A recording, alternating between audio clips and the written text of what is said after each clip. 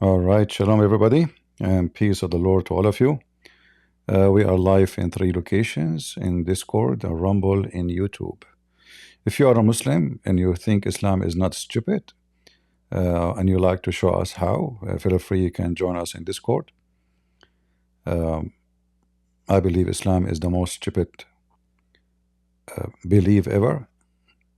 It's in even it's inhumane because you have to be very low IQ to believe in such a stupid cult. I believe actually you don't even have an IQ. You know, you don't have any sign of intelligence. My experience with the Muslims, I never saw a smart one. The only smart one is the one who make money from Islam. Those they are not believers. They are just making business. And we can introduce you to some. Like those are not really. They don't believe. They don't even know anything about Islam. They just want to make money. Like this woman here. This woman, she is, she did everything in the book of making money, from nightclub to whatever. I don't want to speak about personal things. And suddenly, this woman, she is doing different business. It is about Islam, and she claimed to be Muslim. But as you see, she don't dress as a Muslim. She have nothing to do with Islam, and she have a lot of wisdom. Wisdom. So here she will tell you something very unique. Did you know in Islam, men and women are seen as equal in the eyes of God? Who is a Muslim agree with this? Any Abdul? Do you know that in Islam women are equal in the eyes of God? Really? So as long you are equal in the eyes of God, why the man he will have 72 virgins at least, and you will be another sex toy in the top of them, and you will not have 72 men? Why the man he can beat you if you are equal in the eyes of God? Why the Quran says you are stupid and half a brain if you are equal in the eyes of God? Why Muhammad he says women she come in the image of shaitan and she live in the image of shaitan? So this is like a form of those who make a lot of money. She color her hair to make herself a blondie, and those Muslims, they will swarm anyone. She is a European originally, and she she converted to Islam. Those people, they will do this until they are, like you say, they find a better business, and then they will leave.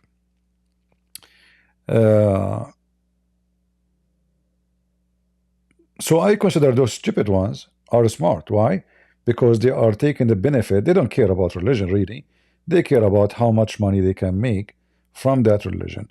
So instead of working in striptease club, okay, now she is stripping in different way. She is making a kosher money. As long the Muslim, they would like what she do, and a lot of people will click and watch her. So what's wrong she is doing? I mean, isn't it better she's going naked in striptease club, dancing in the table? If you search her name, you will see what I'm talking about. So there's a lot of people like this. They find Islam a very opportunity. When you finally return to Allah, okay, and now what he do? He is putting water on his head, on his ears, in his nose, which is very disgusting. And each time he do it, he have to do it 3 times. What does have to do with returning to Allah? And when you return to Allah, are you going to be a better person or worse? When you return to Allah, you hate everybody. When you return to Allah, you abuse people around you. When you return to Allah, you believe in fictions and legions and stupidity. And when you return to Allah, you dance in the street if somebody loses his head. How quickly can you get something? One of the Let us This see. guy only trains. We don't if want, this were the we don't want those things. Let us go to Allah. This one of Let the, us how go, quick go to Allah. Did you know?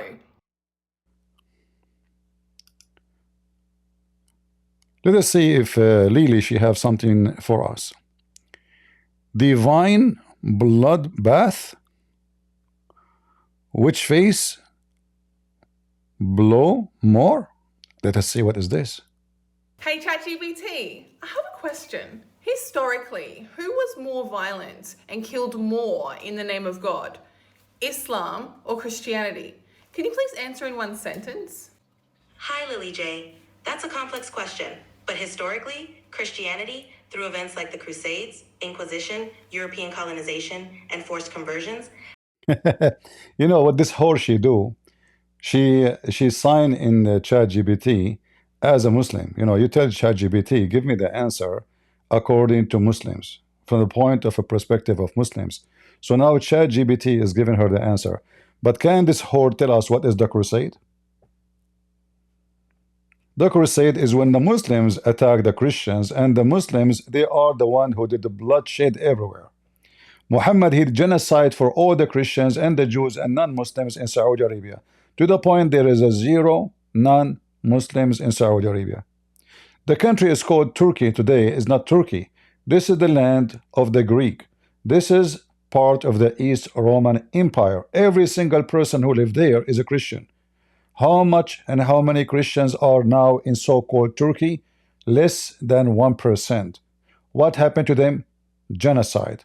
We know that the Muslims, Turkish specifically, for Armenia alone, they killed 1.5 million long time ago. By now, if you let those people live, they will be like 50 millions. So this is an example of how filthy, trashy this woman is. Every country occupied by the Arab almost have zero Christians. In the best scenario, 10%. What happened? They used to be 100% Christians. What happened to Iraq? Iraq is the land of the Assyrian and the Chaldean. 100% Christians, Aramaic people. How many Christians right now in Iraq? Go check it out. How many Jews in Iraq? Let's check it out. How many Jews in Egypt? How many Christians in Egypt? This is the land used to be full of Christians. This is how they fool people. And you know, Christianity is the one who killed more people. First of all, Christianity killed nobody. There's a huge difference between army fighting to defend, like the crusade. The crusade was a response to the Muslim attack, not the opposite. It's not the crusade went to Mecca and occupied Mecca and then the Muslim respond. It was the Muslims occupying Jerusalem, raping our Christian women and stealing our money, taking our churches, and then the crusade starts. 600 years, there's zero crusade. Go check it out. The first time the crusade came to existence is when the Muslims attack, not the opposite. So suddenly the one who protect his house is a bad person, and the one who attack your house is the good guy. This is how filthy, trashy this woman is. Let us see if she have something better. With her ChatGPT, she read no book. She have just a ChatGPT. Did the universe coming from nothing? Tell us. Hey, atheists, I have a question. You ready? So you call religious people crazy for believing in miracles, right? But you believe in the most preposterous miracle of all, that the universe was created from nothing. It's impossible for something to come from nothing. How does that work? Hey, atheists.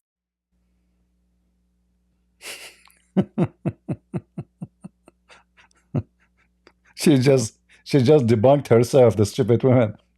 She said you believe that the universe created from nothing, but isn't it what Islam teach?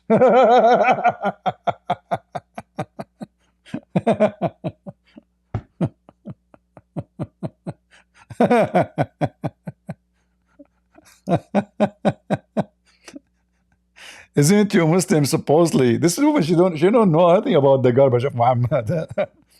Let us see another funny one. Women, the backbone of society. Really, the women is the backbone of society. Islam forces women to what? We've all been brainwashed. Islam is free choice. The hijab is a choice. It's a statement of devotion to your creator. Hijab is a free choice? Seriously? Since when?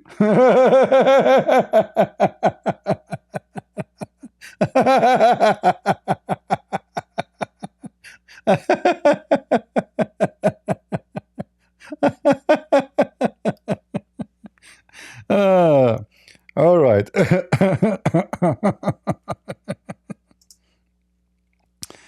Oh boy.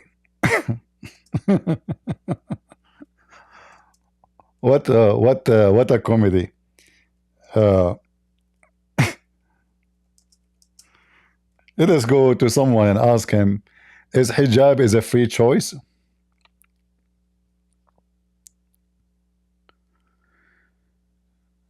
Uh, Watch. Free choice, huh? All right.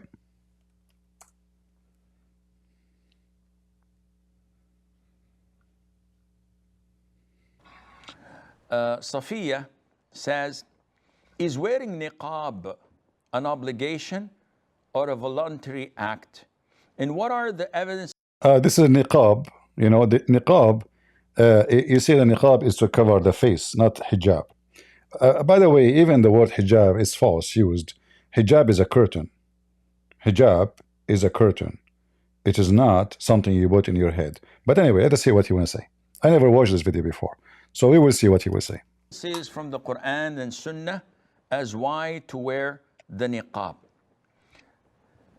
Niqab is what is known as a face veil. So whatever a woman wears on her face,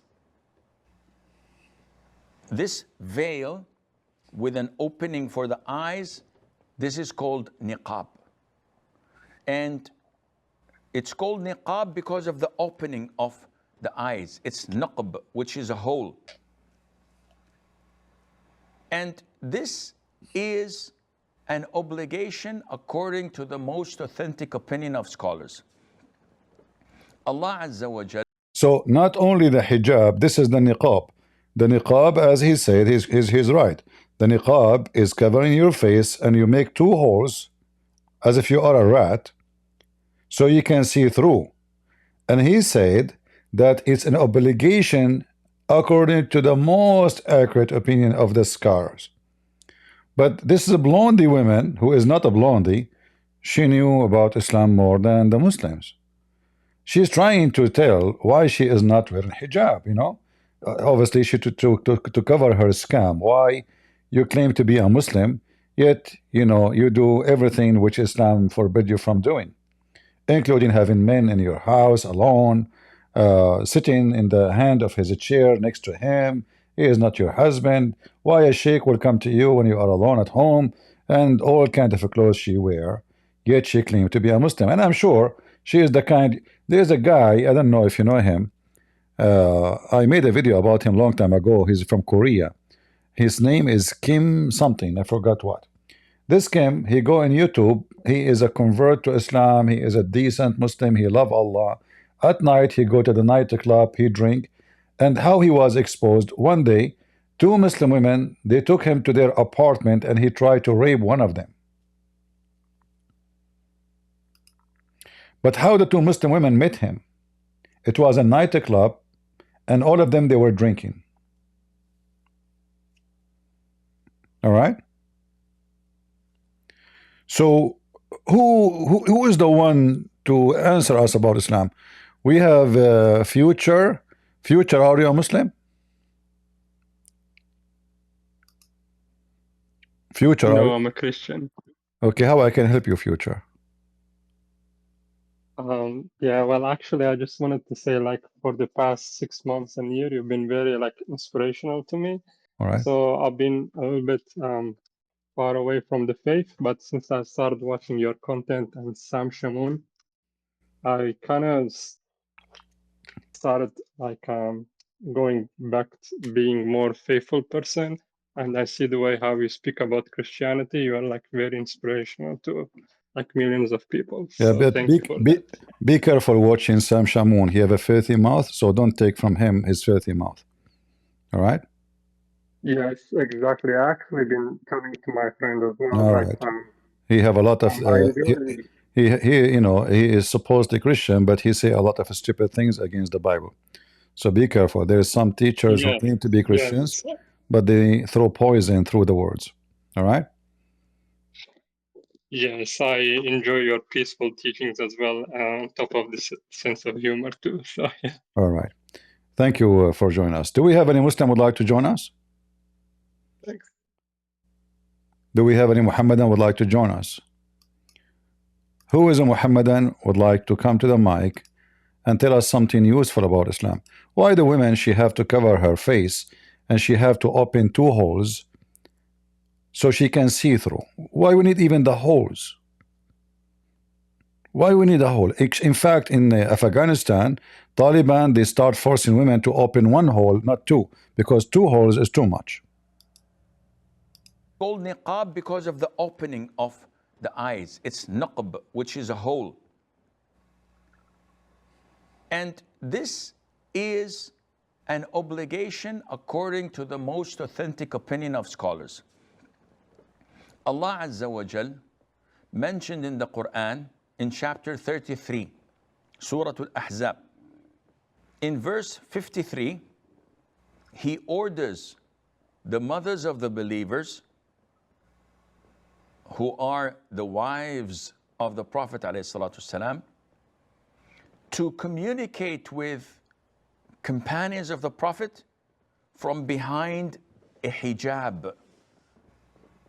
And the consensus of See, guys, he just confirmed what I told you. Hijab is not something you put in the head.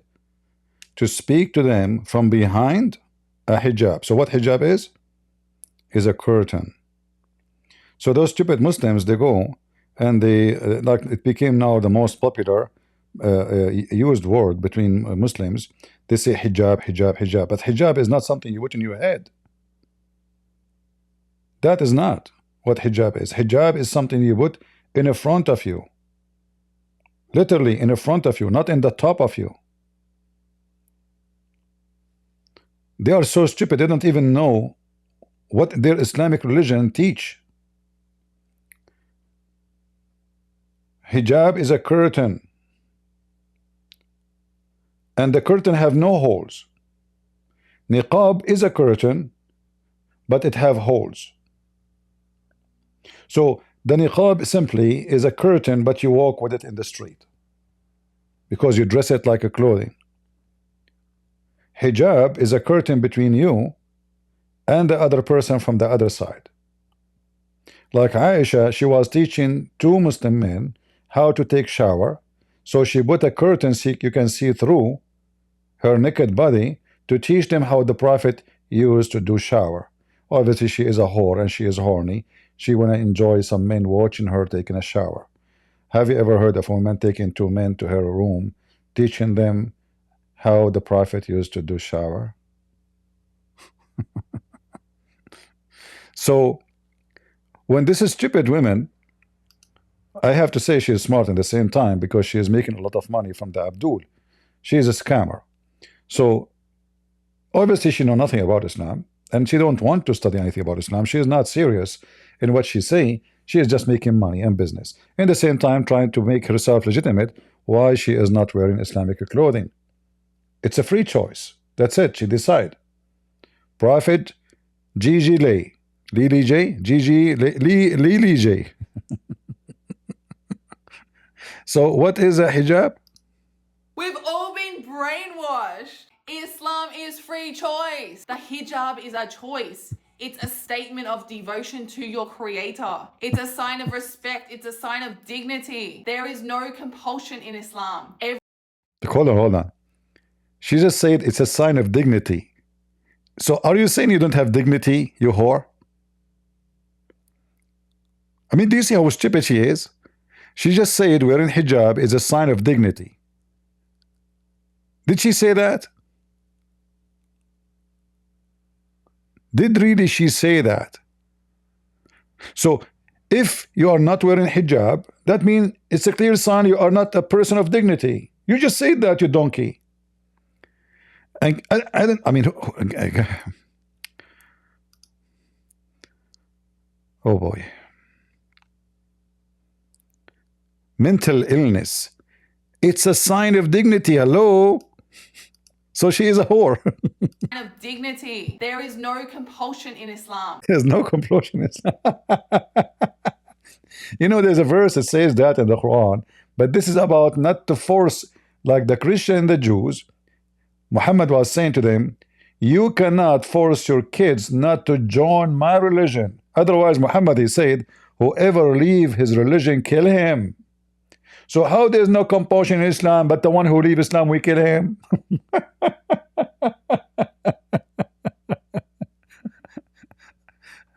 Muhammad, he said, aka qatham, aka the urine of the hyena.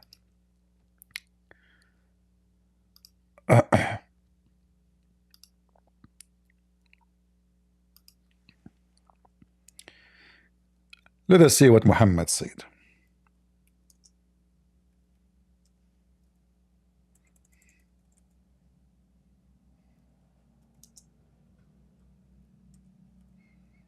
No compulsion in Islam. The Prophet, police be upon him, he said, whoever change his religion, kill him, brother. But there is no compulsion in Islam. Yes, brother. Just if you change your, but remember, brother, there is no compulsion in Islam.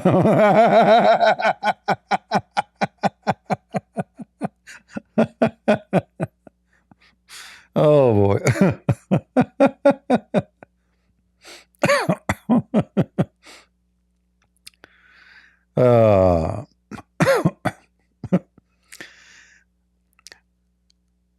Stupidity is a business.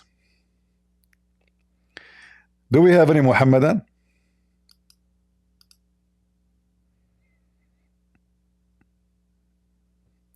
Don't punish anybody with the punishment of Allah. No doubt. I would have killed him. For the Prophet said, if somebody, a Muslim, disgraced his religion, kill him. What they were going to do? They were going to burn them alive. Ali, he burned people alive.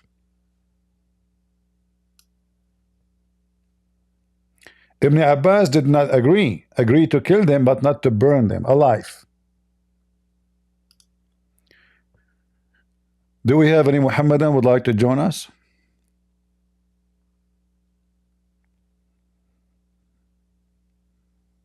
Anyone?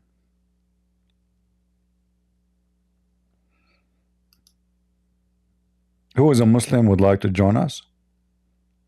I say Islam is a religion of stupidity. If you are a Muslim, you can prove me wrong. Please feel free and get me busted.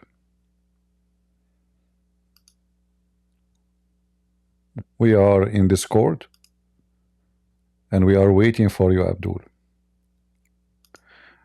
If you go and check the Muslim teaching, you will see how stupid this cult is. What would happen if the women she walk without a curtain? You see, if the Islamic society is a decent society, the women she do not need to cover her face. Right? They are decent. But because it's a pervert society, it is indecent society. In fact, the Muslim women, she need a guardian if to walk in the street. Why she need a guardian? Guardian mean to guard her. Because the society is a society of pervert. To the point if a woman she walk alone, she is at risk.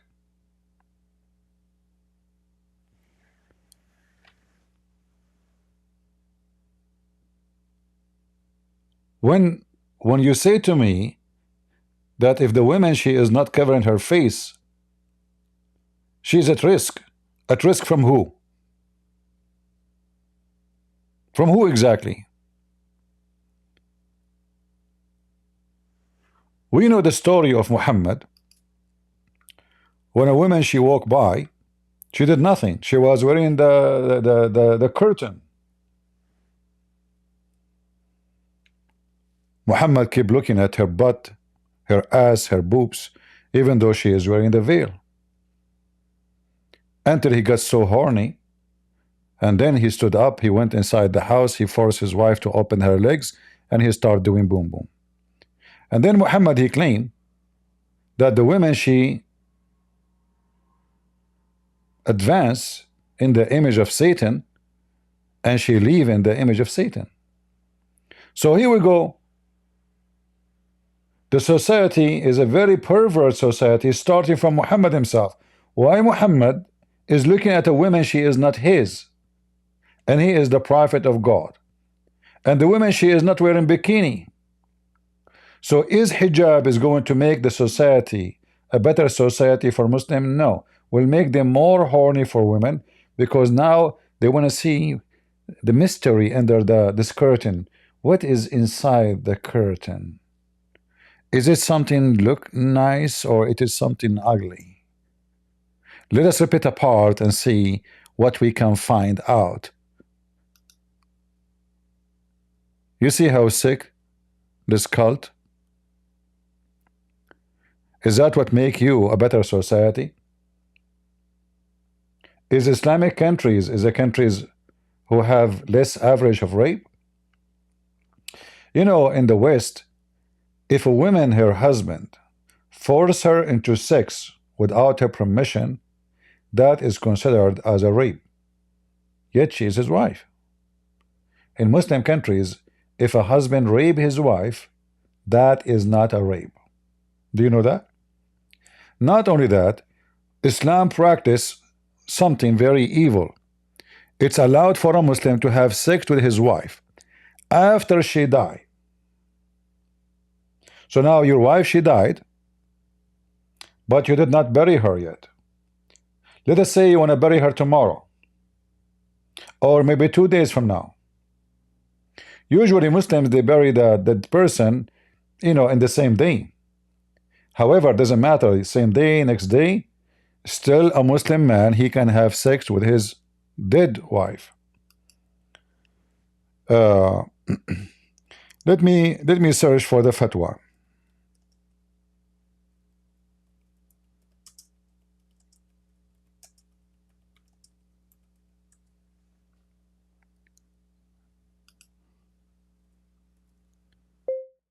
Having sex with dead wife, fatwa.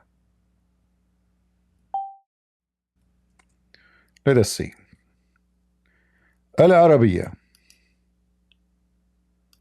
Al-Arabiya is the official Islamic government TV stations of Saudi Arabia. So this is not a Christian TV station.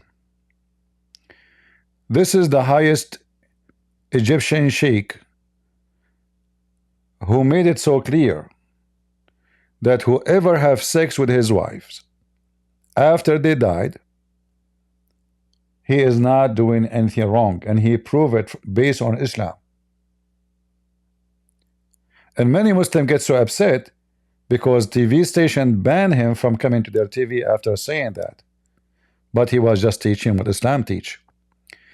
Egypt Supreme Council for Media Regulation issued a decision to ban preacher Dr. Sabri Abdul Rauf from making TV appearance after he issued fatwa, religious order, granting husband the right to have intercourse with their dead wives.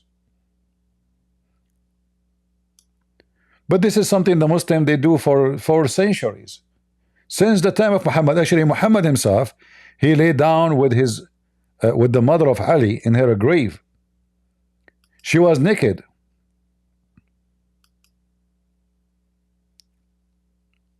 He took off his clothes.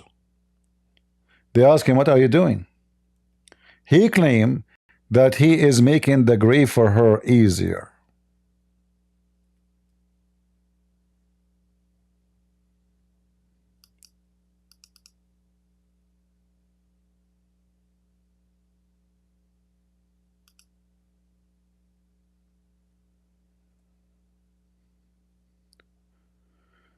Let us see.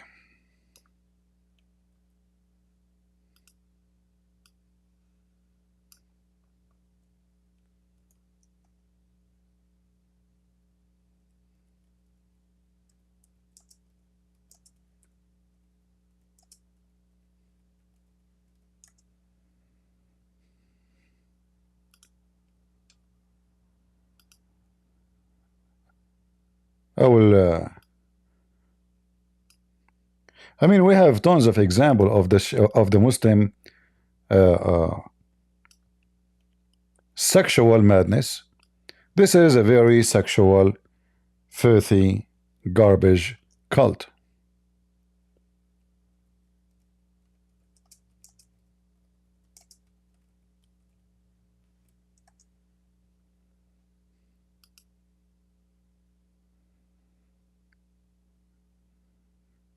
Let us see.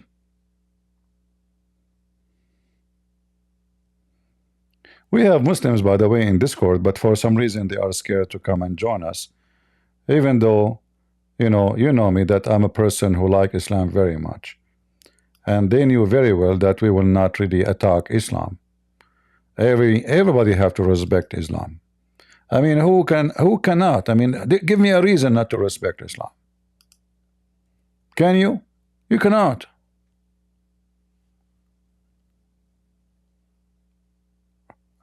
I mean, we have to be honest here.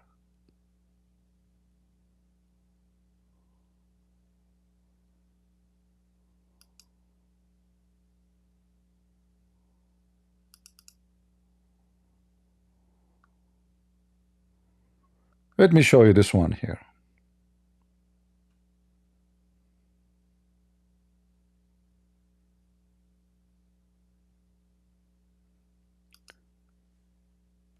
This is Umar ibn Khattab. I was just looking for the image of the book, so you cannot say I'm making things up. This is the book of At-Tabaqat al-Kubra, volume number 3, page 107, as you see in the screen. I know you do not know Arabic, but you know, these days with your phone you can't translate anything. So it says here that Umar, he said, before Islam, he ifed and he was ifed.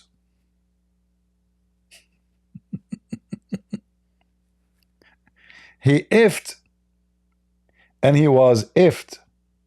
Who? Umar, the Caliphate of Islam. Now the Muslim Sunni, they will say, well, he is saying before Islam. This is not after Islam. If we go to the Quran, you will see nowhere in the Quran it says that being ifed as a homosexual is bad.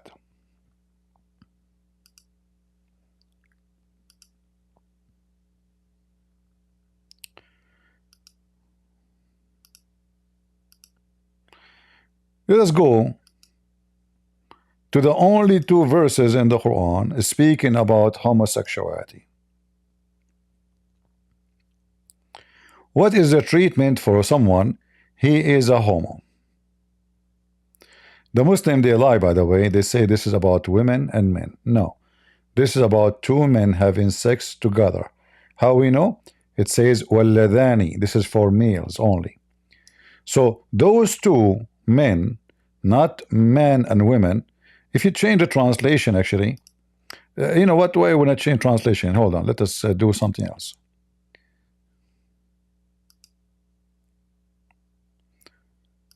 Just to show you that Muslims, they lie when they translate their book. You cannot take what they say seriously. So with the treatment, if somebody is a homosexual, beat him with sandals.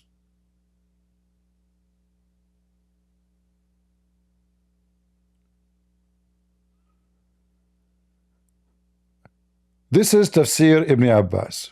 Here it says, if any unmarried man or women who are guilty of what?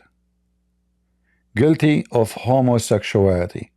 If it's 2 men, then we beat them with sandals. If it's 2 women, we jail them until they die. In verse number 15. So men having sex with women, with men, is not a bad, it's not a horrible thing to the point like you will be jailed forever, like what they do to the women. So in Islam, in verse number, the same chapter 4, verse 15 says, if 2 women have sex together, we jail them until they die. Until what? Until they die. Read it.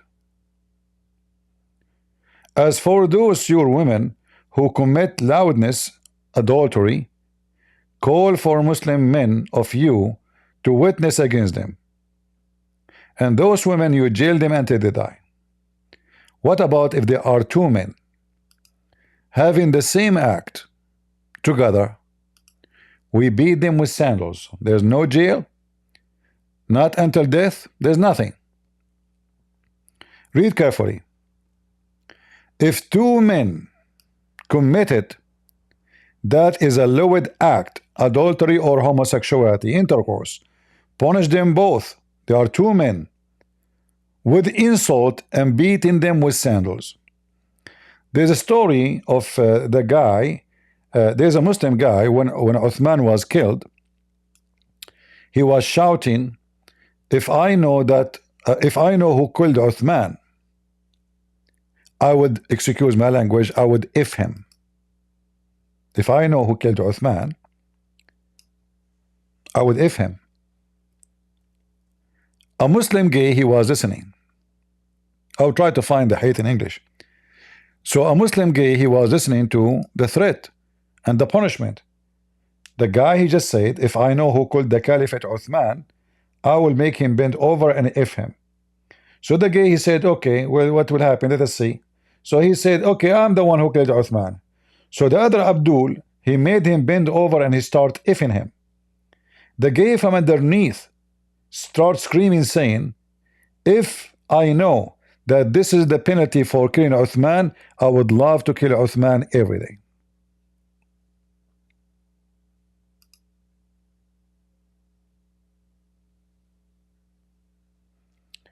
How you guys cannot see? Sorry, it's my fault.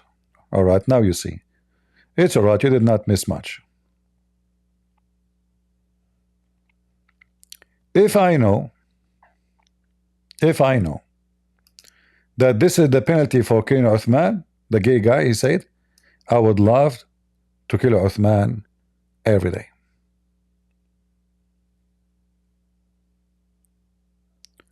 Who is a Muhammadan would like to join us?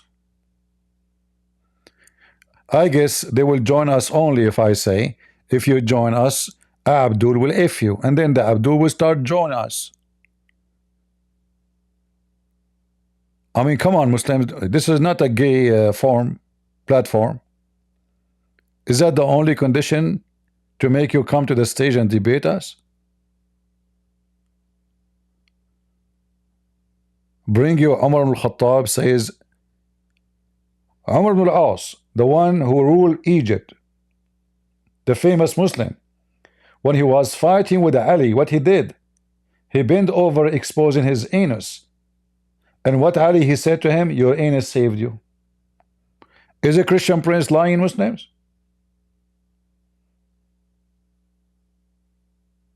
Am I lying? Did he expose his anus? And then Umar, he says, and then when he went back, the companion of the Prophet, they says, your anus is a blessing from Allah to you. You will live because of your anus. This is your religion. So you claim to be decent, you wear whatever clothing, etc. The guy, he grew a beard, he wear Islamic clothes, even though he is not Arabic clothes, even though he is not an Arab. This guy is an Asian. If he go to Saudi Arabia, not a single Arab woman will marry him. Do you know that? They will not marry Asian. They will not marry black women. They will marry only white people like them.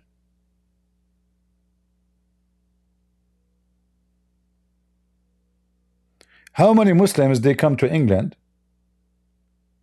and they marry black women and they are not black?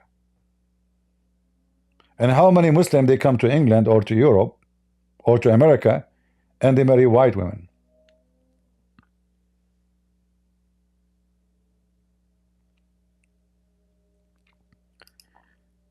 Do we have any Abdul?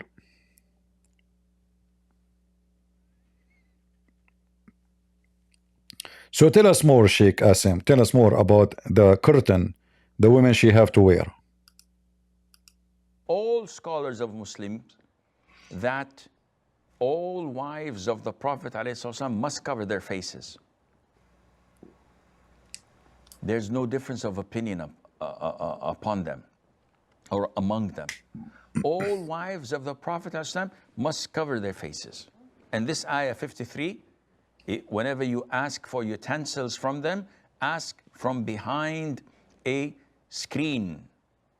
This is purer for your hearts and their hearts. So this is total segregation. You cannot see the wives of the Prophet ﷺ faces.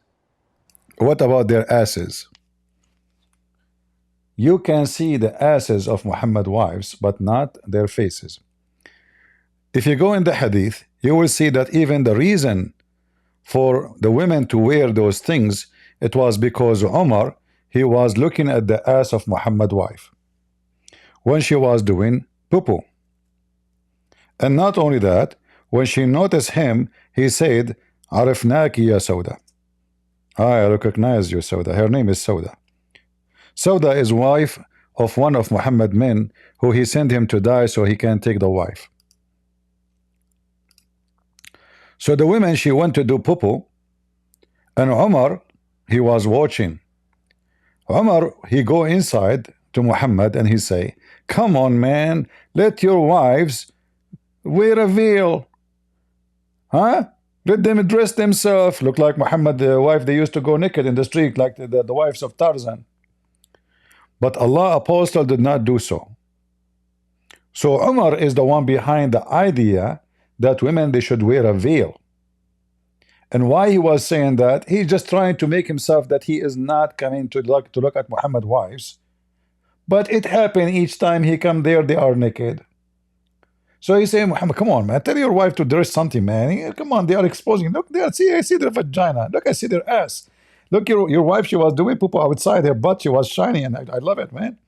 So Umar, he says to him, he keeps saying to him, tell your, guys, do you see the word used to say? Do you see the word used?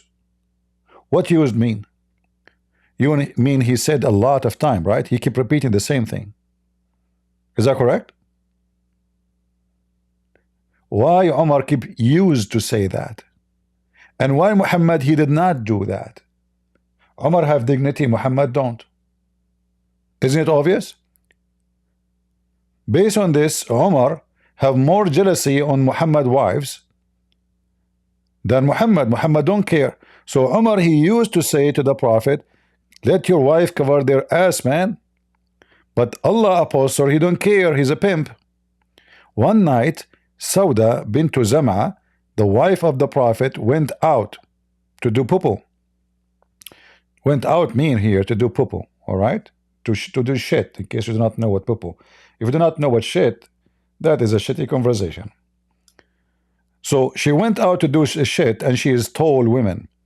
Umar addressed her and said, I have recognized you, Sauda. And here you notice how Umar, he have a privilege of not being ashamed to say to a woman, and she is the wife of his prophet, I am looking at you and you are naked doing poo-poo. He said so as he desired eagerly that the verse of hijab, between two brackets, observing the veil by Muslims, women, may be revealed. Umar, he keep asking for it. Hello, Allah. In fact, Umar was Allah. How we know? Umar, he said, my God, which means Allah, agreed with me. There's some hadith says in 10, some hadith says in 3.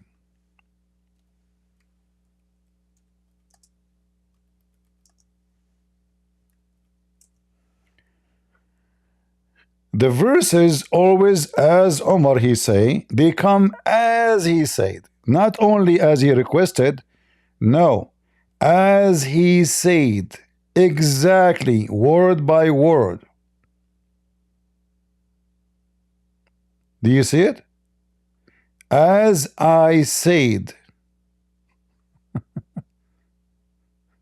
Why the verses are coming as Omar said?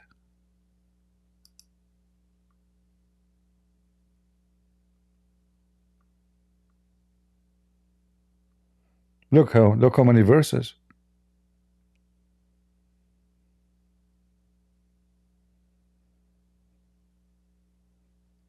Muhammad, he take what Omar say, he make them Quran.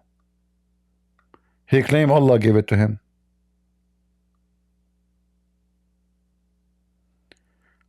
I agreed with my Lord, and my Lord agreed with me.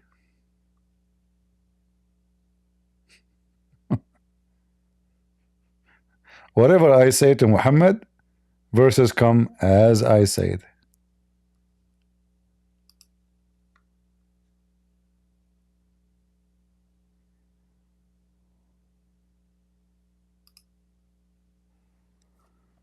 Let us see.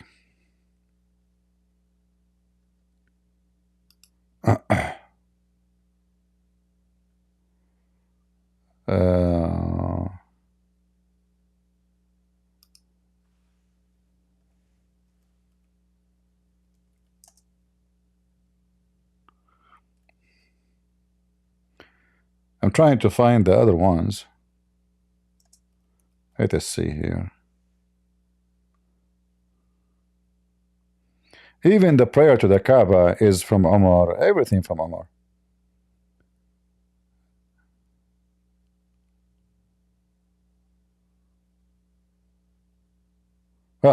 Look at this, guys. Just to show you, we are not making things up.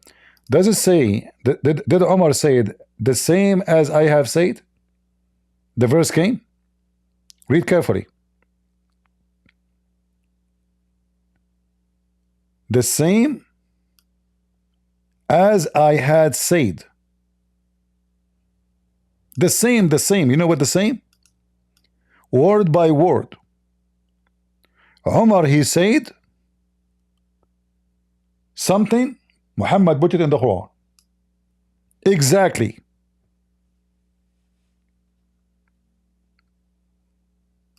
And Omar, he count how many things Muhammad he take from him as he said,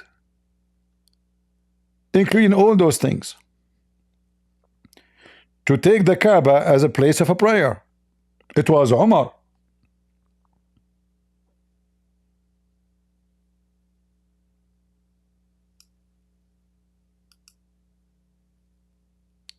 Anything Omar he say, Muhammad he copy it and he make it Quran.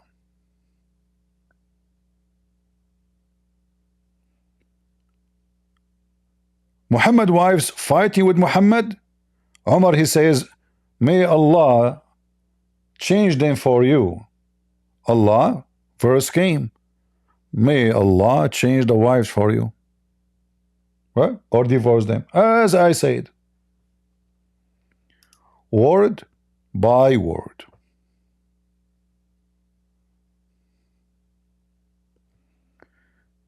Do we have any Muhammadan would like to join us?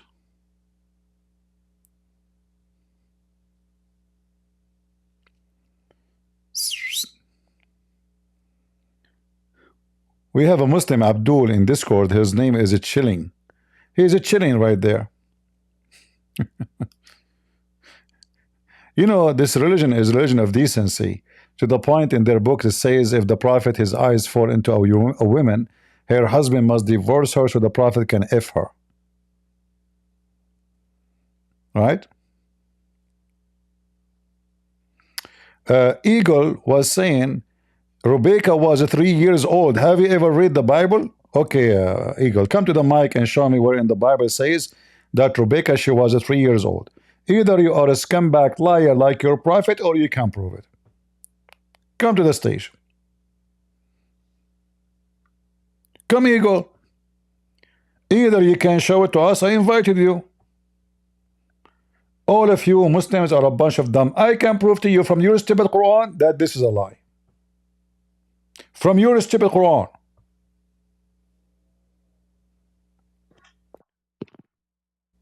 What's your name? You seek attention so bad, bro. Oh boy. You need attention yourself. Tell me. What do you want to ask me? What do you think about Ali making Quran? Sorry, Omar. Wait, what? Omar making Quran. Omar making Quran. Yeah. Okay, let me see. Let me see the proof. Yallah. All right.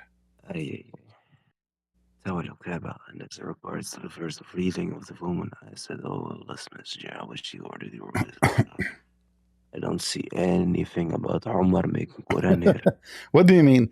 Omar, he say something, Allah, Prophet, he take it and he make it Quran. Do you see here it says, I gave whatever I say, Allah agree with me in 3. And then the verse revealed the same as I have said. Hello? Hello? Are you retarded? Wait, Eagle. Hello? Wait, Eagle, give me a second. We are talking to this guy. Just wait. Go ahead, Mr. Yeah, okay. So, does it say the verse has revealed the same as I have said? Bro, your English is like barely speakable, bro. I don't even understand your question at this point. You said Umar made the Quran. Should I speak to you in Arabic? Brother, I don't even speak Arabic myself. But So you you want are, to hear my so you are, answer, so you right? are claiming. You said so this verse shall the I same speak as to I you? had Shall said I was speak to you like revealed. Zakir Naik? Brother and sister, Prophet Muhammad, he said that the verse came to him the same as I have said, the same exactly as Umar he said. So now answer. Does it say that the verse exactly as Umar said was revealed? So who is the Prophet, Muhammad or Umar? What? Who is the Prophet, Umar or Muhammad? Bro, you know the answer to your question. Are you dumb? Sure, give me the answer. I'm waiting for it. Are you buying time? Our prophet is Muhammad Sallallahu. Is what? Our prophet is Muhammad. Not Okay. Umar. Okay. Muhammad. If it's not Umar, how come then the verses came to Umar before Muhammad? You know that before Prophet Muhammad Sallallahu was even alive, there were other Shaba, so other prophets as well. Listen. Right? This is another question. Why the verses is coming to Umar, not to Muhammad? Who is making Quran? Umar or Muhammad or Allah? The verses came the same as I had said. Who said those words first? Can I share my screen? Umar. Give me perms. Give him perms to share my screen. Yallah. Read it in front of you. You want to share your screen? Give me perms so I can share my screen. What you read for me? Give me what you want to share. I will put on the screen. Go ahead. Brother, why are you so scared? No, you're scared. No, I will put it in the screen. Give me the reference. I will put it in the screen. What's wrong with you? You think I'm your dog? You are trying to avoid the embarrassment. Instead of answering, you say you want to share your screen. What you will share in the screen? I'm showing you your Islamic reference, the same as I have said. Answer. No, but the same way you want to have proof about my religion, why don't you give me the same rights as you? No problem. Let us answer here, and you can. Who's holding you? Give me the proof that this is false. No problem. Give me the proof. Give me the proof. Right, give me the perms. If you want to show a link in the screen, I will share it in the screen. Give me the link you want to show. Go ahead.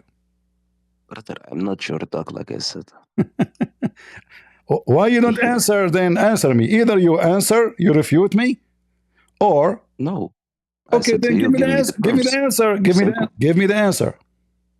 Yes, Jihad. Do you understand what I'm saying to you?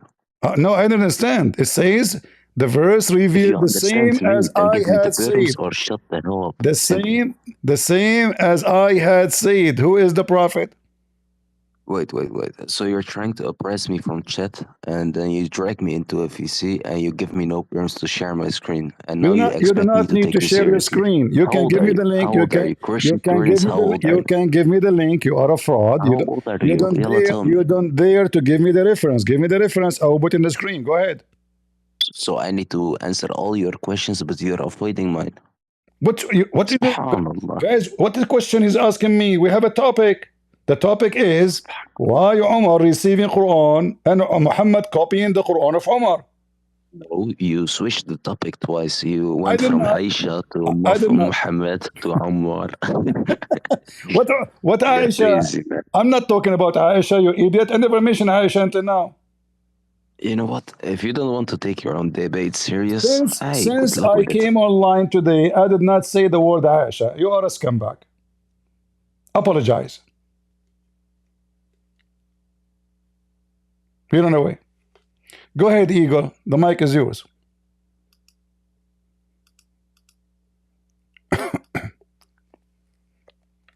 Hmm?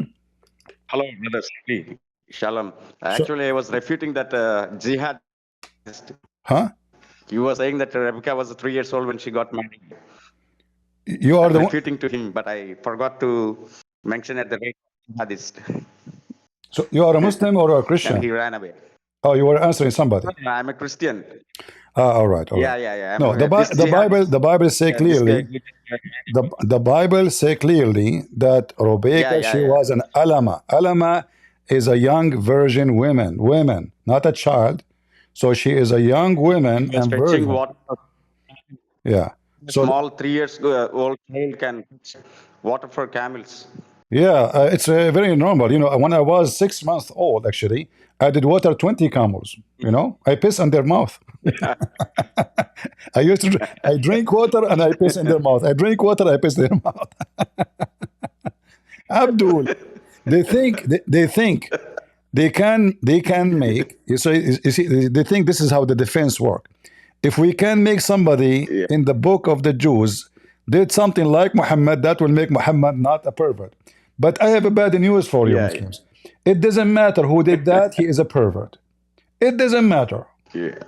We Christian, we will not take a side and say this is right here and wrong there. No. Whoever have sex with a child, he is a pervert. So Absolutely. because you are so desperate, you try to make Yeah, as you Isaac a said, pervert like your prophet. to fetch honor elsewhere. Yeah, anyway, I took Yeah, you by mistake. I thought you are a Muslim. Thank you very yeah, much. but that's okay. That's okay, brother. That's okay. That's okay. All right. Okay, brother. Carry on. So I'll be. the potato who left us, he said you are ignoring my question. What a question. Who is the prophet? Muhammad, obviously. He is a thief, the same as he stole tons of stories from others. The most important practice in Islam, the one who made them is Umar. And Muhammad copied them word by word. Not only he copied the idea, the verses came the same as I had said, word by word. And we have many examples like this. As an example, the story of Abdullah ibn Sarh.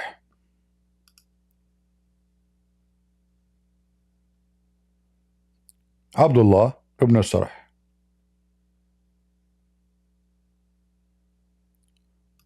What happened to Abdullah ibn Sarh?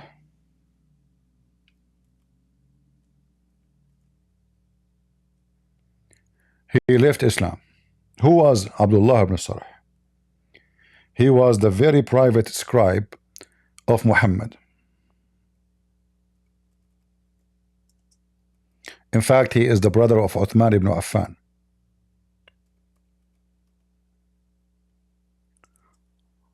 Whatever Abdullah ibn Sarh he say, Muhammad he said to him, put it in the Quran.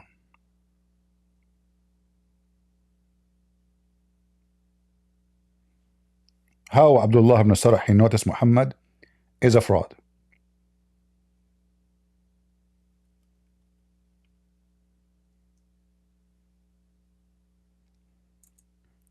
Once, this is just an example, not limited.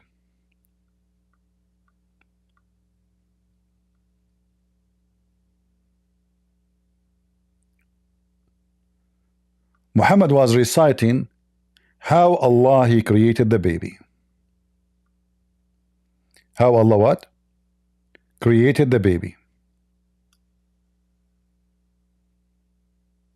Abdullah, he liked what Muhammad said. So he said, Tabarakallahu ahsanul khaliqeen. Tabaraka what? Allahu ahsanul khaliqeen. Blessed be to Allah, the best of the creators. If we go to the chapter of Al-An'am and we read the verses speaking about the one who is lying about Allah. Let me show you what this verse is saying. Then you will understand what happened exactly. How Muhammad got busted and how the most close person to him, he left Islam, the same as his wife, she left Islam too. And she married a Christian man and she ran away. And who can be more unjust than he who invents a lie against Allah or says, I received inspiration, whereas he's not inspired in anything. Now we are talking. So what's going on? The man, he announced that Muhammad is copying what I say, and he claimed Allah said that to him. Do you see it? If you go and read the interpretation for the verse, you will see right away it's about Abdullah ibn Sarh. He says something. Muhammad, he said to him, put it in the Quran. Remember, he's a scribe. But Abdullah, he said to him, but Prophet, this is what I said. Me.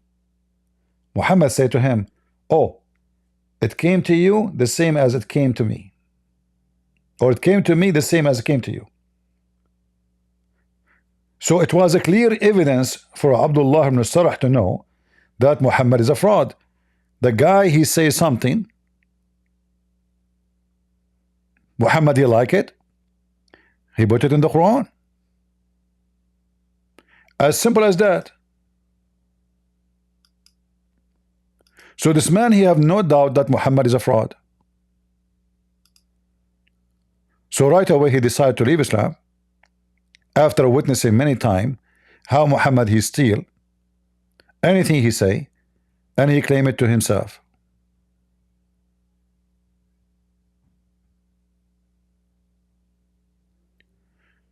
Do we have any Muhammadan would like to join us?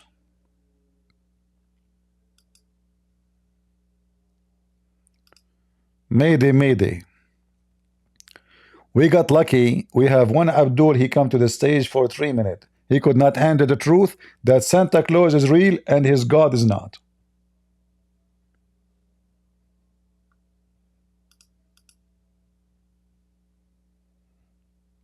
Any Abdul? We have a clear evidence that Santa Claus is real. And we have zero evidence. In fact, we have a million evidence that Allah is a fiction and Muhammad is a fraud. Who wanna come to the stage to prove me wrong? Anyone?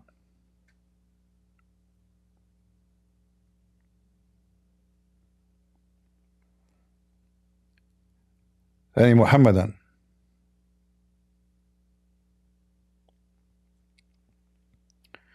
We have the smart Malik. Malik, we gave him reference last time. He said he is going to search for the answer. We don't know if he found the answer. Let us assume that he have done his homework. Isaac and Rebecca. Isaac was decades older than Rebecca was. How did that work? What? Two things. Number one, the maturity of those times are much different than now. Even Rebecca was Just get out of here. Malik, he don't dare to use his voice, so he is scratching his testicle, which is hanged in his back. I want a man to talk to me. Don't use voice changers and recording. Do we have any Abdul? Who is a brave? Can you speak to me? A bunch of potatoes. All of you. All of you.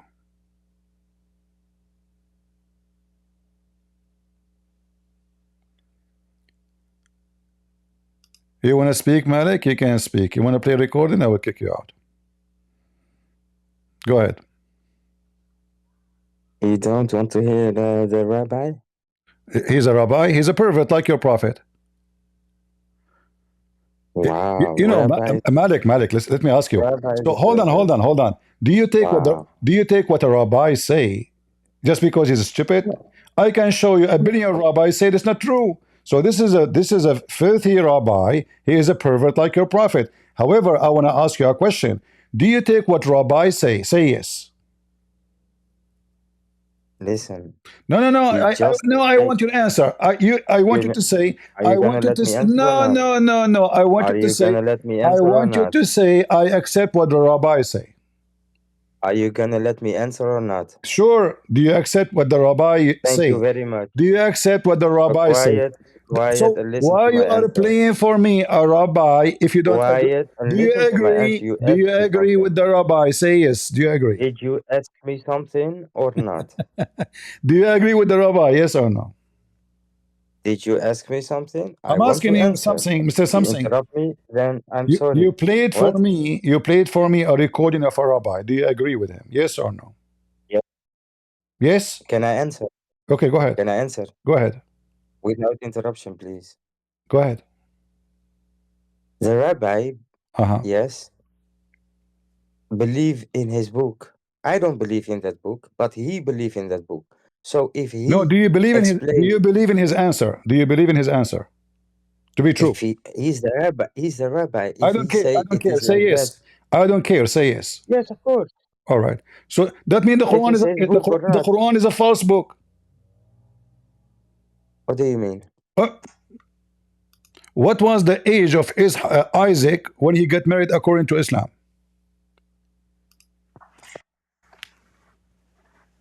Listen, he Don't change. believes. No, no, no, no, Listen, no, no, no, he no, believes no, that no, no, no. Rebecca. No, no, Everybody no, heard no. you. He believes that Rebecca was Everybody heard you saying that you what? agree with the rabbi in his answer. Does So if you agree with does his the answer, that rabbi means you should believe that all that. Rebecca was Listen, don't 3 change years topic. or Don't not? change topic. Don't change topic. Does Rebecca believe that If you agree with Rebecca his, was three if you years or not? agree with his, Abdul.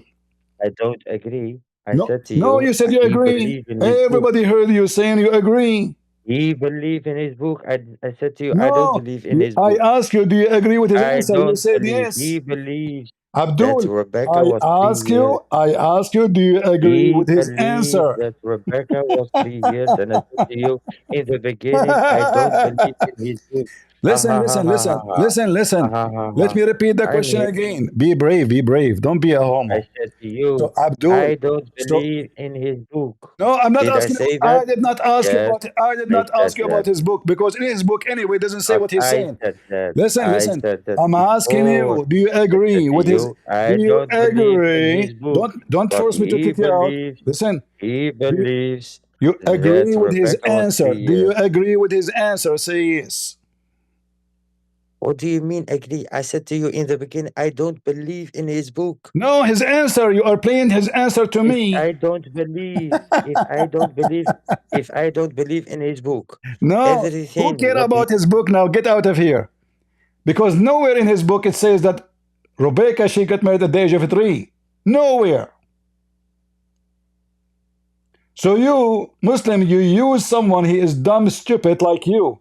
But you yourself don't agree with him because the second I say to you, I can get you busted from your stupid book, suddenly you don't want to say, guys, did he say in the beginning he agree?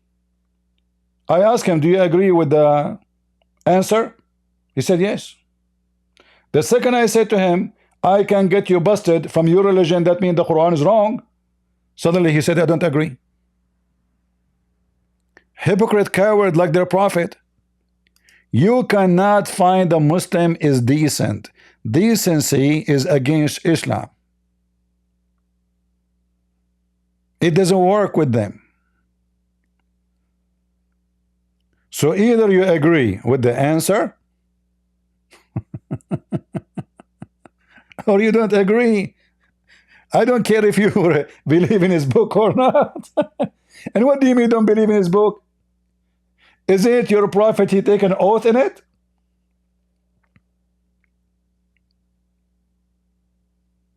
Huh? Is it up to you to say I don't agree with this book? So either you say I agree with this rabbi or you say I don't agree. Give me the answer, Malik. I will give you a chance.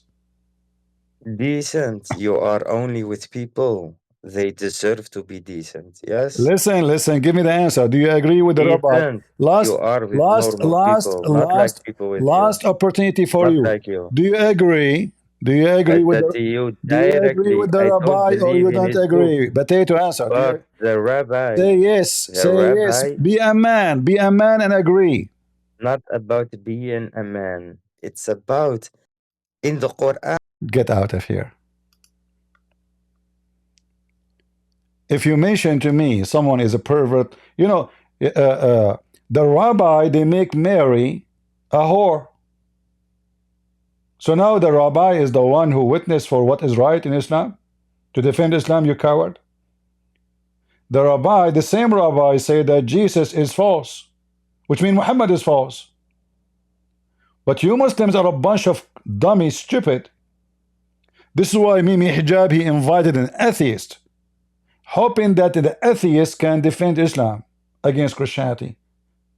So this atheist, he said to him, and we have the video, there's no person, his life is documented as Jesus. And yes, he died in the cross.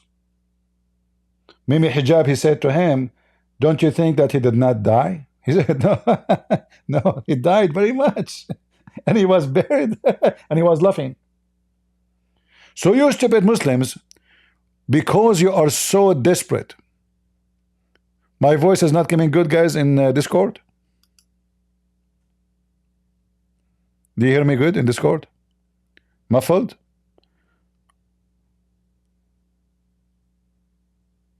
Maybe the Muslims only, they hear me bad.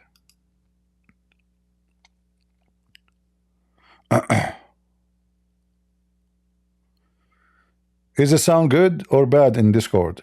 Why nobody is answering? Like, not one of you can give me a full answer. It's good, it's bad.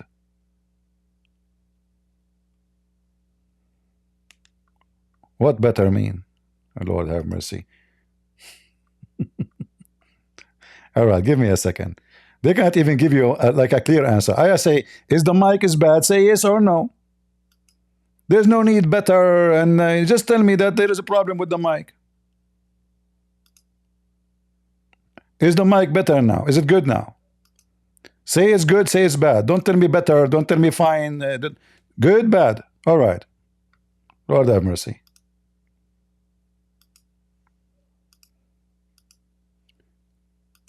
Do we have any Abdul?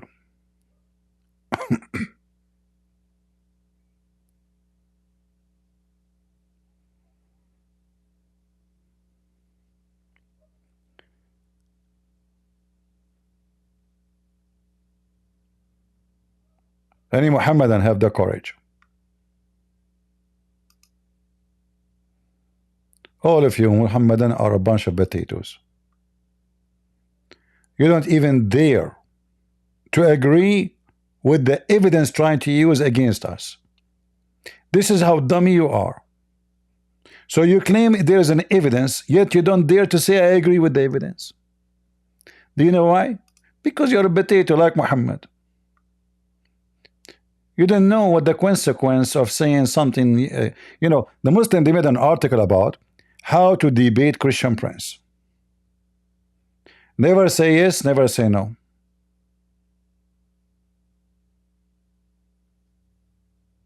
Never say yes, never say no. Because if you say yes, Christian Prince will get you busted. If you say no, he will get you busted. So how we can debate with the Christian Prince? By saying, don't say yes, don't say no. Never answer. The best way, brother, the best way, brother.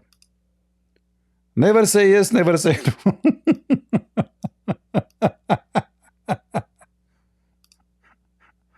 All right.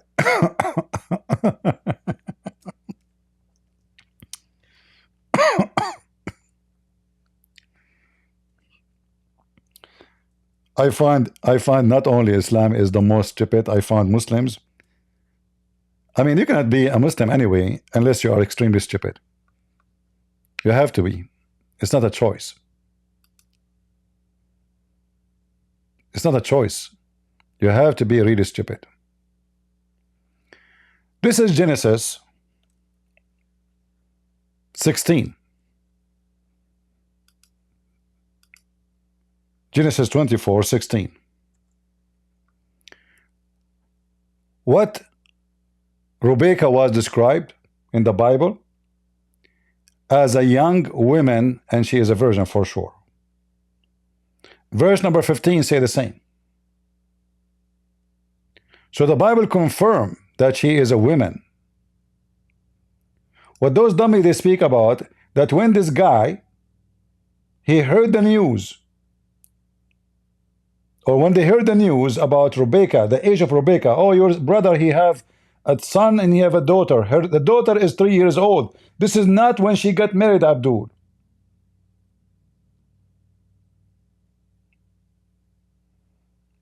We laugh at you, Muslims.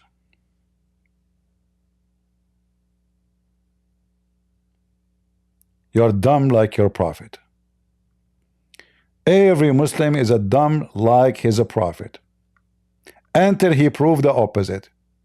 And I never heard of a Muslim can prove the opposite. Who can show me that any Muslim can prove the opposite? Huh?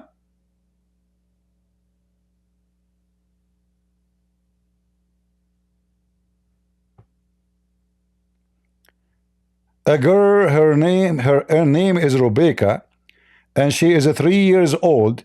She is carrying the jar. Do you know how big those jars? How heavy they are for water? 3 years old, she is carrying a jar on her shoulder. And what she is doing? She is giving thirsty camels water. And the verse is making it so clear. So they go and get, you know, this is the same rabbi, he says Islam is beautiful.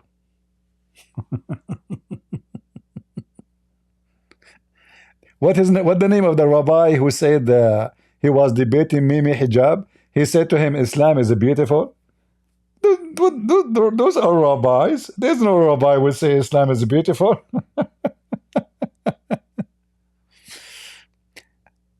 Mayday, Mayday. Any Muhammadan. Huh? Any Muhammadan.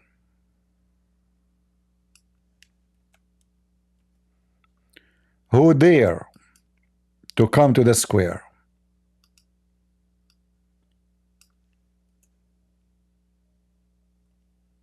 Nobody.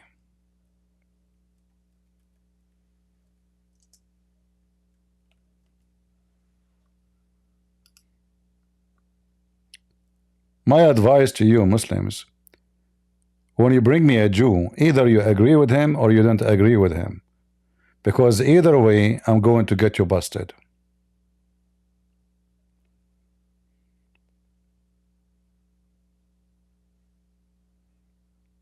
Anyone?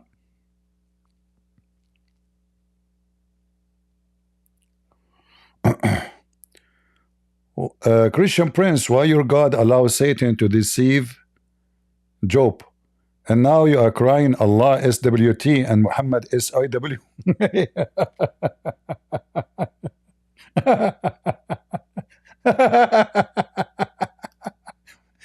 Hey, listen, Makaraki, why you don't come to the mic and tell me what are you talking about? Brother, I don't understand what you are saying. So, my God, he allowed to deceive Job? Well, explain to us, give us the verse, we can read them, and we will compare them with the Quran. I promise you. Is that fair, guys? Is that fair? So why you don't put your hand up so we can invite you? Mukarasi, is that your name by birth or what? It was an accident?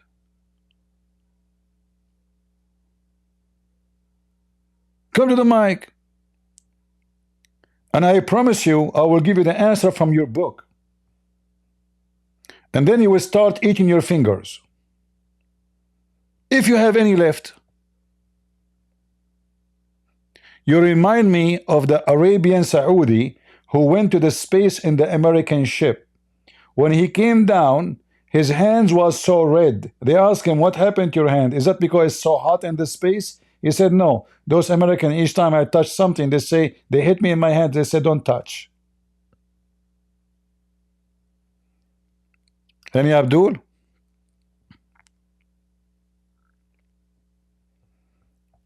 How are you doing, Hatim? I'm very good. How are you, Prince? I'm fine. Do you want to laugh at Islam with me, or you want to laugh Islam alone, without me? I'm laughing already. Come on, you cannot laugh at Muhammad. Do you know what happened if you laugh at Muhammad? Do you know the story of the guy who made fun of the miswak? He put it in his anus. You know what happened to him? Allah, he made him give birth to a rat. And this is a true story. Yeah, those are true stories, you know. He made fun of the Yeah, miswak. Yeah, yeah, it's a miracle. Wow, you know. great. You want to run, Oh, guys, look at this. The Abdul is asking me a question about the Bible. So he said to me, you want to run from the Bible to my Quran? Abdul, I cannot believe it how stupid your answer is. So if I give you now the answer from your Quran, that is not a legitimate answer no more. I am the one is running from the Bible. Okay, let us do the same then. So why are you asking me about the Bible then if you don't believe it? Do you believe in the Quran or not? You make fun of the Bible because you don't believe in the Quran, or you believe in the Bible and you make fun of the Quran. Which one? So if you are making fun of something in the Bible and I can show you the same from your stupid Quran, then you are making fun of the Quran. You remind me of Ahmad Didat. Ahmad Didat, he made fun of Jacob. Who is Jacob in the Quran? Israel. The Quran never said this is Jacob became Israel. So did that he say to the Christian, look, you're the angel of God or God is wrestling with Jacob. But this is what the Quran is saying. This is why he was called Israel. So you Muslims are a bunch of dummies.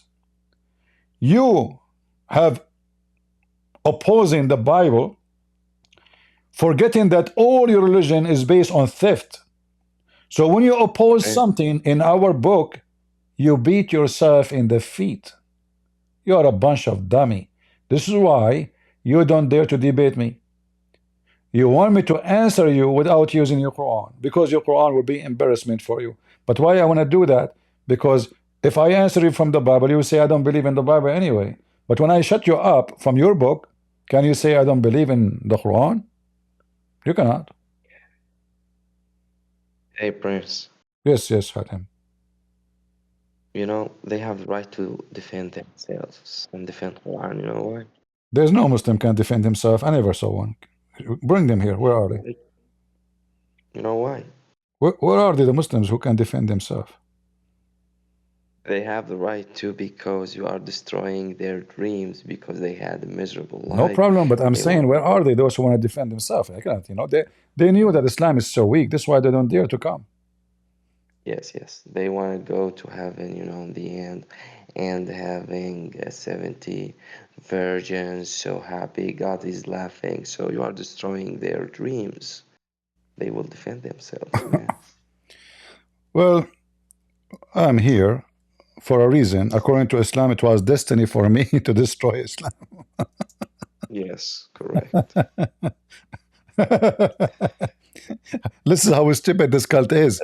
They believe in destiny, and then they get upset because somebody he exposed Islam.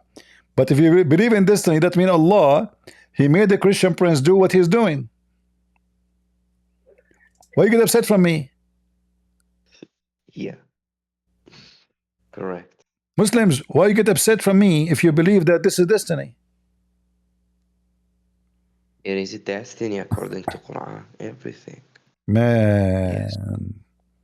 Christian prince is going online because Allah, he made destiny for a Christian prince to spank Allah every day. What a nice destiny. I love it. Allah, Allah, thank you very much. You did not give me better destiny. Imagine you made my destiny to be Andrew Tate's and I'm having, being a pimp. That would be that would be fun.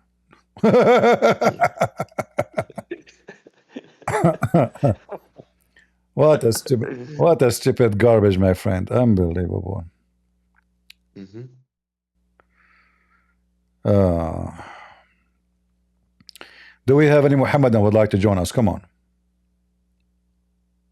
They pray Fajr and they are asleep now. Right.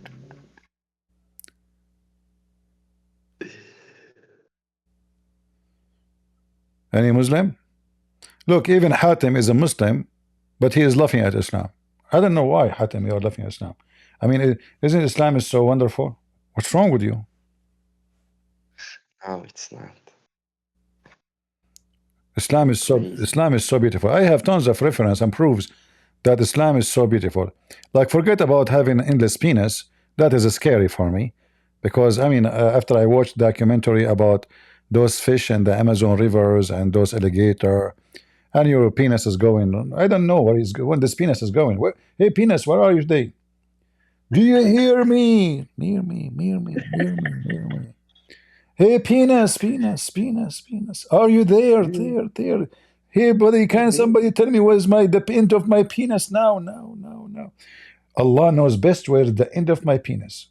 And the Muslim, he speak about logic, speak about ethic, and his God is the penis, endless God. Any Muslim can tell me what is the purpose of having endless penis?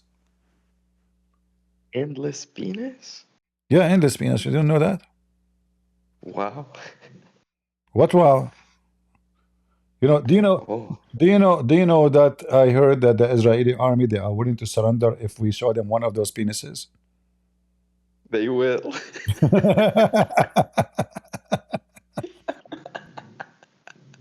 Oh, see, Oh now boy. after hearing this information, I will come back to Islam maybe. Wow, interesting. I'm sure. I mean, this is this is amazing.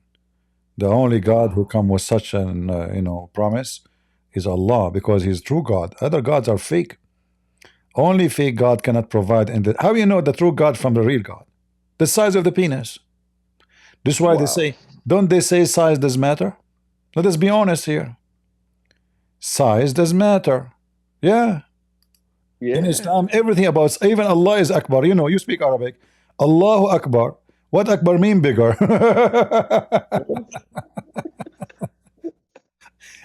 Wow, even wow. their God have a size.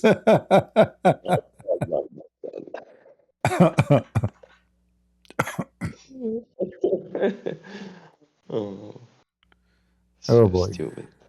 Uh, We are, we are under their control now in Syria, so, you know. hmm. Yeah, what we can say, my friend, Islam is a joke and we are laughing. Who is a Muhammad and would like to join us right now? Someone, he can stand the heat and he don't complain. Why? I mean, it's a conversation. Like, you challenge me, I challenge you. No, why? What are you worried from? First, Allah will be in your side, is not in my side, so you will win anyway. What's wrong with you, Muslims? Seriously, what's wrong with you? What are you afraid of? I don't understand. However, your prophet, when the monks from Ethiopia they came from Najran, they came to him to debate him. Muhammad did not open his house door for 2 days. Those guys keep knocking at the door, says, we want to debate you, we want to debate you. Muhammad, he came after 2 days, he said to them, they are not leaving. He said, okay, okay, okay. Bring your wives, I bring my wives. Bring your children, I bring my children. And let us ask Allah to curse the one is lying. For sure, Muhammad won the debate. Oh. Mm. Uh, They are so dangerous, man. any Muhammadan would like to join us? Come on.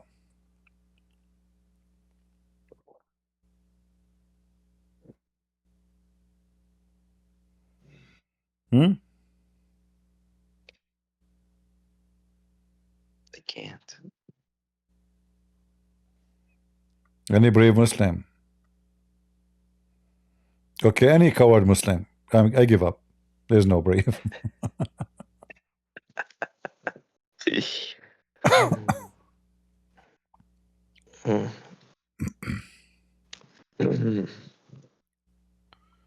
Yeah. Mayday, Mayday. Any Muhammadan.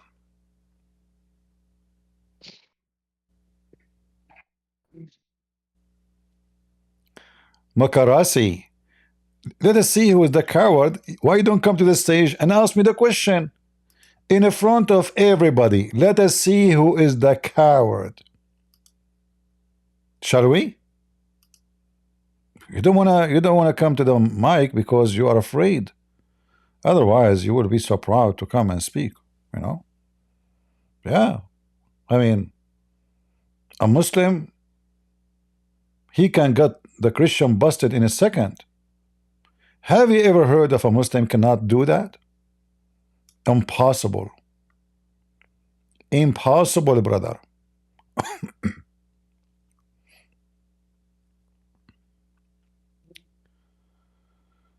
Oh boy. You know, they are crying now in Syria and Egypt and Jordan.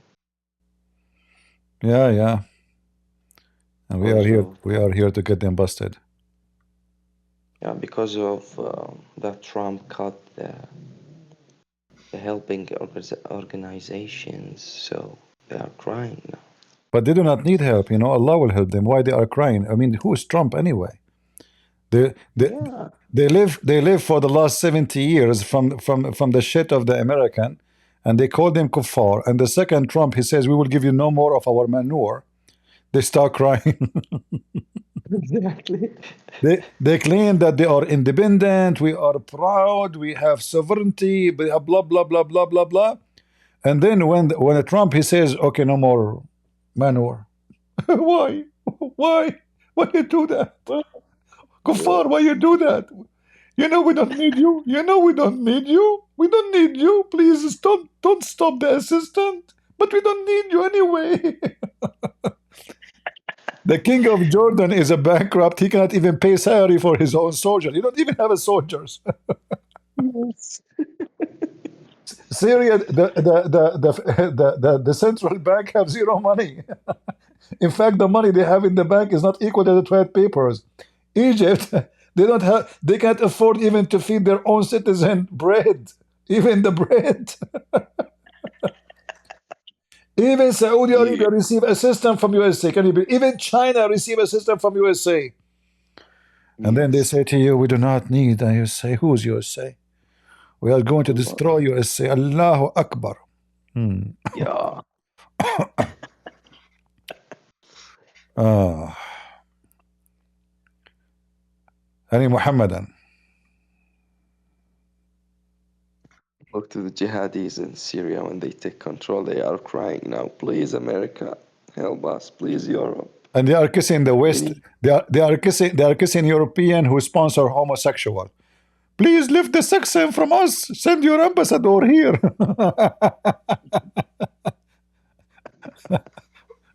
Oh boy. They can't do nothing without the Christian countries. They can't do nothing. Just a group of losers. Anyway, whoever support them is a donkey too. Do we have any Abdul? Abdul is needed. Who is a Muhammadan would like to join us? It's proven scientifically that Islam is a religion of stupidity. Prove me wrong.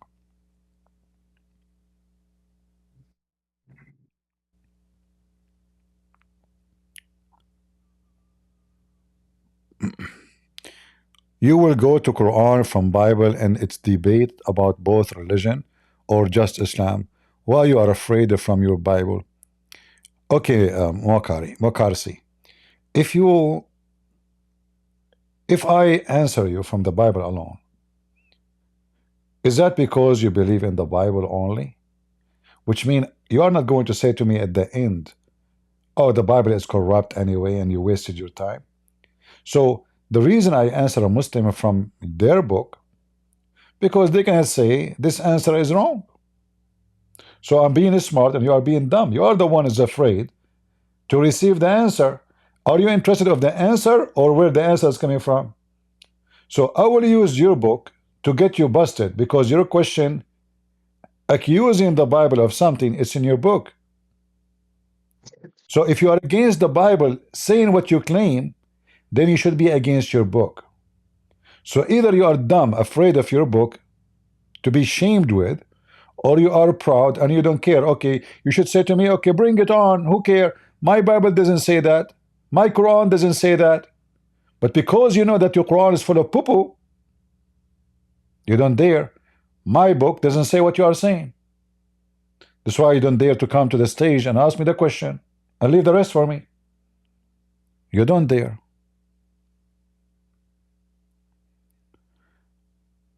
We have Mustafa on YouTube. How you doing, Mustafa? You want to join us?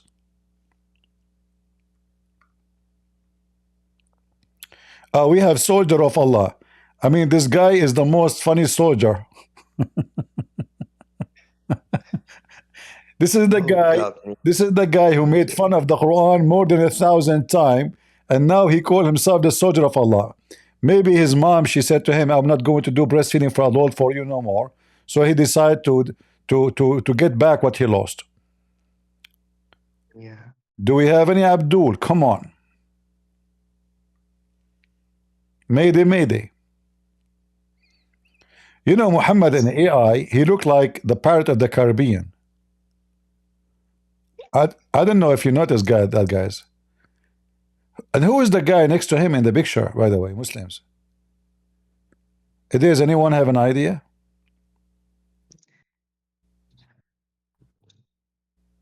You say Ali, Sunnis will get angry. If you say Omar, Shia will get angry. So In Islam, even shit is holy. Just say Muhammad shit. Piss is holy. Just say Muhammad piss.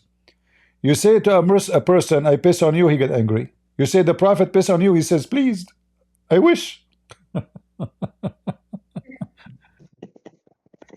it's barakat, The, barakat. the Muslim, they used to fight over the boogers of Muhammad, the spit of Muhammad, the snot of Muhammad. Is that true, Muslims, or I'm lying?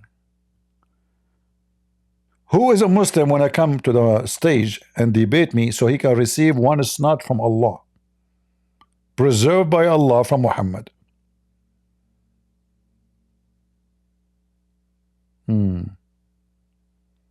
Any Muhammadan?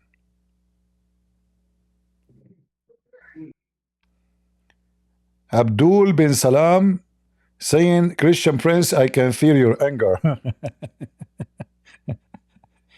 I don't know if you can feel the anger when Muhammad penis did not function and he claimed it was a Jew.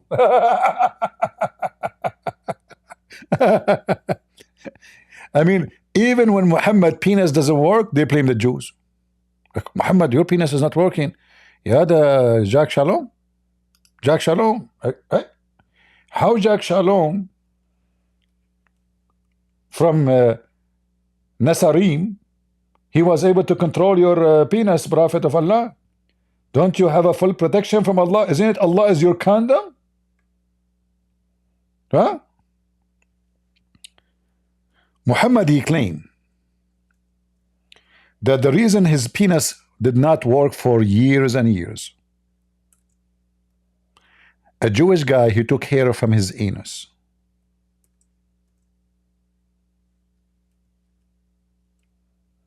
And he was able to control him from far distance. Allah decided to fix Muhammad penis. Look what happened. The story in front of you, as you see. A Jew from among the, he is a Jew from among the Jews. Oof, oof, oof, oof, oof. He should not be a Jew from among the Jews. He should be a Jew from among the Jews. A Jew from among the Jews of Bani Qurayza, who was called Dubaydul al-Asam. He cast a spell upon Allah Messenger. Sharatut, Karakut, Faratut, Harut, Marut. Let us control the penis of Muhammad, Fartut. The penis of Muhammad is smoked by me. Kararura, radararo. Muhammad, he go home, he touch his penis. There's nothing. Hello? He got those doctor, they put them in the ears, to for the heart. He put it in his penis. There's no blessing, no bless. The boom, boom. That's not working. What happened? Aisha, she put her hand in the hair of Muhammad, as in the Quran it says, "Min sharri wathiqin is a waqab." And then you find that this is about Aisha. She put her hand on the hair of Muhammad, and Muhammad now, because his penis is not functioning, he claimed that Aisha is sent by shaitan to make fun of his penis. And look at the Muslim translation: from the evil of the darkening, as it come with the darkness. Where it says darkening, darkness, it's speaking about Aisha when she come at night and his penis is not getting hard. Go check it out. Read the interpretation. Waqab mean qiyamu dhakar, mean the penis getting hard. So Muhammad, he claimed that his penis is not functioning because somebody put evil on it. And how we prove that? In front of you. It's a witchcraft. The guy, he made it 12 knots for Muhammad from his hair, and took Allah 12 months to open the knots. Look how powerful Allah is. 12 months to open, like 1 month for every knot. What this guy he did, very horrible, with the result that he is under the influence of the spell. He felt that he has doing something, whereas in fact he had not been doing that.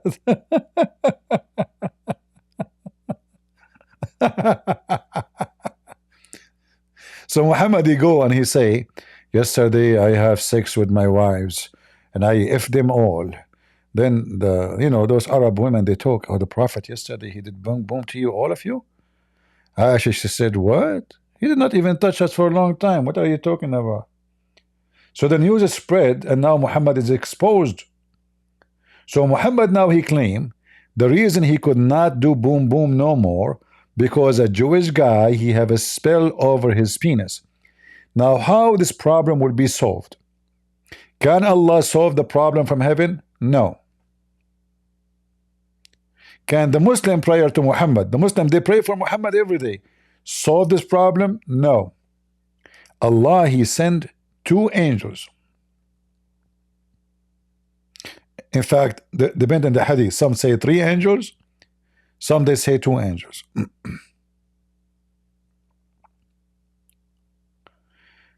Look at this.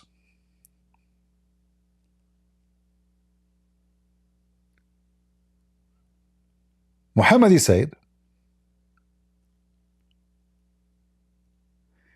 there come to me 2 men, and one amongst them sat near my head, and the other one near my feet. He who sat near my head said to the one near my feet, or the one who sat near my feet said to the one near my head.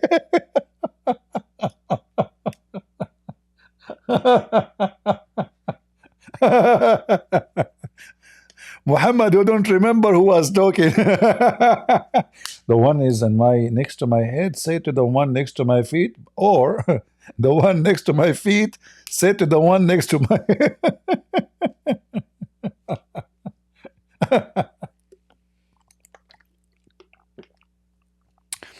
So Muhammad don't remember who was talking to who, and who said, the one next to his head or the one next to his feet. What is the trouble with this man? He said, the spell affected him. The other one said, who cast a spell that on him? The other one said, it was Lubayd ibn al-Asam who has done it. He said, what is the thing by which he transmitted the effect? He said, by a comb, and by a hair stalk to the comb. Lubayd, he got the comb of Muhammad hair, and there is some hair in the comb, and now he is controlling Muhammad from far distance. Now we know what they are doing, the Jews, to Trump. They got his hair and the comb, and they are controlling President Trump from far distant. Abdul, you must be a dumb to believe in such a story. Soldier of Allah, you want to come to the microphone? Are you sure?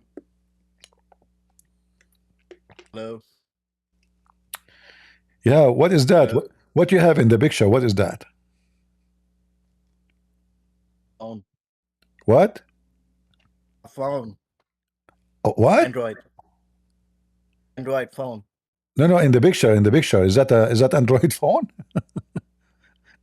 in the picture you have in your Discord, what is that? Well, that's irrelevant. Can you tell me the age of King Masiah when he became the king? Is that relevant?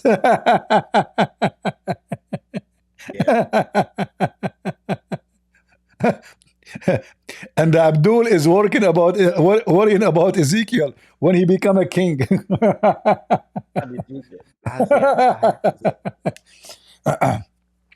Abdul, according to your Quran, when Ezekiel become a king? I'm not talking about Ezekiel. You are talking about what? Okay, let me write down his name. I don't know. I heard you saying Ezekiel. I don't know. Oh. You don't have to say the name? Ahaziah? Okay. What is that for you? What's the age when he became a king? What is the age according to you? We don't know because it's a fiction. Is this person mentioned in your religion? Nope. Really? Well, let me answer you just to show you how stupid. Those verses in the Bible doesn't speak about the age of exactly when he become a king. So when you are a kid, according to the Jews law, you are the king, but you are not ruling. So he did become a king for a certain time, but he is not ruling. His mother was ruling. So you Muslims are a bunch of stupid. You do not know you do not know how to read. So when we Christians, we hear a Muslim asking a question, we laugh at you. Well, the new hold on. When you Muslims ask the question, did you read the Bible or you are quoting it from a website? I'm actually reading your Bible. I say you are a liar. I saw this arguments from I say you are a big fat liar. Because if you are reading my Bible, you will see that there's no contradiction. Well, if you read New International Version, first of all, don't tell me if you read the New International or not. The Bible is the Bible. That is a translation. We don't agree with it because there is even some verses are not number right. So they have to keep correcting and correcting. So we don't use it at all. So I'm asking you a question now. Based in who is the one who told you the conclusion that this guy, according to your understanding, what is the age he become a king? They contradict. In 2 Kings 8:26, it says he was 22. And in 2 Chronicles 22:2, it says 40 and 2 years old. Where it says 22?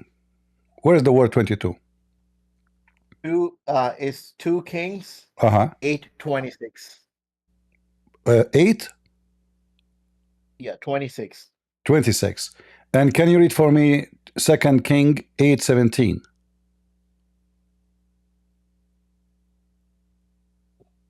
8:17. Yeah.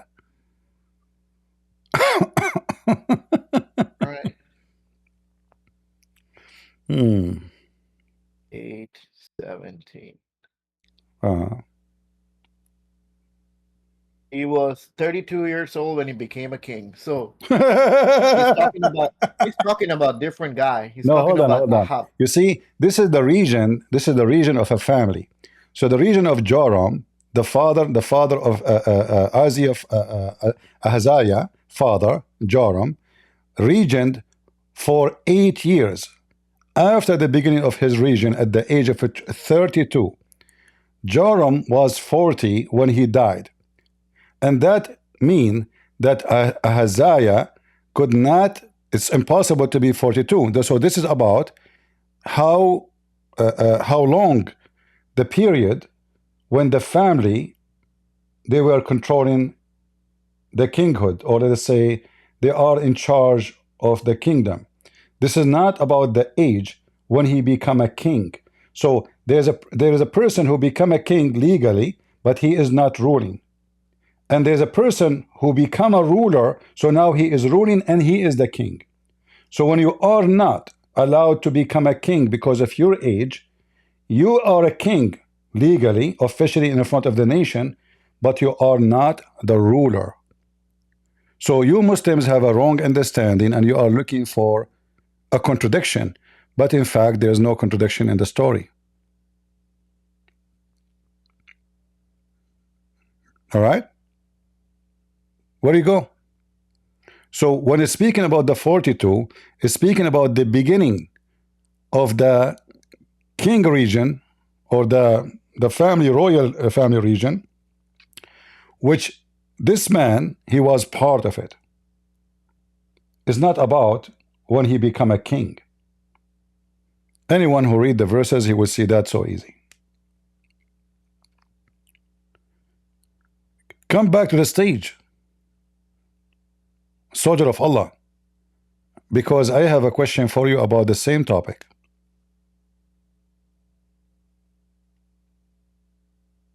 Any Abdul?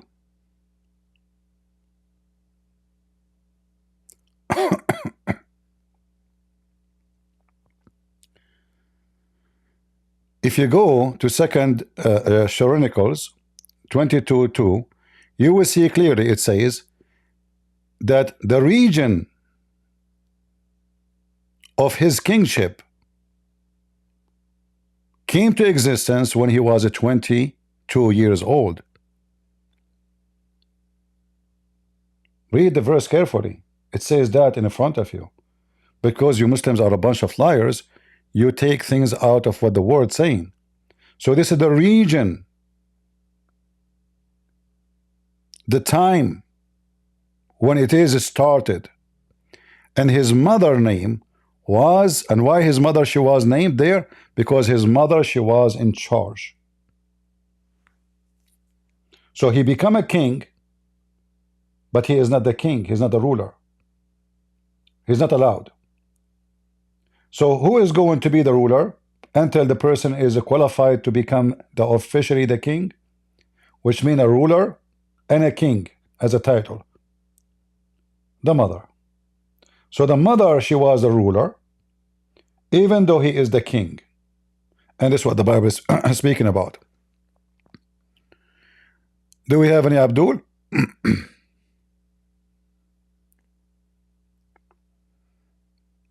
Anyone?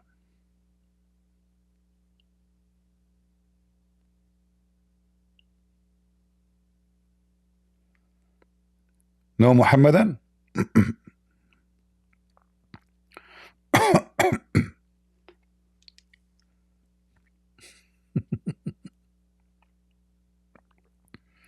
So one age is speaking about when his family kingdom started, and one age is speaking about him being the ruler. And there's no contradiction. However, all of this is a book of history. This is not God talking. This is how stupid the Muslims. You see, the Bible is not, when we say the Bible is a book of God, doesn't mean the one is writing this story there is God. So let us say, for the sake of argument, which is not the case, there is a mistake. This is not God mistake. This is a book of history speaking about kings. This is why we have a book. It's called the Book of Kings. What is this book talking about? History. Who ruled, who did not rule, what he did. This is a book of history. This is not God talking. So you Muslims are a bunch of fools. You don't even understand what are you talking about. When we show you a contradiction in your Quran, we are showing you your God saying against what your God saying. This book is not written by God. And this book is a book of history of kings. It is part of the Bible because it's part of the history of the Jews and what happened to them and what their kings have done. So desperate, so stupid. However, your prophet was controlled by hair from his pubic area by a Jew. And yet you are worried about who was the king and what his age. When this is a book about history, you know, for the sake of assumption, let us say they made a wrong mistake about the age of the king. What does this have to do with God anyway? How that going to affect God? Is God is the one who's talking? Do you know even who wrote this book? Abdul.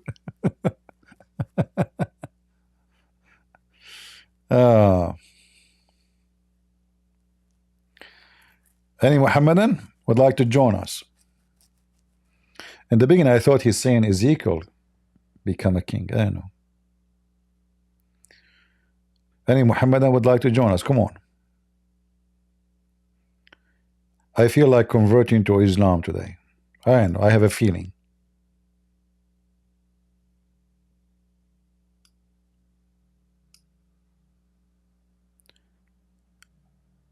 Oxamine? Hello? Yes, Mr. Oxamine. Can you give me the verse about Al-Qadr or the Hadith? What I Qadr? wanted to ask What Qadr mean? What do you mean? Al-Qadr. You are a Muslim, right? Yes, Okay, you mean about this about destiny? yes. I wanted to ask my sheikh, but I Googled and I could not. But which one you want? There's many. If you would like to What, remind me.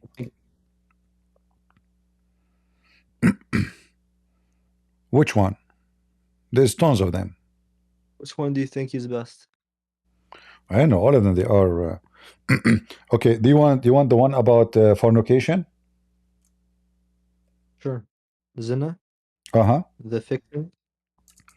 According to the destiny, and your prophet mentioned that a person he commit fornication based on destiny, not based on choice. And this is the hadith, and this is al-Bukhari. Anything else? Oh, Muslim, sorry, it's Muslim. Oh, there's tons. I mean, we can, you know, I mean, there's Give a me a book, my few. friend, there's a book, it's called The Book of Destiny. Kitab al-Qadr. Yeah, all this book is about destiny, all of it. When you are a baby, in fact, you're not a baby yet. You are a nutfa, you are a semen, which is wrong. According to your prophet, Allah will collect you in your mother belly as a semen for 40 days, and then as a drop of a blood for other 40 days. And this blood is a dead blood, clot. And then you will become a lump of a flesh for 40 days, total 120, which is false. The angels now, they will come to write down your destiny. So you are not even born yet. You are in the process of making. Okay. And then the angels, Allah will send the angel inside the women, and he will write instruction concerning 4 things. He will write it down as what? As a destiny. So the angel will write down his lifehood. What lifehood mean? His when he'll die, When he would die. when he's Only? born, how long he lived. Only? Lifehood, No. You see, lifehood. رزقه وأجله وعمله وشقي أم سعيد. So the first thing is how much he will earn, bad or good, like wealth, money, Okay. lucky. Let us say, like you are Bad born the good, son of a wealthy man or a son of a poor man. You know. So okay. and then his death, then his deeds. Do you see the deeds? Yes. Then his fortune and misfortune. So what is left for you in life? Everything is written Loth and Mathoth. That's it. So my deeds, is it my deed now? No, because Allah, He wrote for me the deed I will do. But doesn't Christian God know everything we've done? No, What's there the is difference if it's written down or he knows it? no, What's the difference? my friend. Knowing things have nothing to do with destiny, because I know what you will do tomorrow doesn't mean, like, if you No, tell no, me now just tomorrow you will wake up in the morning and the first thing you promise me you are going to brush your teeth, does that mean I made destiny for you? No, you decide to do that. So destiny is something else. Destiny, I decide for somebody else to do what he did not choose to do. We Christian, if we ever believe in destiny, that means we should not believe in God, because either believe God is justice or God is not unjust. Because believing in destiny in such a form, like we have a form of destiny as an example, like God did not ask Adam if he liked to be created or not, correct? yes, I'm talking about in this book. It says the angel writes something down. Yeah, but this is your This is not saying no, right now, write what you will do. yes, yes. Like for Christian God knows what we will do, same as You do not need. So the what? angel writes What the what we will purpose do. of writing it down? Writing it down on you, in you, in you. Yes, there's no difference whether it's on paper, whether it's on stone, whether it's in mind. No, this is your act. So now Allah is programming you. Let me prove it to you. If we continue reading, we will understand. Read carefully. So by him, beside whom there is no God, that one among you act like the people deserving paradise, until between him and paradise there is remain but a distance of a cubit, almost like one arm, 90 centimeter. If you have my arm, that means you have 2 meter hand. When suddenly the writing of destiny overcome, and he began to act like the people of hellfire. Do you see it? So what we are talking about here is not about God knowing. We are talking about God writing what you will do, which is going to affect your action, is going to overcome. You see my screen, right? The one who accidents you. Yes, I see your screen. All right. So when suddenly the writing of destiny do what? Can you tell me? You highlight it again. Overcomes him. All right. So that's it. So now Where's it is the word against your heaven? will. The destiny is against your will. Your will is something you are doing, the act of people of paradise. Why Allah want to write something will make you go to hell? This is fair? So all your life you are doing the act of people who will go to heaven, and then suddenly, is it my word or it's what your prophet said? Is hadith. No, your prophet said. Yes, Okay.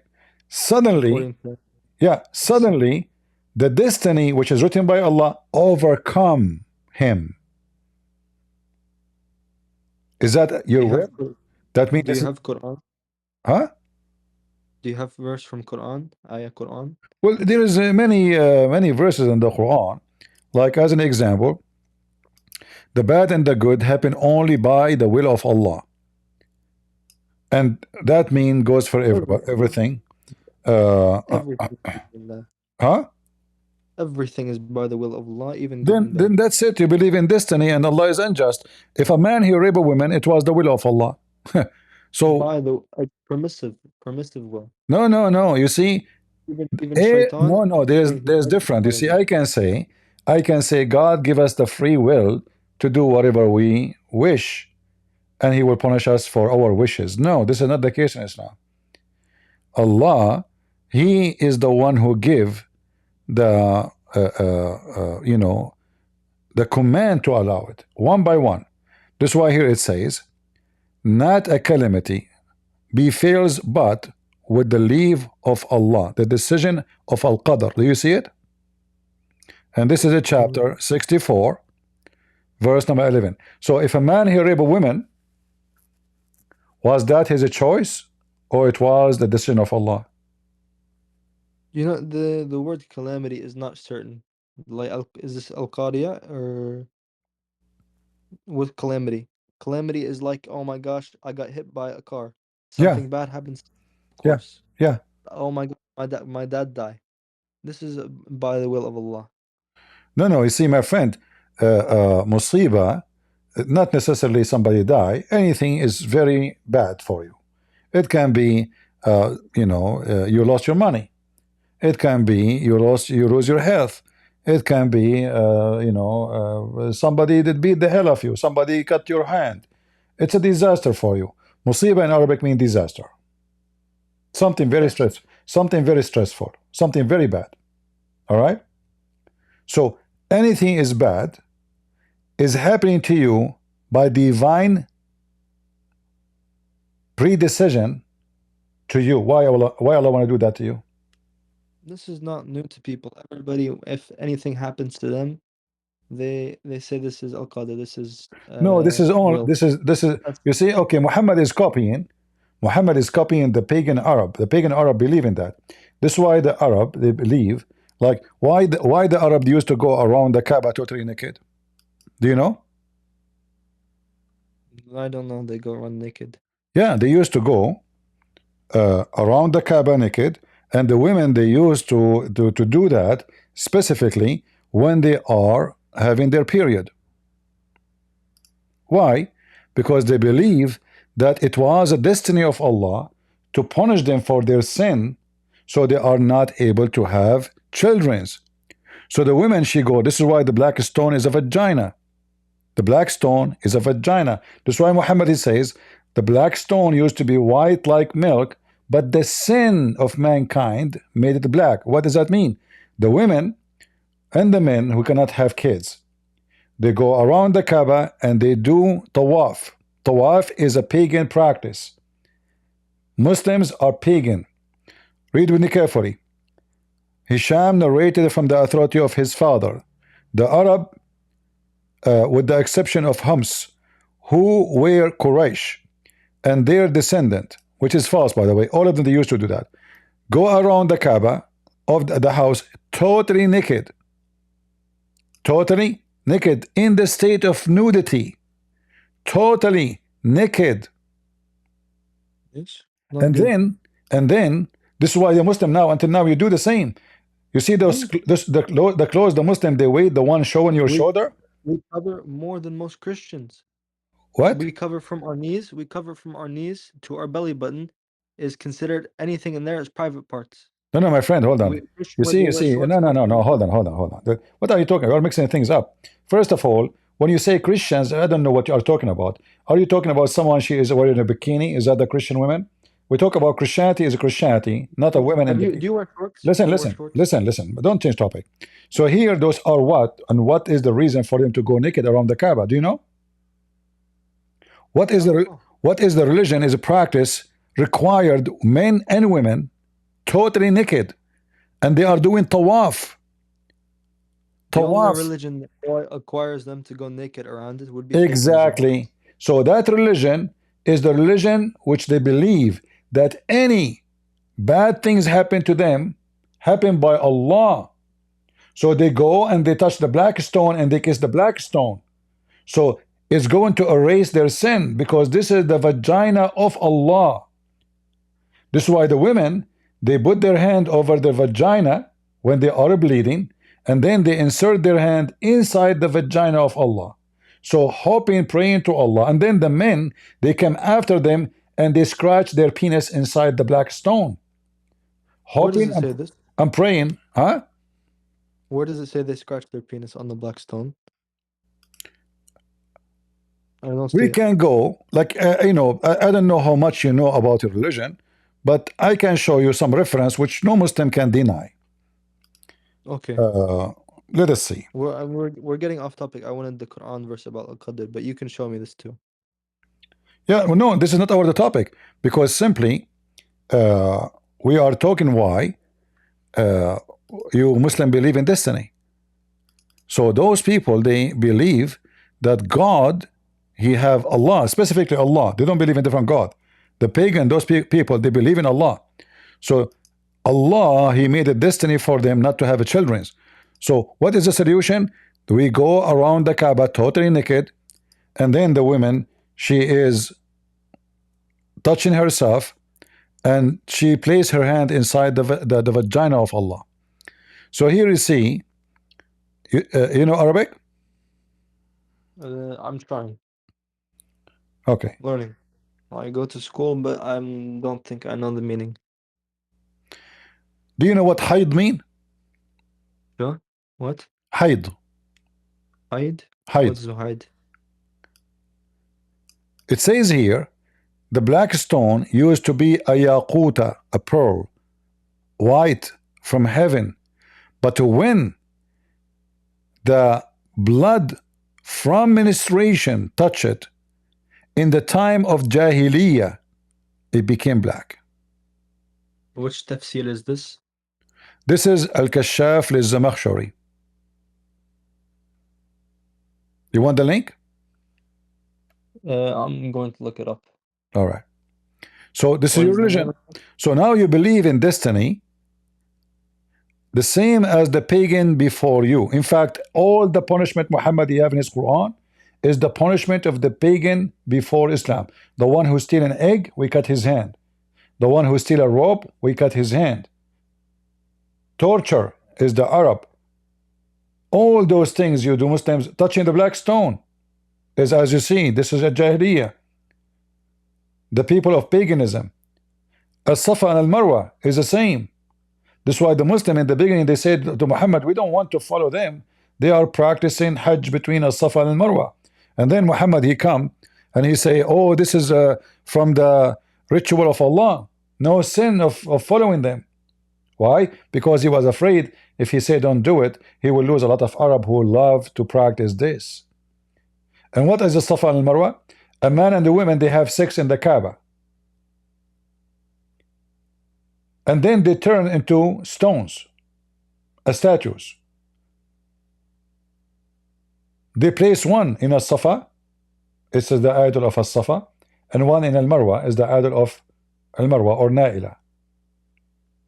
So when we speak about destiny in Islam, we are talking about a very pagan belief that you did something bad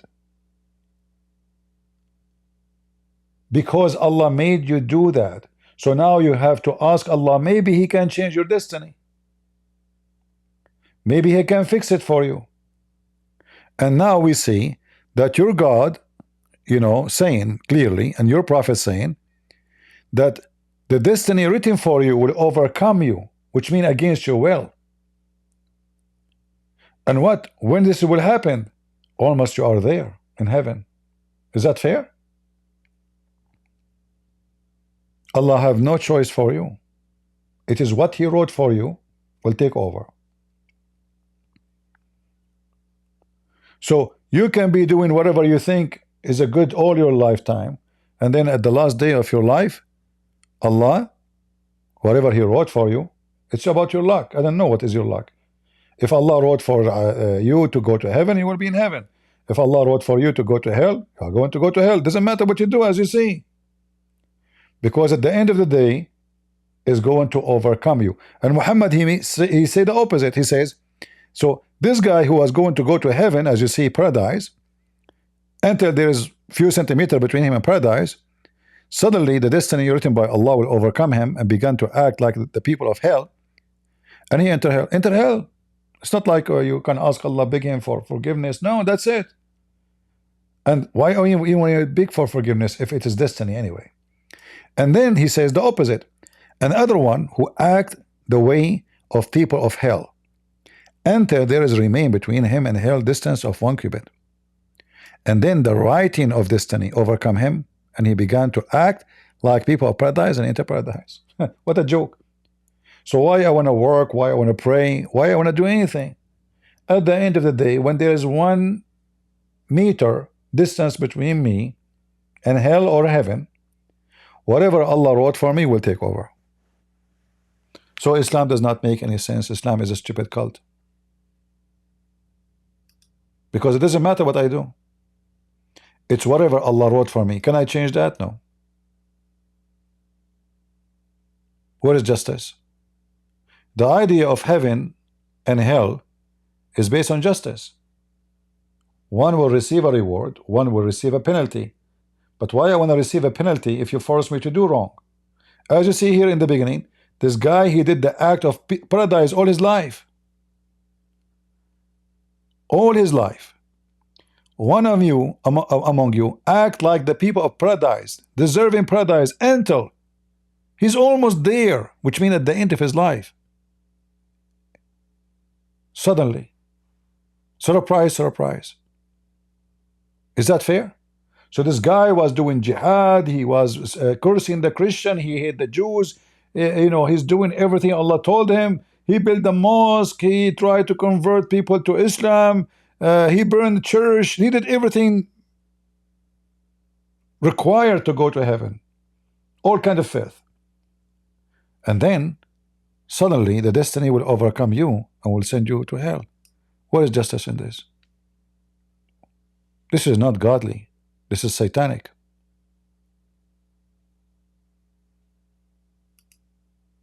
Are you with me?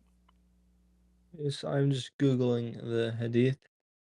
I see somebody say this is talking about munafiqeen, No. that what's truly inside them No, is no. overriding. How, you see, just to show you how stupid those Muslims who try to defend, how this person is a munafiqeen, and then this guy, he's acting as the people of paradise.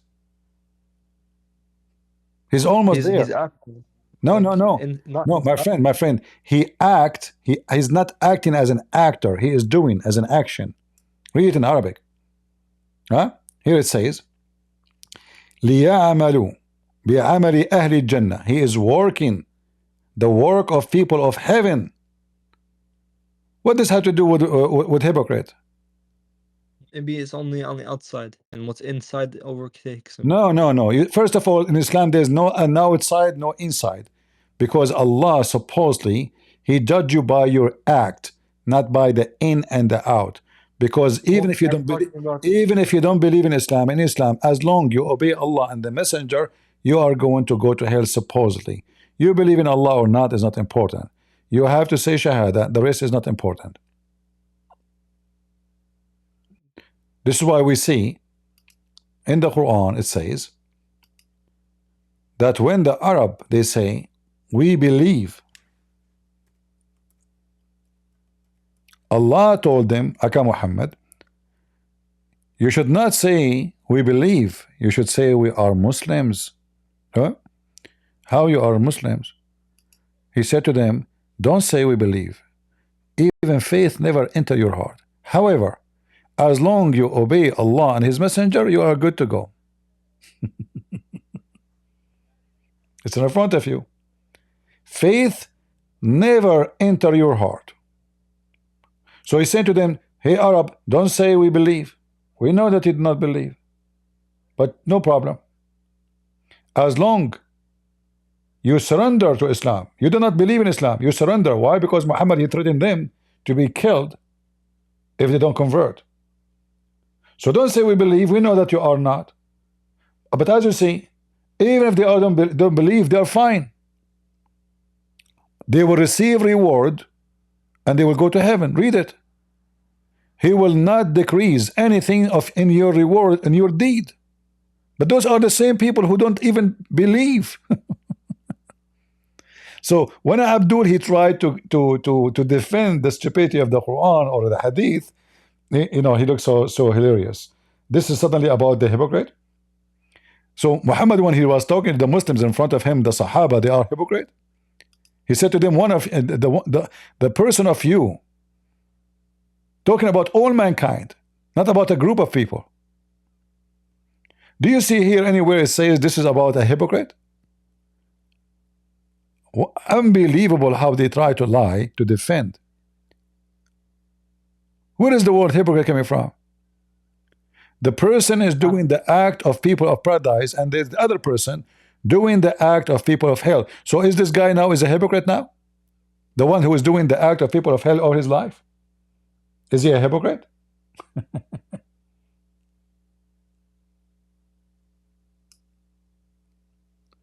Do you have more verse from Quran? Do I have what? More verse from Quran? My friend, like, is it really like after all of this, still you want more verses? Isn't it this is enough? I just take it, I study it, and maybe I come back. Uh,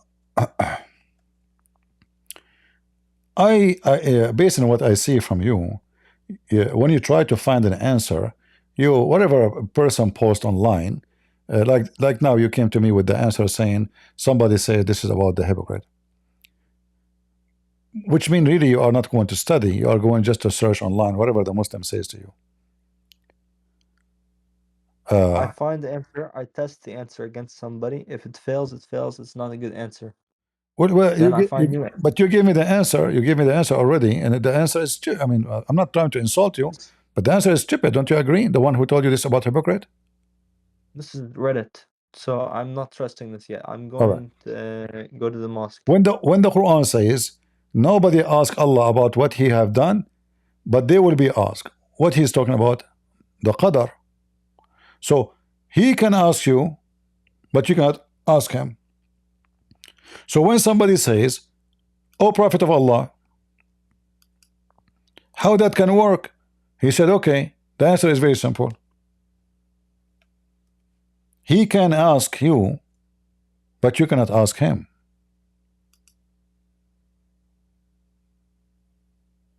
This is the qadar.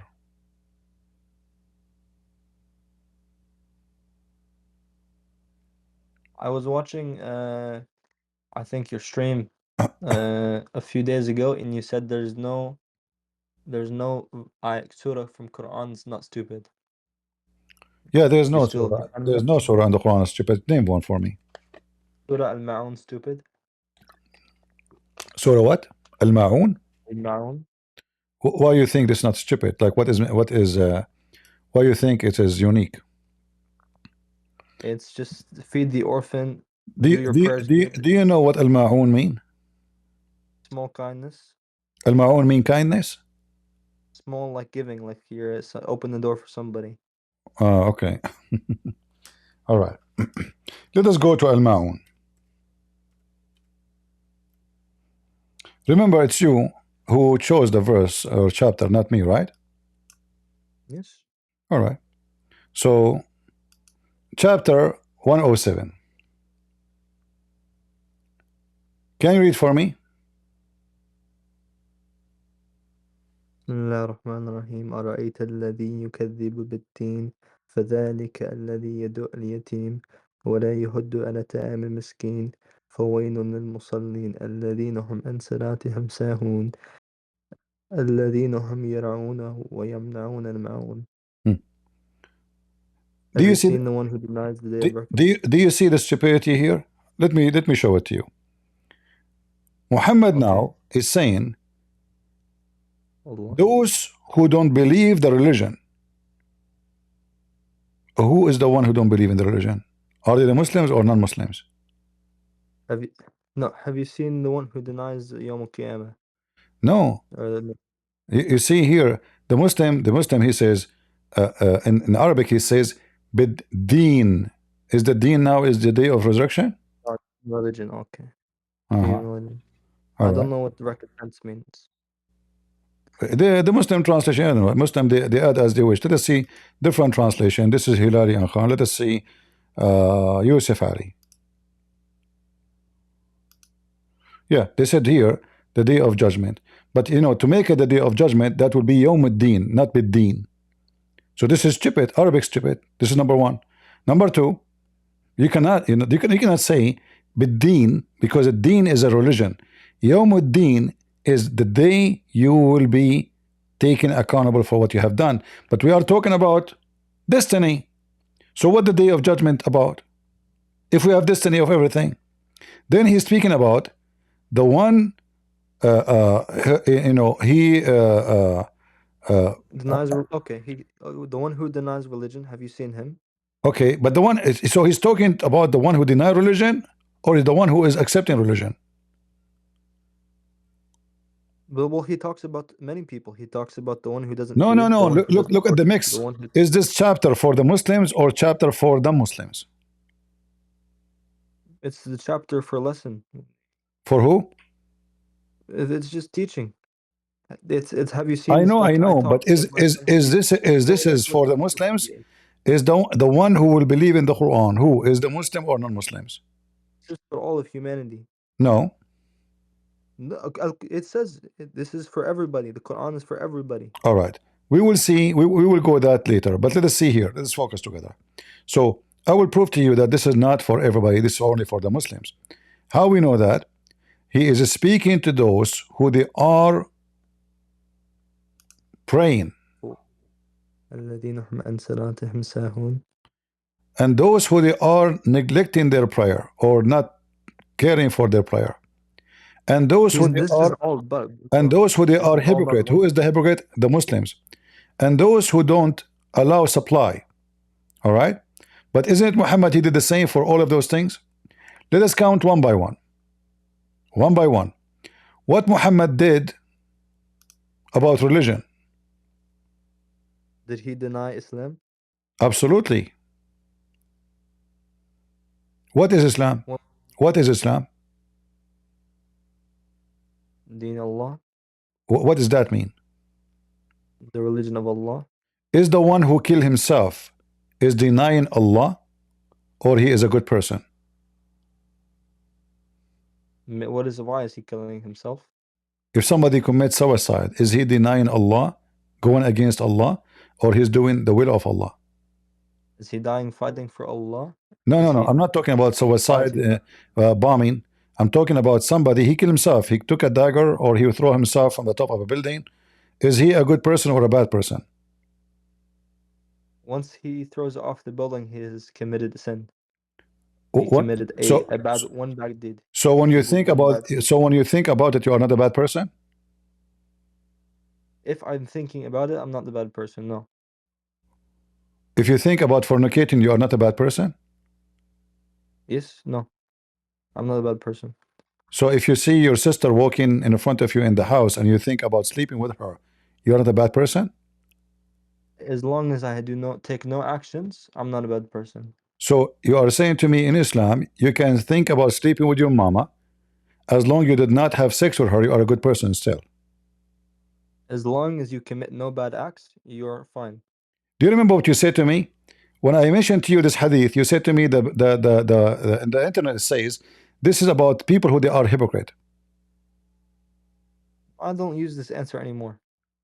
No, but you just used it already. But now you are being I used it hypocrite. once and But now you are it's a being bad answer. hypocrite. Look, you said you decided that as long you did not sleep with your mom, you are still a good person, even though you are thinking to sleep with your mom. How that will make you a good person? A thought is not Allah can't punish you for what you think about. He's not punishing you for what you think about. He's punishing you for what you do. So in Islam, when you think, if I think to insult Allah, Allah will not punish me. I have to say it. You have to put it into action somehow. But I can't stay for long. You cannot what? Stay for long. You can't stay for long? I cannot stay for long. Oh, you have to go soon? Yes, soon. All right. Maybe 1 minute. So listen, All those things you see, Muhammad, he did not do. Did Muhammad feed the poor, or he took the money Yes. of the poor? Did Muhammad attack his Does it? neighbors and he steal their money and the women and the children's and even the goats? Did Muhammad, The neighbors who were like Abu Lahab, what Abu the Lahab? horrible neighbor, Okay, the person who hold on, hold stones on. against the Christians. Who is His Abu, neighbors were horrible. who is Abu Lahab? The uncle of the prophet who Name for would me one bad throw thing Abu Lahab he did. Name for me one thing bad Abu Lahab he did. he threw stones at the prophet and he at the Muslims. Okay, if a person throw a stone at me, he is a bad person? Yes. Did Muslims throw stones at people who they aren't Muslims? Why did he threw a stone at them? Because they're Muslim. Why Muhammad throw a stone at people who they aren't Muslims? I don't know. Then they deserve See, it. so if somebody throws stones at you, he's a bad person. But if you throw stones at them, you are a good person. You see the hypocrisy? Let us continue. No. So you're a Okay. prophet. He steal the money of the poor, like No. what happened. What happened to Bani al-Mustaliq? Bani al-Mustaliq, they were watering their animals. They have no war with Muhammad. They never attack Muhammad. They never do anything to Muhammad. Muhammad attacked them, kill the men, steal the women, rob them, and take their money. So is this guy now a person doing charity, or he's a thief? Where did he do this? You don't know? Source.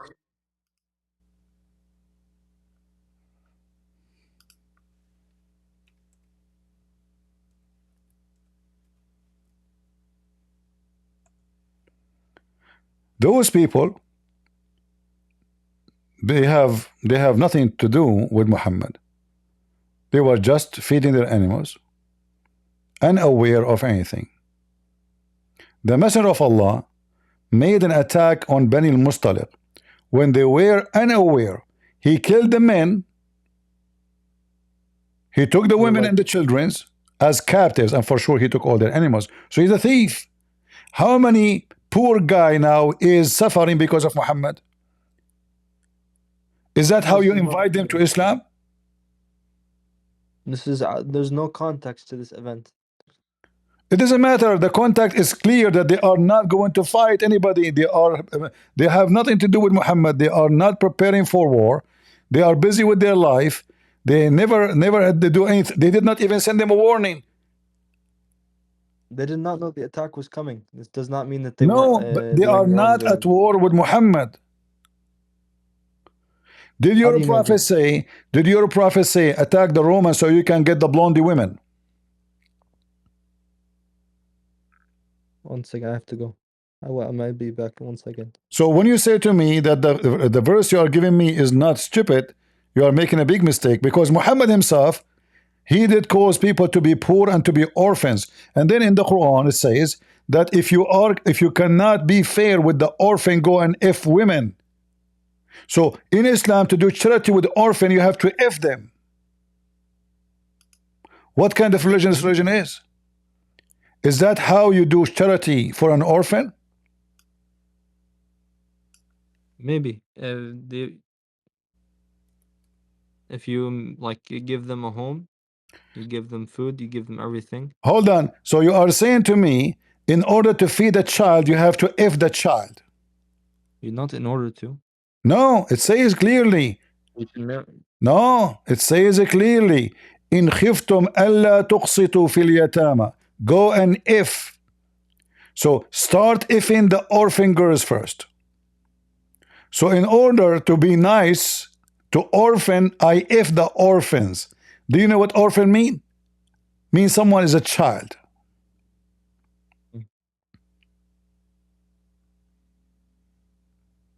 It just means they don't have father or mother. But is it? No, orphan is not somebody he don't have a father and mother. Muhammad, when he was a child, he's an orphan, but when he is 40 years old man, he's an orphan now? What are you talking about? Orphan is little girls, babies. Not someone just don't have parents. Is someone cannot take care of themselves.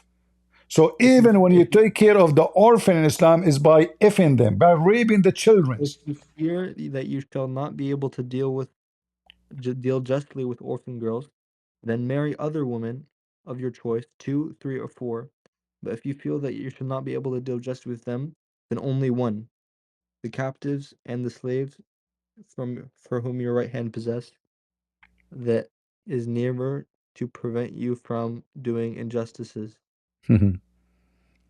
Here, by What the does this way, here nowhere it says marry. It says go and if. The word marriage never mentioned. This is number one. Number two, whatever you wish of women, there's no limit. The limit here is a lie. You see here it says 2 or 3 or 4. Where is the word or? In Arabic it says wa, mathna, wa thalath, wa riba'.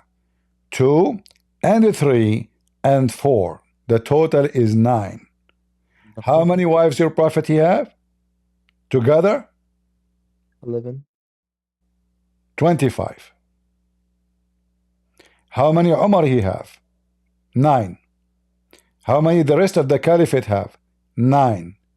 Why? Because the Quran says 2 and 3 and 4, not or.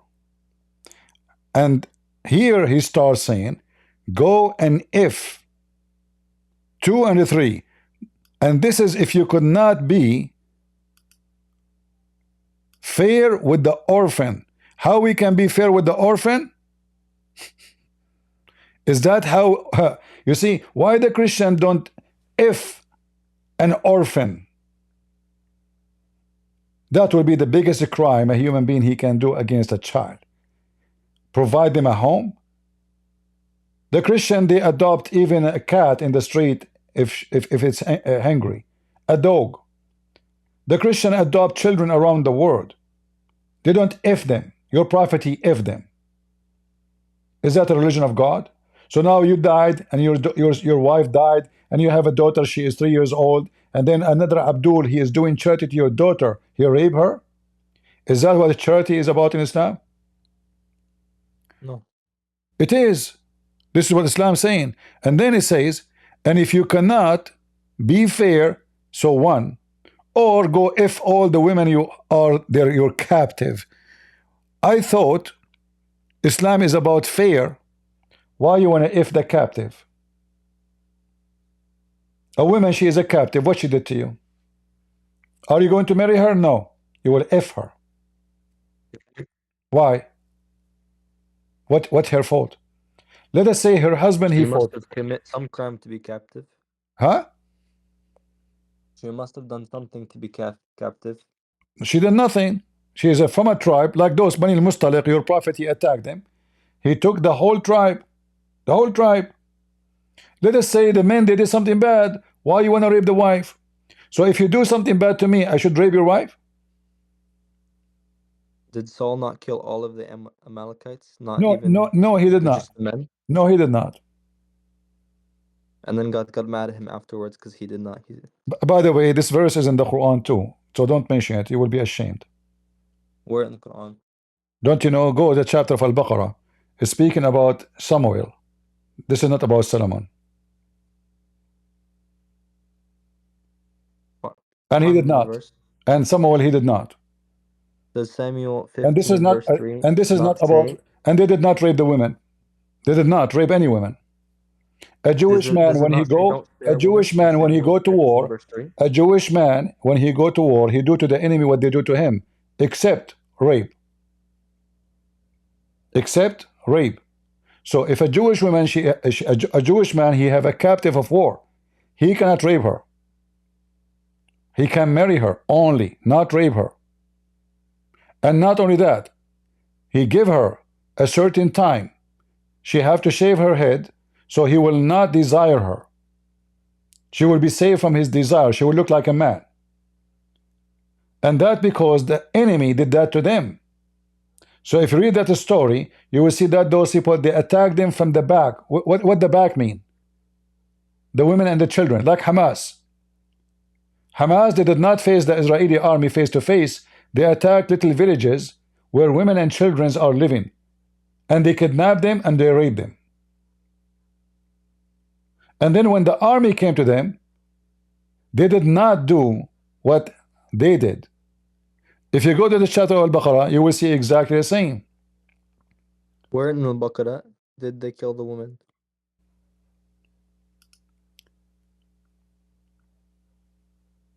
Hello? Yeah, I'm here. Okay. Okay, let's go to What's the question? Al-Baqarah, the chapter of the Hindus.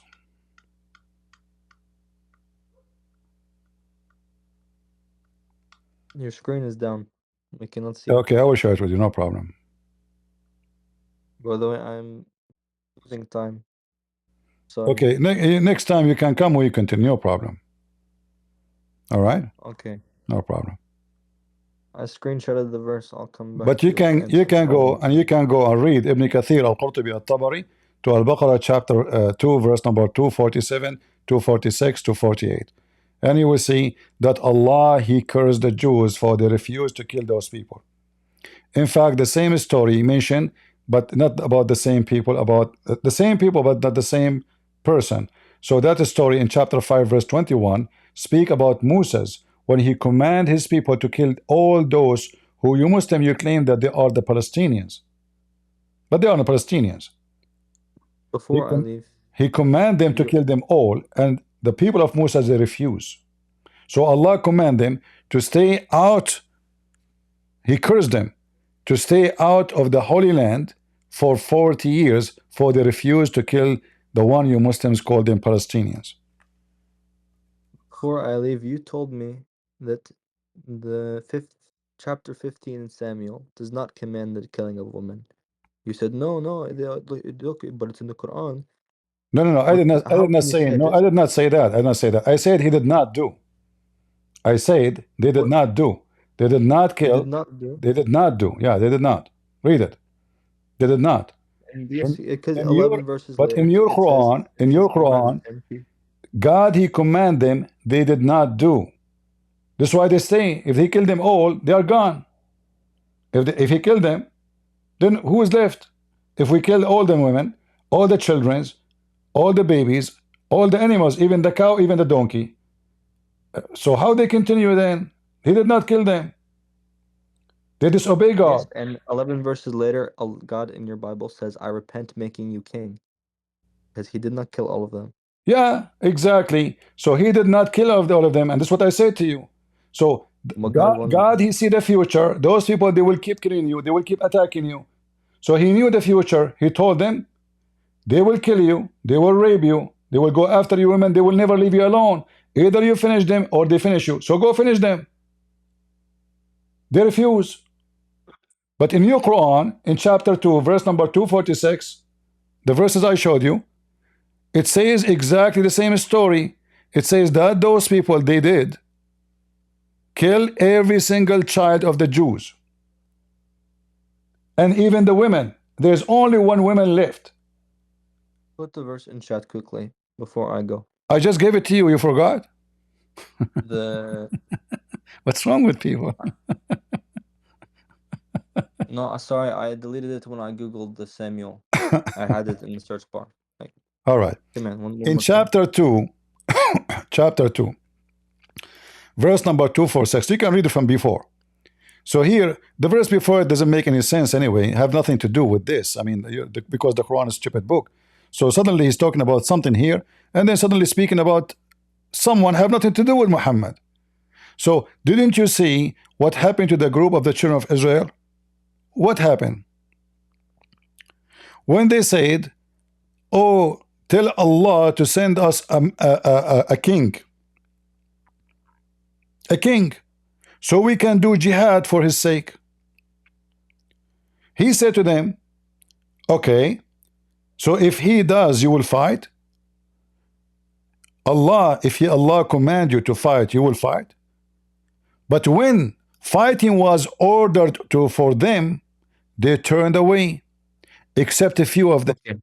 All right. So Now you read the story. You read the story. You will find this is your books, not my books. In your books, it says that those people, they killed every single woman and children. Even they opened the belly of the woman to take the baby from her. The Jews, they hide one woman. She was pregnant, and later she delivered a king, and that became the king of the Jews. So those people, they did to the Jews a heinous act. So God was commanding them to do to them what they will do. They will annihilate the Jews. So he said to them, go and kill them before they finish you. They refuse. And they struggle for a long, long time after that with the same people because they refused to listen. God, he knew the future. The story here, proving that the Muslims are a bunch of ignorant, they forgot that Muhammad is a thief. He stole from our book the stories, he put it there. So they come against us and they say, how your Bible says so?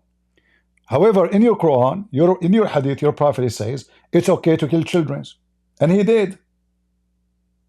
When they ask him about killing the children of the pagans, Arab, like Muhammad, he's a pagan. He said, so what? They are from them. Did Muhammad say don't kill the children? He said they are from them. You can kill them. What the problem? They are of them. Women and children. They are of them. No problem.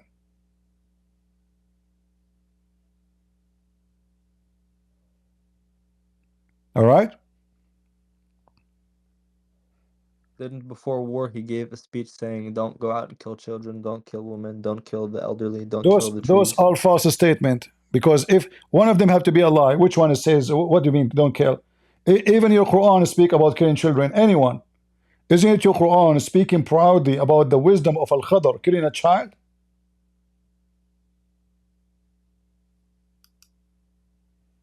It Huh? said, Khadr said he killed. Well, Khadr maybe not isn't not in the right. He's wise, but he's not maybe all wise. No, no, no. First of all, Allah, he sent Musa to Al-Khadr to learn wisdom from him. Yes. So And now Khadr, he sees a boy and then said the boy So will don't grow tell up to me, be an no, evil Allah man. is proud of Al-Khadr and his wisdom, which is taught by Allah.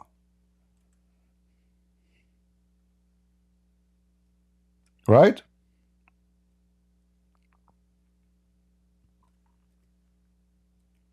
Allah is proud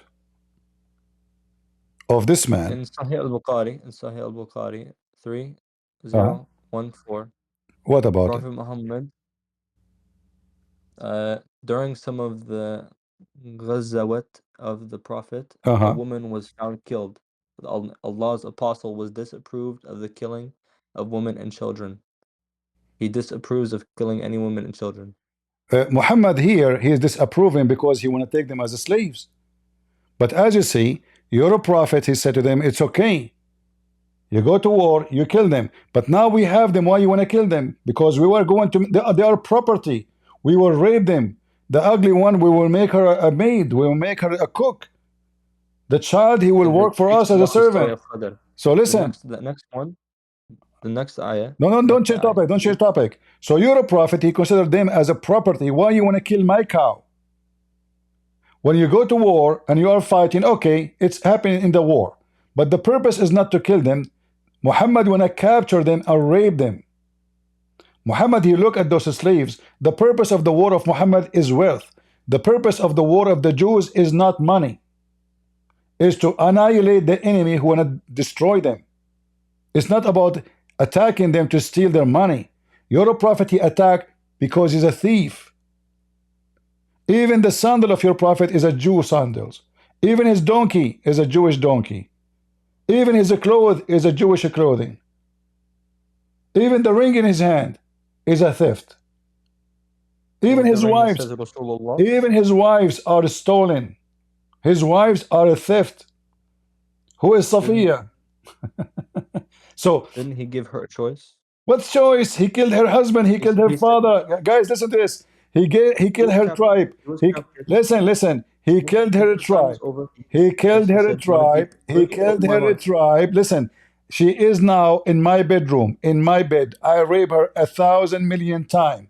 And he is saying to me, he gave her a chance, a choice. Choice for what? No, after she was captive, he said, "Do you want to be my wife or do you want to be set free?" Hold She on. said, "I want to be your wife." Hold on. I wanna make everybody laugh at you, even though I don't want to. Can you show me the reference where your prophet asked Safiya before he effed her, you want to be my wife or not? After she was freed from slavery. What do you mean after she been freed? You know, when they're in captivity, they're in captivity for a certain time. 1 second, I have to go. So Muhammad, he effed her not even a mile from her family house. They made a tent for him to F the women.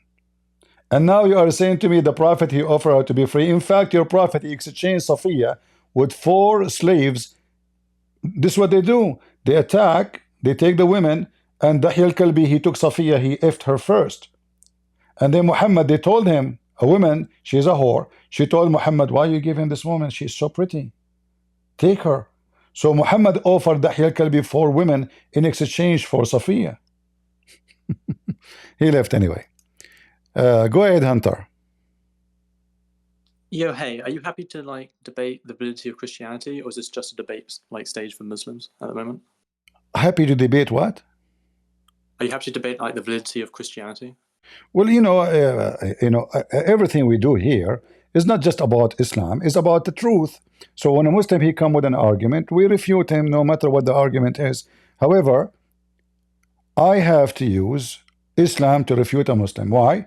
Because a Muslim will say to me after 10 hours of explanation, I don't accept the Bible anyway. So a Muslim, he can ask me about the Bible, but I have the freedom how to answer to refute him from his book. All right? Yeah. Would you be happy to discuss your argument for the validity of theism? So you are a Muslim? No, I'm like an atheist. You're an atheist? Yeah. What does that mean? Like, I'm not committed to the view that like God exists. But isn't it an atheist is a religion? No, it's more kind of like a rejection of theism. What, a rejection of what? Of theism, the view that a deity exists. But it's a religion. So atheism is a delusion? Is a religion. It's a religion. A group of people who believe in an idea, it's a religion. Oh, okay. If that's your definition of religion, then I guess so, yeah. Yeah, but how I can debate with you? Like, do you have a book to debate about? You are a person who believe in nothing. You are about nothing. Anything is okay. So, to debate with you, we'll talk about what? Let me ask you a question then. Do you have sex with your mom? I don't. Why? It's just not pleasing to me. What is going to pleasing to you with your sister? No. Why not? Why not? Yeah. Because I think there's like strong evolutionary priors to be against that activity. It's just not good for offspring. Therefore, I'm evolutionary against it. What evolutionary? What if this have to do? You have a penis, you are horny, your sister, she's pretty. Why do you want to have sex with her? Who said? I just told you because who said? Yeah, I Who, so who the said? answer is Did I say to you have babies from her? I said why you don't want to have sex with her? What is preventing you? okay. So it's not because the babies are going to be fucked up. That's why I'm not doing it. I'm saying the reason it disgusts me is because there's evolutionary priors that makes me disgusted by the activity, and the explanation for that is going to be because offspring that is produced as a consequence of sex is going to have fucked off offspring. Now that doesn't mean that I can have sex with her You said and to not me. produce offspring. You said to That's me it where disgust. You said to me it disgust me. I don't understand why it disgusting you again. It disgusts me because there's evolutionary reasons that motivate What do you mean? me to be What do you mean disgusted. evolutionary reason? What does that mean? Okay, so as human beings, we've evolved, and our truth-seeking capacities are indexed to our survivability and producing more offspring. So things that are going to negate that type of activity are going to produce disgust in humans. That's why we're disgusted by incest. Hold on. That's why I'm I disgusted. don't know. Let us hear what you are saying. So you are saying the Bible is right because the Bible forbids such a thing, and you are saying to me now you are an atheist because you discovered that the Bible is right, and you should not do that. This is disgusting. But I don't know what the word disgusting have to do with a result of the sex. You can wear a condom, and still you can have sex with your mama. How that is disgusting for you? If you're an atheist, you believe you're an animal, and this is what animals do. So you are saying to me now you have a brain, and you are not an animal. So you decide to be disgusted. I never heard of a donkey get disgusted because he have sex with his mama. So you are different kind of a species who get disgusted from a behavior have nothing to do with you being an animal. This is have to do with being a human. So are you an animal or a human? Humans are animals, so I'd be both an animal and a So human. why you are disgusted of having sex with your mom? I told you already. I answered that No, question. you did not. You did not. The word disgusting Do you remember my answer? doesn't fit with this with the word science. The word disgusting does not fit with the word science. Okay, your mom, she cannot have babies no more. Her womb is gone. What is preventing you from having sex with her? The disgust that's generated in my psyche. Disgust generated where? In my psyche, my mind. Where is this coming from? Where is this coming from? Are you the saying neurons that are are you firing saying inside my brain. are you Yes, saying that's you it. are you saying you feel guilty? No, that's not what I'm saying. So why you're getting disgusted from something normal to do? You're an animal. Yes, I am an animal, but I'm a particular type of animal, and this particular type of animal has neurons in their brain that fire off that make me disgust at particular activities. Have you ever heard of an animal he get disgusted of having sex with his mama? Yes, human beings. I would be one of those, yes. Hey, my friend, you are just fooling yourself. You are disgusted because you have something staying in your mind from the Christians, from the belief of the Christians, that this is wrong. Otherwise, as an animal, this will be the last of your worry. An animal, he don't care if it's his baby sister, his baby daughter, his baby mother, doesn't matter who. Any ass he see, he will jump on it. So if you're a donkey, you see a female, your penis will extend like a tube. It doesn't matter who. You're horny. But now you are saying to me, suddenly you decide became a different kind of animal. Can you tell me what make you a different kind of animal? Like what happened? So all the animals in the world, they do that except you. Why? Well, first off, no, we're not like unique in this capacity to be against incest. So, for example, dogs have like some sort of proprietary need to be away from incest because, again, their offspring is fucked as a consequence. So that means Dogs, they can hold on. engage in like You are sexual speaking, activity with their so fast. siblings. Hold on. You're speaking so fast. If you want me to understand you, English is not my first language. If you speak so No worries. fast, I will not be able to follow you. So listen, dogs, they don't do that. Dogs have a capacity inside their mind that repels them from incestuous activity. Some of them might engage in sexual activity, but because they're not rational actors. Have you ever heard of such a silly statement? Dogs, they don't have sex with their mama since when? No, I never made that claim. Did you hear me make that claim? So what you said, they have what? I'm saying that there are animals, for example, like dogs, that have inbuilt preferences to be removed from incestuous situations. Doesn't mean that all animals will do that. It doesn't mean all dogs will do that. But that's a standard inside their psyche. I It's not good for offspring. That's true of humans. say all dogs do that, all donkeys do that, all horses do that, all monkeys do that. So suddenly, atheists are people of science. Suddenly, they have their own science. It's a fictional science. All animals do that. There's not a single animal don't do that. So don't make things up. Secondly, when you say disgusting, I know why in the world you will find it disgusting. You are an atheist. Atheists have a zero ethic except law. So only the law forces you to do things, which means you can steal, but because the law forbid you and you fear the punishment, you will not do it. You don't feel guilt if you steal because you're an animal. An animal, if he sees somebody, a dog, he see the other dog eating, he will be happy if he is bigger to snatch the piece of meat from his mouth and eat it, and even to kill the other dog, to fight over a female. You're an atheist, remember. So don't talk about ethic. Ethic is not exist for you, because if you have ethic, it have to come from somewhere.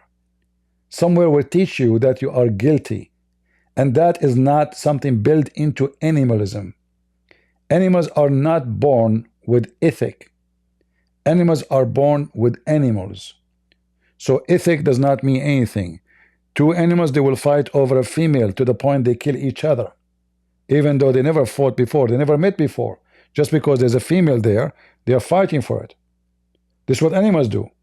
So when you say to me, I don't like to do that, this is disgusting, that is not an animal behavior. That is a human being. So you are so confused as an atheist about yourself. You are an animal human.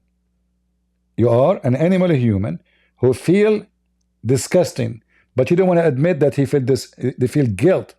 Disgusting, it's a form of guilt, my friend. But you are just fooling yourself. Okay, I guess I'll like address the 3 points, right? So the first point is that you accused me of using some sort of fictional science. and your evidence in support of me using fictional science is that you can give me examples of animals, including dogs, that can engage in sexual activity. I never made a counterclaim to that. I'm making the claim that is backed up by all evolutionary science since Darwin that certain animals, including primates, so for example humans, will avoid incestuous activities as a general kind of principle because it leads to bad offspring. Can you name for me? Can you name for me the animal who avoid to have sex with his mama? I would hold on. Not as a universal, I can't because those don't exist. Even human beings can have sex with their mothers. That happens, okay? Not as a universal, I can't. That's not the claim I'm making. I don't know what you are making, my friend. You're saying to me disgusted. So I'm trying to find out how come a dog is not disgusted? How come the monkey is not disgusted? Why you are using the word disgusted when it's a fact you are feeling guilty? You feel this is not right. So you call it disgusted because simply you are disgusted. And disgusting something is, I find, it is something very bad, awful, evil, bad. This is what disgusting. Otherwise, it's just sex. How sex is disgusting? Sex is a pleasure. Sex is a joy. Sex is fun. Suddenly it's disgusting. Why? Because it's your mama. So in one hand, you claim to be an animal. In the other hand, you feel guilt in your mind. But look what you did. You're the same as the Muslims. They changed the definition of things. So the Muslim, he say we are against fornication, but you go and rent women. You are doing the same. You say I support fornication, but not with my mom. Okay, sorry, what definition am I changing? Of the word guilt, you make it disgusting. I never used the word guilt once. I used the term disgusting. I know. That's what I'm saying. So you change the word guilt to use to say disgusting, but this is the guilt. The guilt inside you as a human being who God created you to feel bad when you do something wrong. You change it and you call it disgusting. Okay. Yeah, sure. So I can clarify. So when I'm using the term disgusted, I'm just like talking about some kind of qualia that exists within the psyche that motivates you against an activity. Now, if, for example, you usurp that and you go ahead and do the activity that you've been motivated not to do, then you probably feel guilt. But I don't think they're analytically the same. I'm not sure you can cite any definition that says they are the same. I didn't use the term guilt. I don't think it's relevant to the conversation. So to be clear, I haven't actually changed any definition. You're confused on what you think my terms are. If you kill somebody, are you disgusted? I may or may not be. What will make you, let us go with the may. What will make you disgusted? So if I like accidentally hit someone, like while driving home, I'll probably be disgusted because that person probably didn't deserve to die. How you learn that he don't deserve to die? What is the point? This is like high probability that they probably don't deserve to die because the vast majority of people don't commit any kind of like unethical activities. In the kingdom of animals, if there is a animal don't deserve to die, in the mind of animal. Animals other than like human beings, no. How come you are coming with something different from the other animals, that there is someone deserve to die and someone don't deserve to die? What happened to you? Because unlike all other animals, human beings have the rational capacity to engage in ethics. Where do you get the word rational from? Where do I get it from? What do I mean by the term? No, I mean this. No, I know what you mean, but where do you get it from? I mean, how it's in your head? You are an animal. Yeah, because like the prefrontal cortex and the thalamus are so sophisticated in human beings. What do you mean? You're asking me like where this prefrontal cortex developed from? You speak so fast, I don't understand even what you are saying. My friend, when you say to me you're rational, rational is connected to somebody, he decide like between things, between actions, this is right, this is wrong. But you're an animal. An animal is his rational, if we can use that word, is his saliva or his penis. So he's hungry, he want to eat, he kill to eat. It doesn't matter who. The monkeys, chimpanzee, they kill their babies. They eat them. He's an animal. Even they are his babies. Male cat kill baby cats. Even though maybe it is him, this cat, who step with the mama. He don't care. So when you say to me rational, what happened to you as a human being to come with the word rational? Is that coming from a religious books came to you? people who believe in God. So you took the word, you use it for yourself, you hijack it, but in the same time you claim to be a monkey. If you are a monkey, you are a monkey. Don't say rational. There's nothing rational for monkeys. If you are a donkey, don't say rational. There's nothing rational for donkeys. They want to eat, they want to if. This is what animals do. Their purpose of life is programmed. You as a human, suddenly, one hand you call yourself an animal and you have rational, and one hand you say to me you're an animal. You cannot be both. Because a human cannot be an animal. How and why? A human being, he have a conscience, and the conscience is a gift of God. So he feel guilty when he do wrong, even if he have no education of God. Within himself he will feel guilty. For God, when he created you, he gave you a certain amount of wisdom to know that this is wrong. So when a human being, he see blood, he feel disgusted, and that's the word you used. An animal, when he see blood, he don't feel disgusted. He eat it, he lick it, even if it's the blood of his own baby. Many birds, when their baby bird came from the egg and he died, they eat the bird. They eat their own baby. The mother, she eat the baby, her own baby, not someone else. This is what animals do. So you, either you have to identify yourself as an animal and you do what animals do, or you identify yourself as a human and then you do what you human do. But because you are a poor person confused between here and there, so you are half animal, half a human, and you are now lost. And this is why we find that atheists are the most sad people in the world. They are so confused. The average of depression is extremely high. The average of suicide is extremely high. The average even of death, even from cancer, is extremely high. Why? Because they feel they lost their hope. They have no hope. They trust nobody. They have no God to pray to. They have no one to comfort them. So inside them, they feel they are an animal, and all those animals will live, and I'm dying tomorrow in my bed. So he feels so sad, and he dies so fast. We believe we are a human, and I don't have time to talk to animals. Thank you for joining us. Okay, take care. We can talk soon.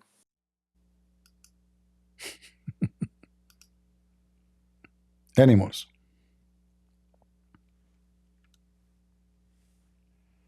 You see what they try to do?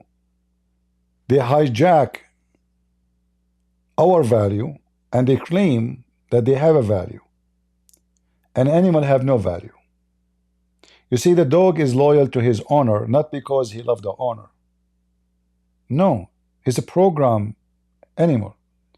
This person is the one who feed him. This person is the one who give him water. This is the person who he play with. Oh, okay, this is my mama. The dog, he look at you as a food. The stranger is not a food. So he grow up in your house. He learned that this is you. You are the only one who do good things for him. This is why you see a dog, if everybody feed him, he have no loyalty. Anyone feed him, he go with him. But if a dog he grow inside the house, he never see a human except the owner. He feed him, he take care of him. He will be guardian for you. Why? Because he is guarding his food. And he will not let anyone get close to it. His program runs through his saliva. You want to teach a dog how to sit? Food. How to shake hands? Food. How to go? Food. Anything else will not work. Nothing will work except food. Because this is his brain. You know, there's many experiments happened with animals. As an example, if you have a dog, or even a fish, but we will go with the dog now. If you ring a bell every day before the food, from now on, anytime you ring the bell, the saliva of the dog will run in his mouth. Why? Because now the ring of the bell is connected to his food. So right away in his brain, the saliva in his mouth start running. Even there's no food, he did not smell the food, there's no food. He just heard the bell. But now he used to learn that when we ring the bell, there's food. So you ring the bell, you stand in a certain corner of the yard, the dogs will come to that yard even if you are not there, because then you will be there to feed them. He learned. How and why he learned? Because his memory, his brain connected to food. Cats is the same, even fish. The fish in the tank, they learn that when this person comes, food will be dropped. So the fish will gather. You move, if you have a long tank, if you have a massive tank, you go right, the fish go right, because they can see you through the glass. You go left, the whole fish go left, because they can see you. You are the feeder. They don't care for you, they care for the food. A chicken, the guy who feed the chicken, they come by thousands. Go watch videos on YouTube. Why they're coming to the guy? Food. In their small brain, when they see this creature walking, he starts throwing food at them. So either you are an animal, you do what animals do, or you are a human who have a rational thinking, making decision not based on saliva or your penis. This is why me myself, I have no respect for someone who's an atheist, because he tried to prove to me he's an animal. I mean, you won the argument, you're an animal. Even when you win, you're a fool. Even when you win the argument, you're a donkey. So you want to spend 2 hours to talk to me, to tell me that you are an animal. You won. Good for you.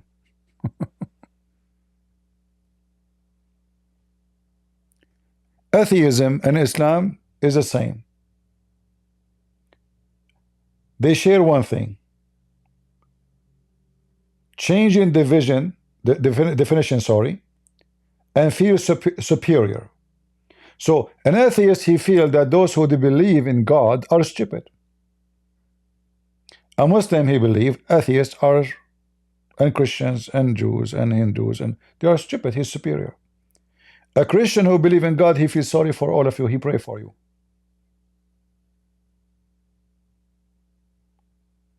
He don't feel that he is superior. He feel for you.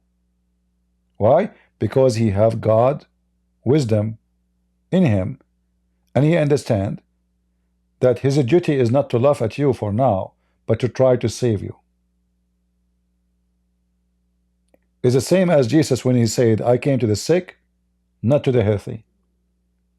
This is how we Christians, we look at you. You are a poor person who need help. Your sickness need doctor, not someone to kill you. You look at us, are a bunch of stupid. But in reality, you are the one who's doomed. When somebody is an atheist, you know, every one of us go through bad time, bad days, bad century maybe. A believer, even in bad days, is a good days for him. Because always he have hope, and he have trust on someone he believe that he is the most powerful. So people being unjust to you, no problem. God he see. God will help me. God will do justice. You have cancer, you are dying.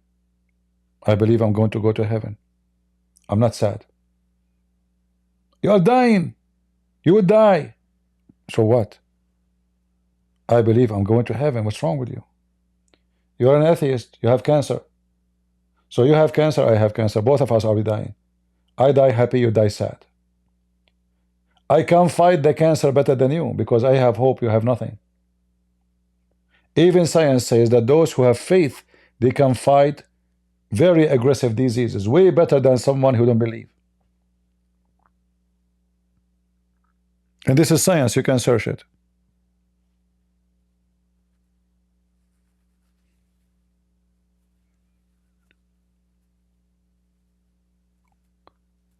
We have a person, his name is a troll. Why in the world we want to put in the screen in the stage someone his name is a troll? To troll on us? Oh boy.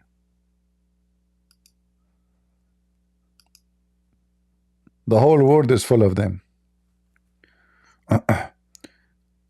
Do we have any Abdul?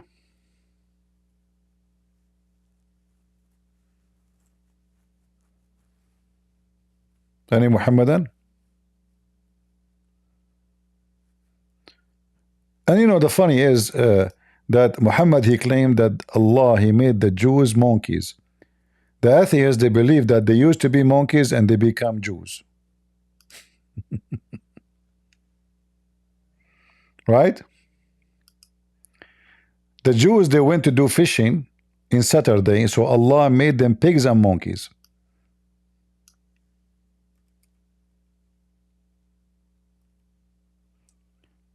Darwin, the filthy Darwin, he put a black poor man inside a cage so he can prove that monkeys are the origin of humanity. This is how sick, filthy he is.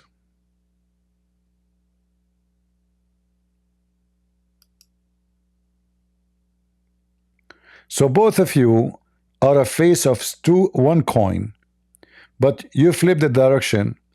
One says that a human being used to be a monkey, and the other one says that monkey used to be a human being.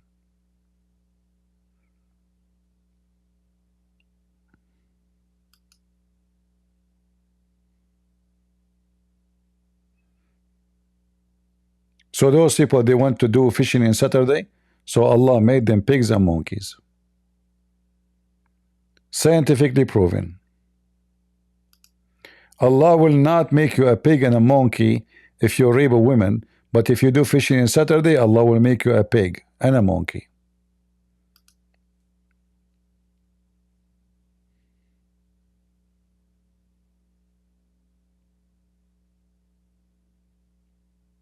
I mean, the Jews, they have festival for homosexual in Saturday. Where is Allah? They have festival, they do festival for homosexual in Saturday. So Allah, he made them pigs and monkeys for fishing in Saturday to feed their kids. But Allah will not punish the Jews for having festival for homosexuality in Saturday.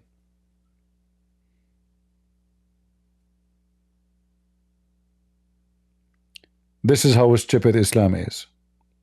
And atheism is no better.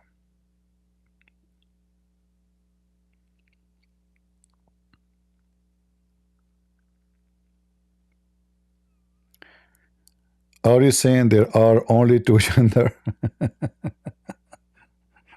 No, I have to say there is a three. I have three balls.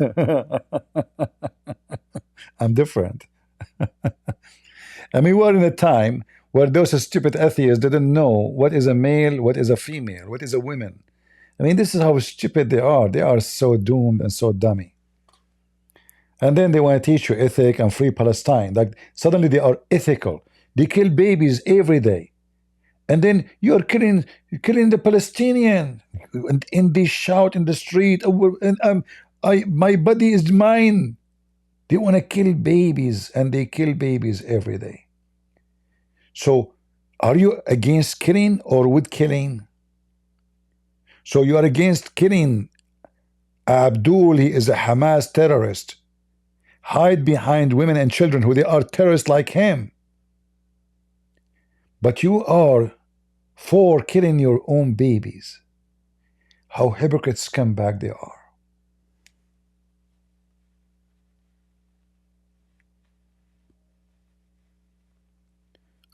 All right, look like we are out of customers.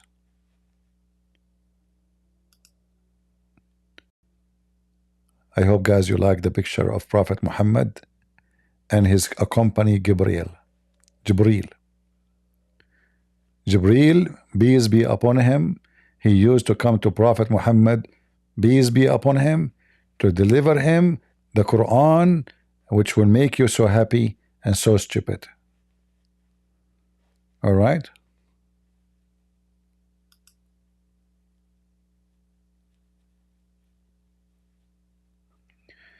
The Jewish soldiers are doing the same thing. Let us take the truth.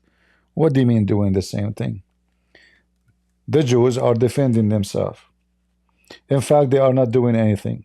If I am in charge of Israel, I will tell you what I should do. Those Israeli are a bunch of dummy. For the sake of a few prisoners, they are freeing thousands of criminals who killed their own citizen. The law of Israel should change that anyone who kills an Israeli citizen should be killed. No jail. Because you jail them, they kidnap one of your daughters and then later they force you to free them. The one who do kill a citizen of Israel should be executed immediately. So he will never be free again. The Jews are not doing the right thing in Israel. You know the future, that either you or them. They don't hide it. They say we want to kill you all. And whatever the Israeli do, the whole world will be against them because the money of Muslims are in charge. The money of Qatar, the money of Saudi Arabia, and the massive number of Muslims in the world. Half of United Nations is a Muslim countries, 65 countries, and Israel is alone. Do the job once for all and bring victory to your children. You will never have peace. You see, when God in the Bible command them to do something, they refuse. And until now, they are refusing to do what God commanded them. People are hypocrite. This guy Future saying they are killing innocent people. Nobody in Gaza is innocent. Don't you see the children dancing when they kidnap the women of the Jews? Don't you see the children eating baklava when the Muslim did 9/11? So only stupid idiots think that the people of Gaza are innocent. Only mentally ill people. Children, women, old, they dance in the street in October 7. Do you want me to play the video for you? So when you say it's innocent, you donkey, do you know what innocent mean? Am I innocent if I dance for raping a woman? Am I?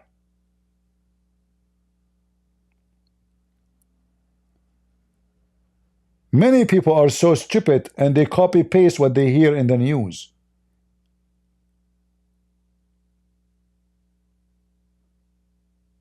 When Hamas they do showtime, do you see women and kids in the street carrying guns? And they say to you innocent because you are a donkey, because you are a fool. You have no idea what's going on.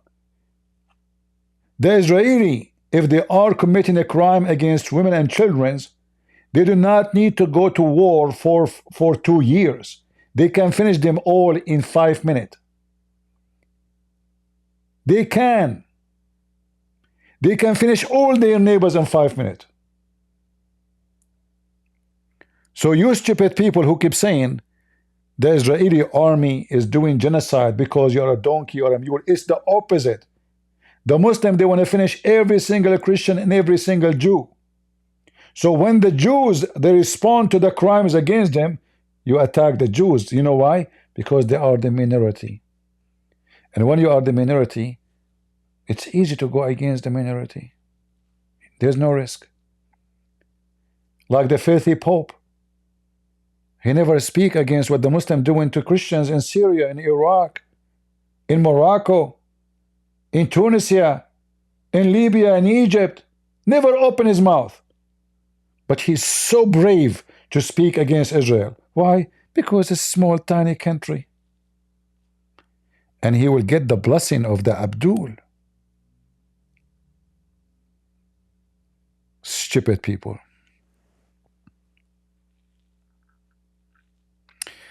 When you are sitting in a house not holding a gun, will Jesus consider you an innocent or evil? Future, you are a stupid donkey. Let me tell you why. because people kill without guns, not necessarily with gun. If I am a sheikh and I am the one, like the leader of Hamas, he did not take his gun and attack. The leaders of Hamas is not holding a gun. He is staying in the cave. The leaders of Nasrallah, of Hezbollah, he didn't hold a gun. He stayed 14 floors under the ground. So you stay at home and you don't go to war, but you support your kids. You say, may Allah bless you, go kill them. You are a stupid monkey. Don't come here, guys. Kick this guy out.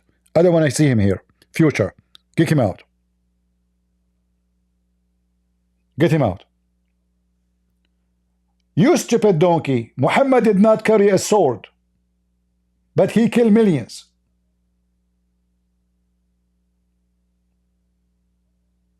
Based on what you say, Muhammad is innocent. Muhammad, he's staying home. He's a coward. He don't dare to go to war. Those who support the death of the others are guilty, the same as the one who go and kill. Those who pay money to buy a gun is guilty, the same as the one who hold the gun. Those who dance for killing somebody are happy because the criminal did what they want. They share the same target. You are a stupid monkey. And you are no Christian. Get out of here.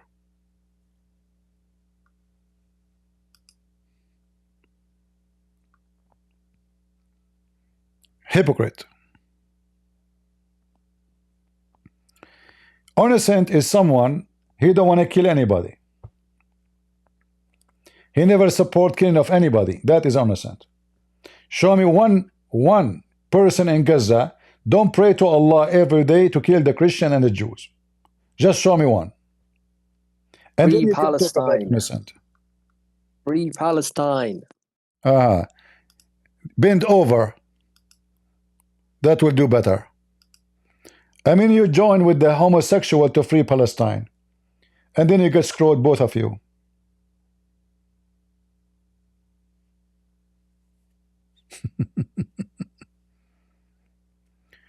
Innocent is someone have no involvement in anything.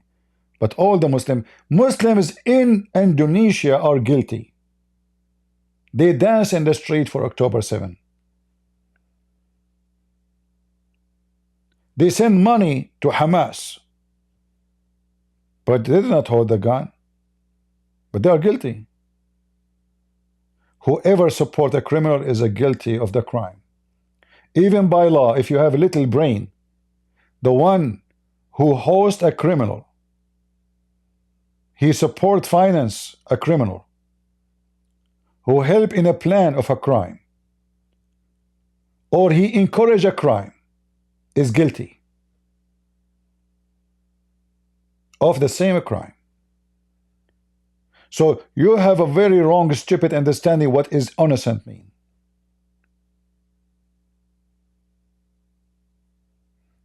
When we see women, and I can play for you tons of videos right now, women and children are dancing in the street in October 7. Oh, they are innocent. They are very innocent. They were beating a dead woman. They drag her in the street.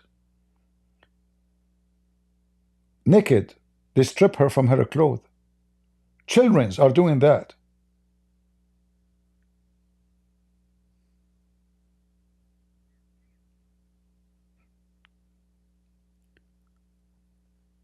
Those statements about innocent, those things will work with those dummy Western Democrat Kamala Harris garbage.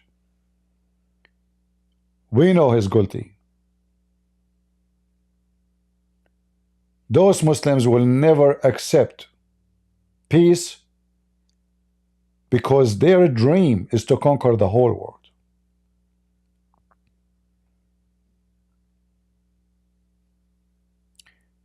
Their dream have nothing to do even with the Jews alone. Christian Prince, Jesus will save everybody. That's false. That's false. Jesus said, Peace for those who love peace and no peace for the wicked man. So don't tell me Jesus will save everybody. Those people reject Jesus already. They make fun of Jesus. They kill the Christians. You are dummy again. You know, those hippie Christians, you give me a hug, give me a hug, you know, give me a hug. He's a gay. This is not a Christian behavior. Christ, he flipped the tables. Christ, he told them, when I come back, those who deny me, bring them here, slay them. So they try to present to you Jesus as a guy, he have an earring in his ear, and he have a makeup in his face, and he give hugs to everybody, he love everybody. No, Jesus don't love everybody. Whoever says to you that, he is lying to you. God, he loved the world, mean God, he loved to save the world, but the world will be condemned. And millions and billions will go to hell. So, do God love those who will go to hell? Absolutely not. Do God love wicked men and women? Absolutely not. Do God love wicked child molesters, rapists? The Bible is so clear. Those people will never enter heaven. So, as long they are living wicked life, God don't love them. God, he came for the sick, not for the healthy, but doesn't mean he love your sickness and your wickedness. You have to deny your wickedness so you can receive the love of God. As long you are wicked, you are doomed, and you will go to hell.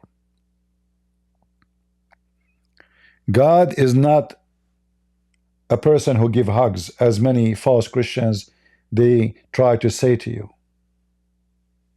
They give you a false image of Jesus. Just wait when he come back. Did you read what the Bible says about hell? Do you think someone he love you, he will send you to such a place? But isn't it this is what they say to us, Jesus love everybody? No. Jesus don't love the wicked, as long he is wicked. And those people are wicked. Wickedness is their happiness. They dance for somebody else dying. You see, Jesus, he bring us back to our humanity. Islam make them animals. When you see a human being in blood, you feel disgusted. Even if it's your enemy. In Islam, no. They dance. They shout Allahu Akbar. They are so happy. The Quran says so. So when a fool he school you saying Jesus love everybody, obviously he do not know who is Jesus. The God of the Old Testament is the same God of the New Testament. They try their best to say to you that the God of the Old Testament is not the same as the God of the New Testament. That is absolutely false.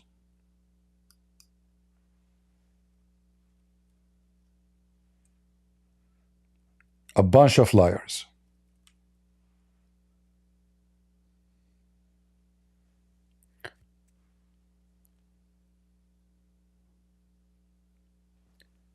We have tons of verses in the Bible.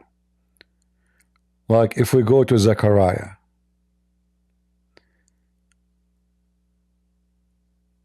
Can somebody post for me Zechariah chapter 14?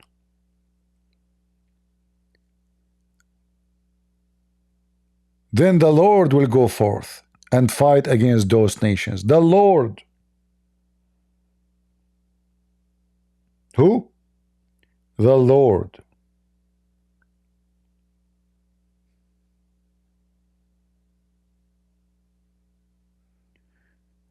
They do not know.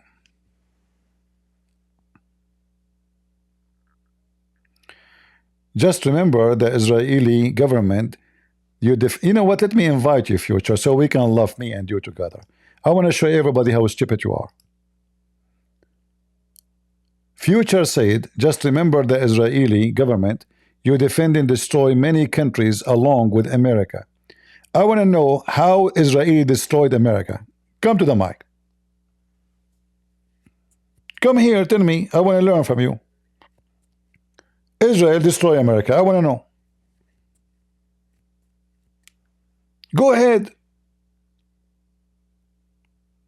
I just invited you. Why you don't come to the stage? Guys, Israel destroyed many countries. Israel.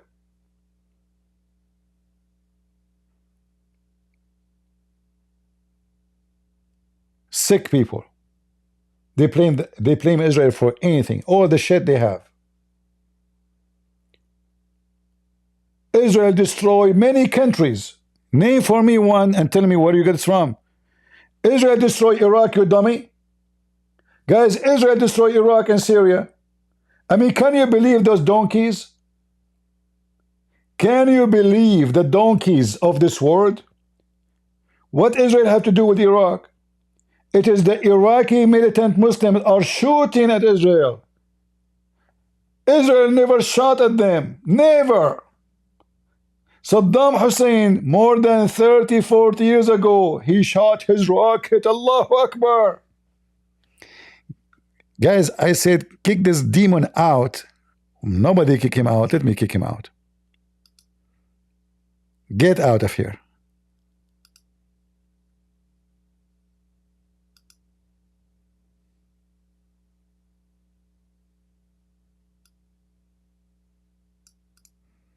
How to ban this donkey?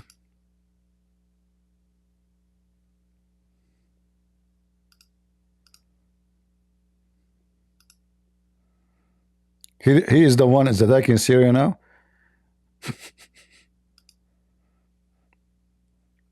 The Syrian and Hezbollah and the Shia and Al-Qaeda and ISIS. Israel is the one destroyed. Many countries. Give me the army of Israel for 1 week and then I will show you what destroy means.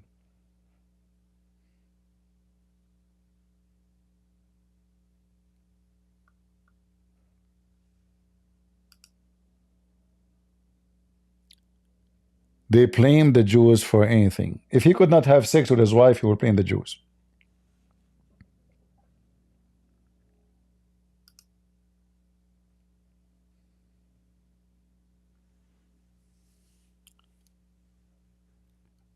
I am an Arab. I'm born there. And I know the truth very well. They teach us, even when we are 5, 6 years old, that the Jews are pigs. We have to kill them.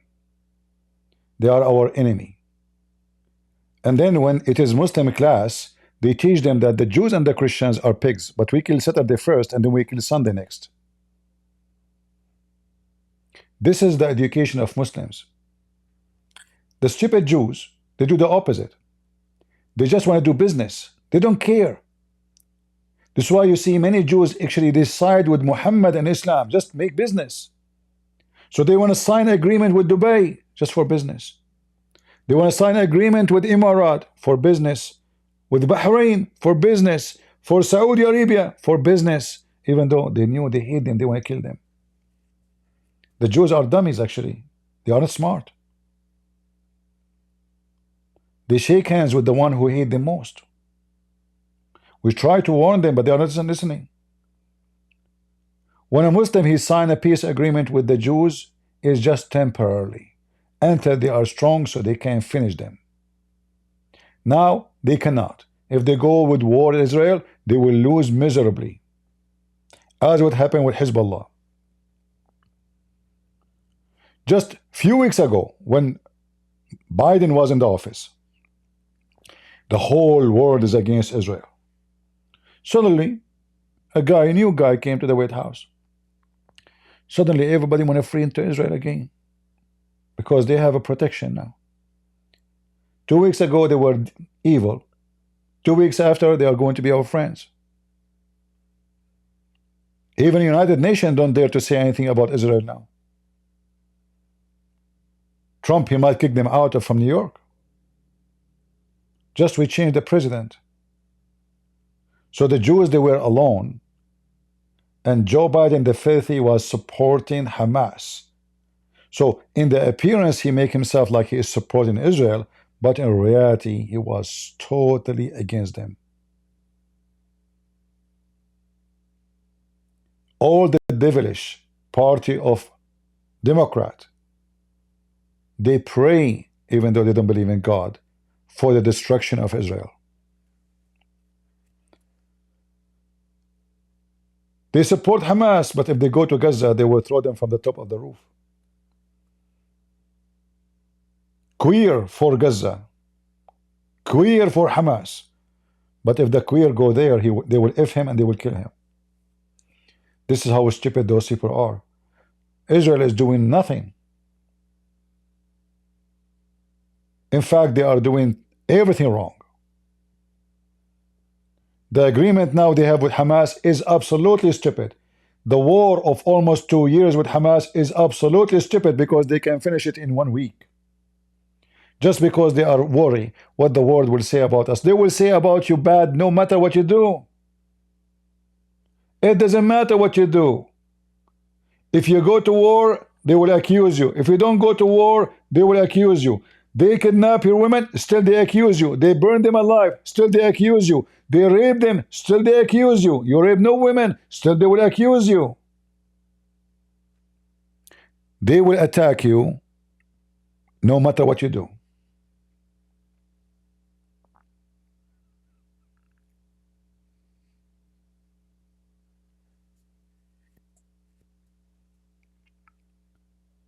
Go to Gaza and live there. Even Arab don't like them. Even Arab will not welcome them. Gangs, criminals, prostitution. Everybody go to sleep at night except people of Gaza. Go check it why.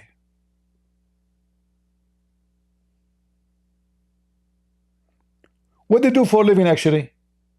What the people of Gaza do for living? How they can build all those massive buildings? Where the money coming from? Drugs, hashish, prostitution, and United Nations for free, food for free, medicine for free, school for free. And the stupid word, oh, people of Gaza, let us build a hospital for them.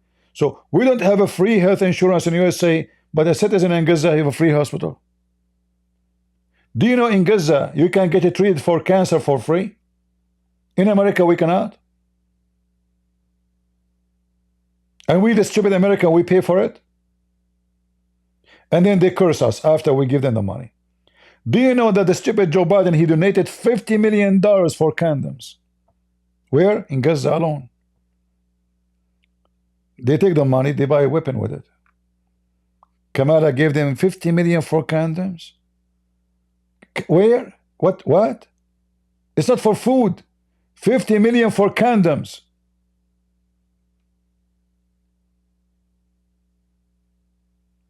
I thought Allah is the biggest condom they use. CP, should US take over Gaza? My friend, the talk is easy. To take over Gaza, you have to do it not by making Egypt will never agree. Jordan will never agree. I will tell you why. Because they're afraid. You see, 2 million from Gaza, they will destroy Egypt. 2 million from Gaza, they will destroy Jordan. So those countries, they are not against having more people in their land. They have massive land. It's empty. But those are different kind of people. They are drug dealers, cartel, criminals. Nobody will welcome anybody from Gaza. So in order for Trump to do what he is saying, they have to drift them out by force. So destroy the border with Egypt, clash with the Egyptian army, push them away, and then you can push the people of Gaza. Is the American willing to do that? I don't think so.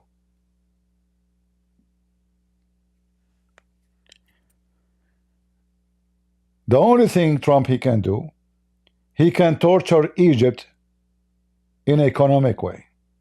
He can put sanctions on them. The regime will collapse. So then he might agree. Otherwise, there's no other solution. So depend in what Trump really is willing to go, how far he want to go. He can do it, but it's going to take a lot more than a speech. A lot more than just cutting assistance. He have to put sanctions on those government so he can force them to come to an agreement. And those countries are very poor. They can collapse so easy. Like Egypt right now, they cannot even afford to buy bread for their citizen. Everything becomes so expensive. Inflation is so crazy. They're, you know, the country, they keep having babies, and there's no job, there's no food, there's no water. Even water they don't have. In fact, Israel right now, if they stop supplying Jordan with water, Jordan will collapse just by water alone.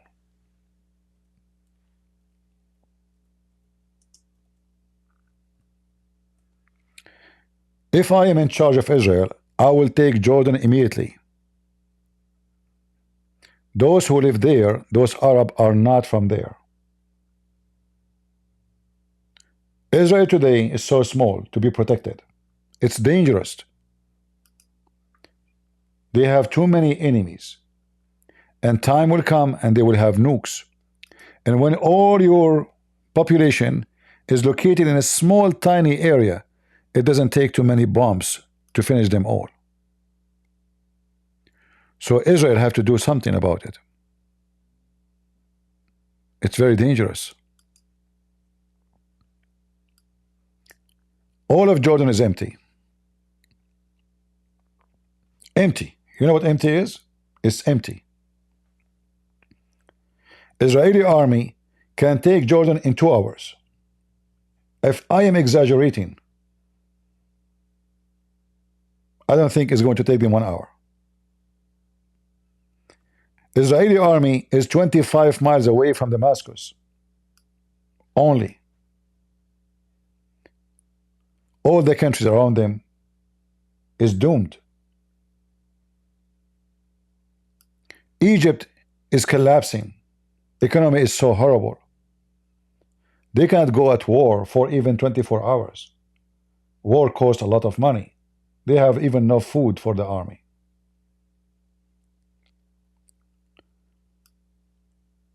Israel right now, with the existence of Trump and the Department of Defense, which have a Christian minister,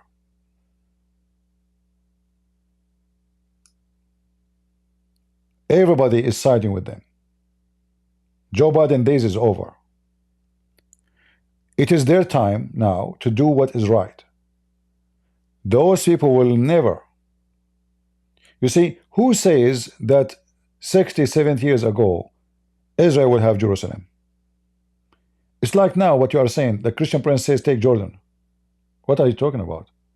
It's the same 70 years ago. If somebody says the Jews will take Jerusalem, people will laugh. How you can take Jordan in Israel? You know, it's gone. That's it. The Muslims took it long time ago. The same they took Jerusalem, they can take Jordan. The same they took Jerusalem, they can take Sinai, which is their land.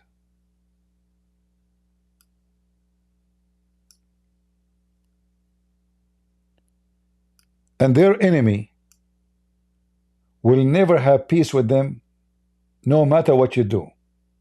Even if you sign peace agreement with every single one of them, government will change. Peace agreement is a piece of paper, will cut it, and they will attack you. In order to have peace with your neighbors, they have to believe in peace first. They don't believe in peace. They are Muslims. They kill each other. So Israel have one solution to survive, is not to stay in a small, tiny land. Do you know how wide this distance here? A few kilometers. The farm of George Bush is bigger than Israel. I'm serious. The farm of George Bush in Texas is bigger than Israel. So Iran is preparing to attack them. Iraq preparing to attack them. Saudi Arabia, everybody is preparing one day to attack Israel.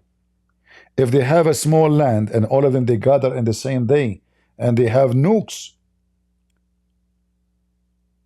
That is extremely dangerous to have all the population in a small, tiny area.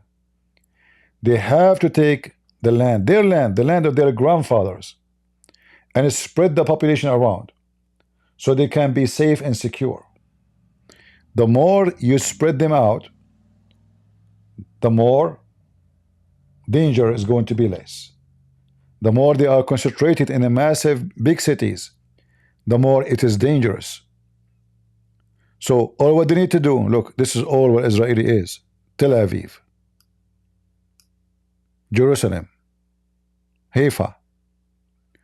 So all what they need to do, just knock, and then you get rid of maybe 70% of the Jewish population.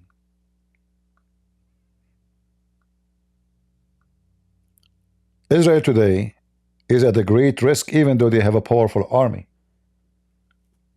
Because time will come and everybody will have nukes. Nukes will become a fire war game. It's not going to be even considered as a weapon no more.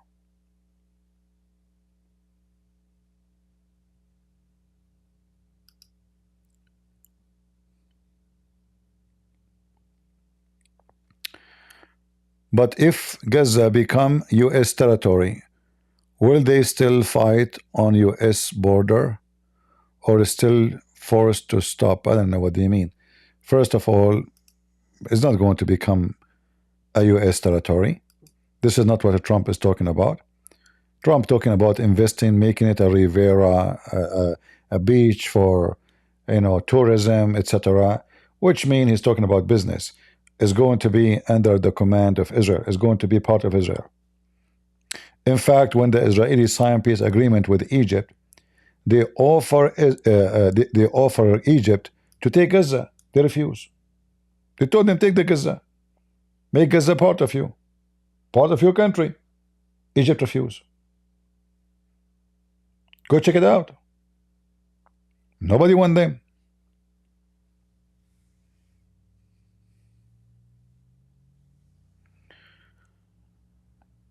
Jordan is not for Israel.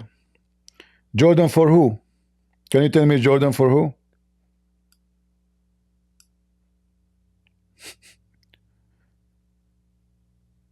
Jordan for who? So when Jesus get baptized, he got baptized where?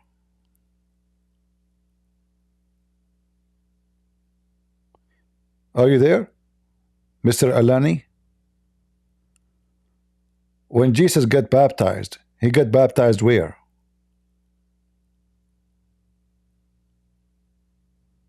So Jordan belonged to who? Who was the king of Jordan in the time of Jesus? So what do you mean Jordan is not for Israel?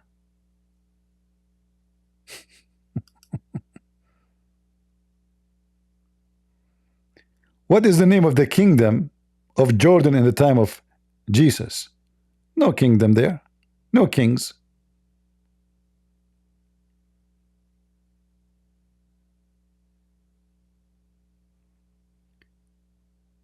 The country of Jordan does not support Israel. They are Muslim. Why they will support Israel? Not only they are Muslim, they are 75 to 80% from Gaza. Jordan now, the majority of it is from Gaza. That's why the king of Jordan, he feared them, because they can overrun him and get. Actually, they tried. You know, there is something called the Black September.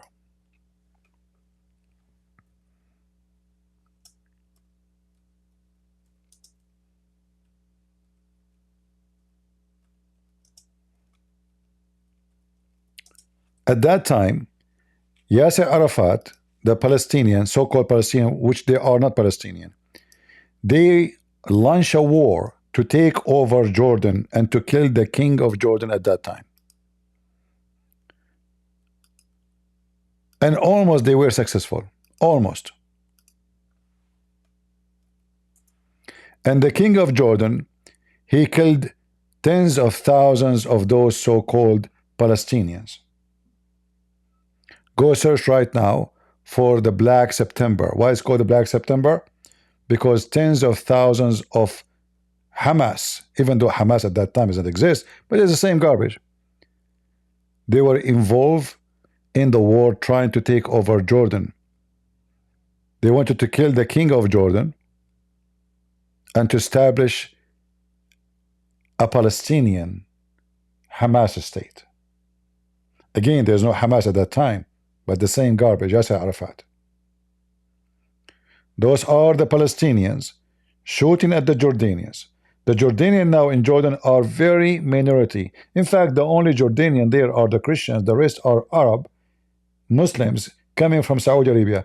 In fact, the king of Jordan himself is a Saudi. He's not from Jordan.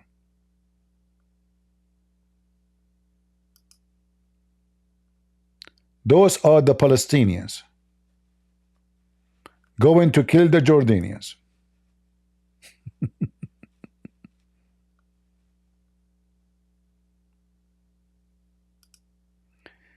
Yasser Arafat announced himself the ruler of Jordan.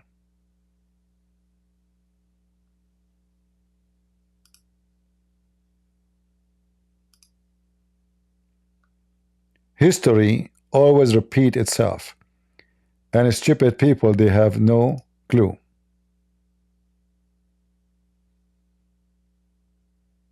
Those are the Palestinians. So Jordan, they opened their border to bring them and give them refugee. The refugee, second day, they want to kill them all.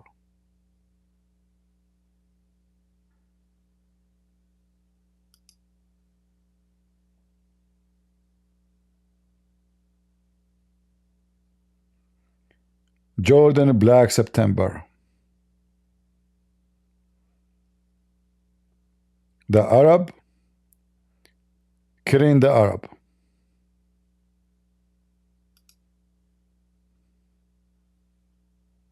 Those, the Bedouin Jordanian, they were fighting with the king, killing the Jordanian. And not to forget that the Chechenian in Jordan, like Kadyrov, they fought in the side of the king of Jordan against the Palestinian, and they killed many of them. And we are talking about tens of thousands of people died in that war. This is why it's called the Black September.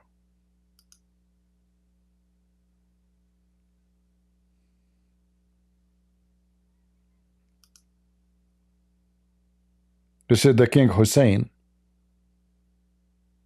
who is not even a king. He is just a Bedouin from Saudi Arabia, brought by the intelligence of the UK, Her Majesty the Queen, and James Bond. At that time, James Bond was Lawrence the Arabian. Is a real person, not a fiction story. All right? So as you see, in Syria, they killed Palestinians. In Lebanon, they kill Palestinians. In Jordan, they kill Palestinians. They kill Palestinians everywhere. But why? Because wherever they go, they try to take over. That's why nobody wants them. You bring them, you give them houses, you give them jobs. You even those countries, they, like, if there is a job to apply for, if you are a Palestinian, you get the job. The local, he don't. Can you believe it? Yet, like, look what they did in Kuwait.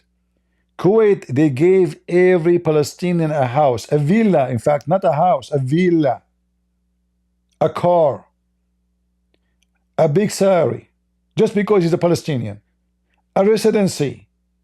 They treated like way better than the people of the country. As soon as Saddam Hussein, he attacked Kuwait, the Palestinians, they start rob and attack the Kuwaiti army and join Saddam Hussein.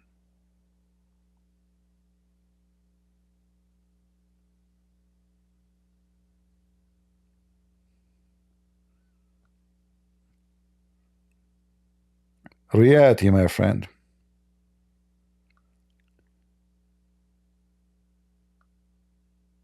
But people, they choose to be fooled. Nobody want to see history.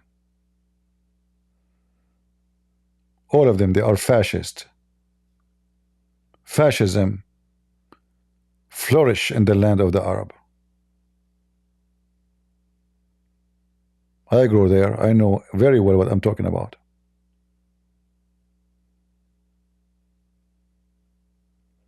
Even Hitler, he was their beloved baby.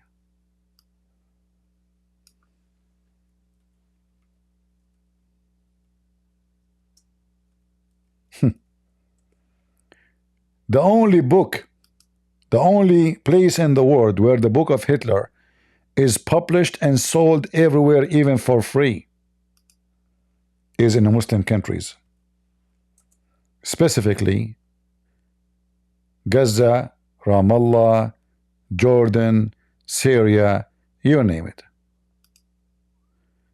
This is Hitler with Al-Husseini, the Imam of Jerusalem. He is the one who advised Hitler to burn the Jews. Hitler, he wanted to kick out the Jews. Al-Husseini told him, you kick them, they will go against you again. Kill them. He said, what? He said, okay, burn them. Nobody will find out. Just burn them. And the Muslim, they joined Hitler army by a massive number. From Albania, from everywhere.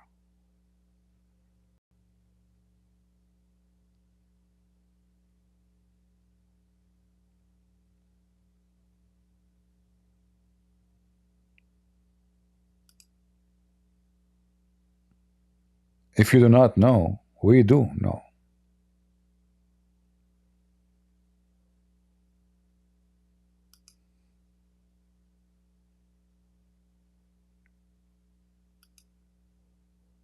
Hitler, he loved the filthy Muhammad because both are filthy. No, Al-Husseini is a Muslim Sunni. This is not Shia.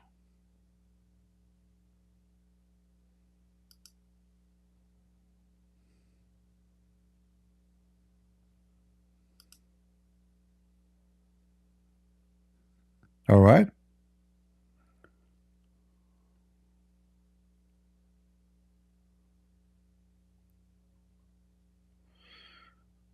My point that the land promised for Jesus, Israel, is God kingdom. My friend, I'm sure you don't know what you are talking about. God, he promised Abraham that his seed will have that land. And your God is Jesus too.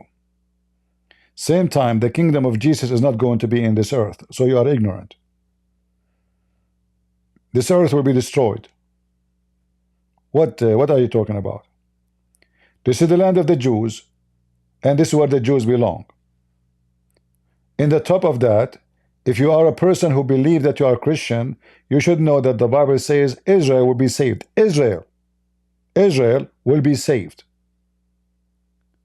So maybe you listen to some dummy, hatred, filthy, scumbag priest who they think that by attacking Israel, they are bringing victory to Jesus. In fact, they are a scumbag. They don't know Christianity, and they are helping Islam. For the more we attack Israel, the more Islam take over you. What is preventing the Muslim from taking Rome? They are busy with Israel. Your Pope is a potato. Your leaders are homosexual. They are busy with the transgender and festival for the gays. Who is the one, the Muslims now, is making them feel the pain of not having victory? Is that Germany? Is that France? Is that England? Were the Pakistani grooming the girls of England and nobody doing anything about it? Which country? Sweden? Finland? Norway? The only one is the biggest obstacle for the Muslim to conquer is Israel. And the stupid you is busy. Oh, this is not their land. This is their land. Where Jesus was born. Or Jesus, he did not give it. No, he gave it to them. And you know, you are doing the same as the Muslims, just to show you how hypocrite you are. So Muhammad, he says, okay, we'll take the land of the Christians because God gave it to us from them. So is it their land or it's not their land? So if you believe that the Jews should not have their land no more because they did not believe in Jesus, then why you get upset from Muhammad taking your land? Because you don't believe in him. Hypocrite, coward, and a donkey in the same time. Or your logic only work for your benefit. So you can take the land of somebody else because you don't believe in your religion, but if you take your land because you don't believe in his religion, he's bad.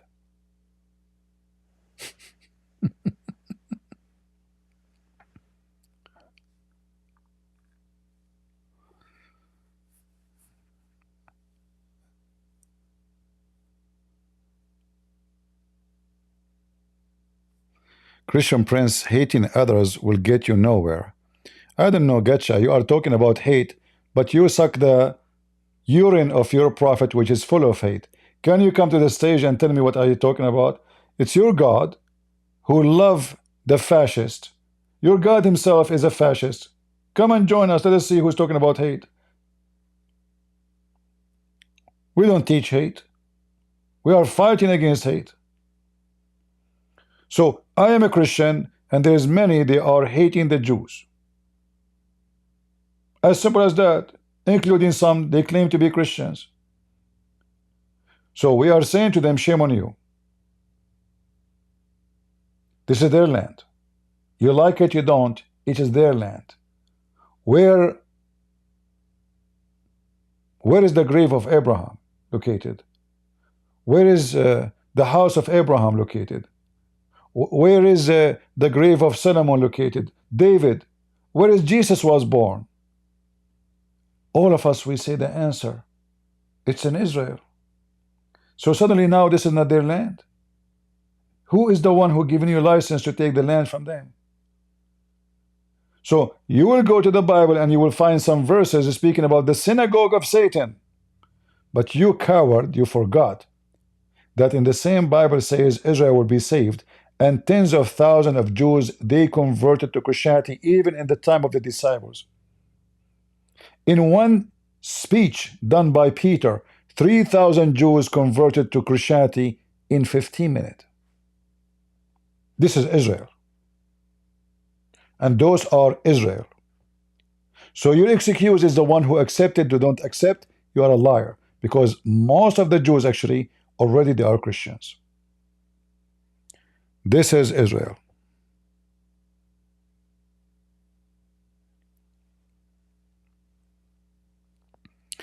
I warn you, anyone he claimed to be Christian and he speak against Israel, he is a traitor to Jesus and he is a false man. In fact, he worked for the devil Muhammad.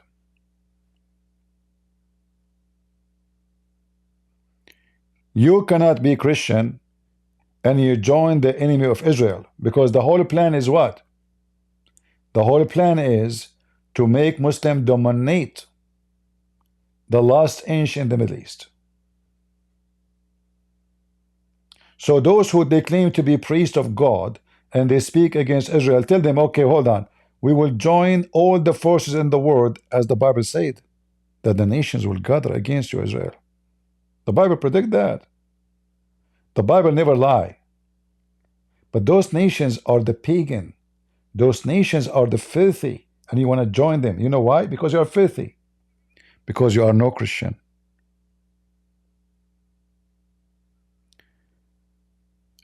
But CP, they are now against Jesus. You are against Jesus too. The whole world is against Jesus. Why you want to take Israel from them? I mean, do you see the hypocrisy you have? So is Indonesia for Jesus? No. Okay, why you don't want to take Indonesia then? Is Saudi Arabia for Jesus? I mean, do you see the hypocrisy? Same time, who said that they are against Jesus? Don't you know that in Israel there's a lot of Christians? So suddenly knows this is not Israel no more. So an Israeli who became a Christian, he is not Israeli no more. He's a Christian now, huh? Israel is the children of Israel. Is not just somebody. His name is Israel. It's an ethnic, not only a religion. So those children, some of them they become a Christian, they believe in Jesus, those are still Israel. Some of them they refuse, still they are Israel. But because you are a hypocrite, you want to You're like a snake. You know the snake? She want to bite only someone his name is a Jew. Even if he's a Jew Christian. And now because they refuse Jesus, some of them, we have to bite them. You're a dog. You're a dragon. You're filthy. You are the same as Muhammad. The whole world is against Jesus. How come you concentrate on the Jews?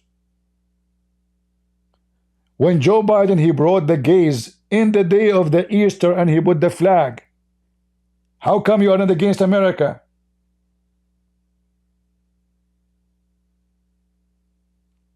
When in France, they make fun of Jesus in front of hundreds of millions, did you go in the street to protest? No. But you're against the Jews. The Jews. You know why? Because they are the minority. And your teeth only appear in front of the minority. But in front of the beast, you are a cat, you are a rat, you are nobody.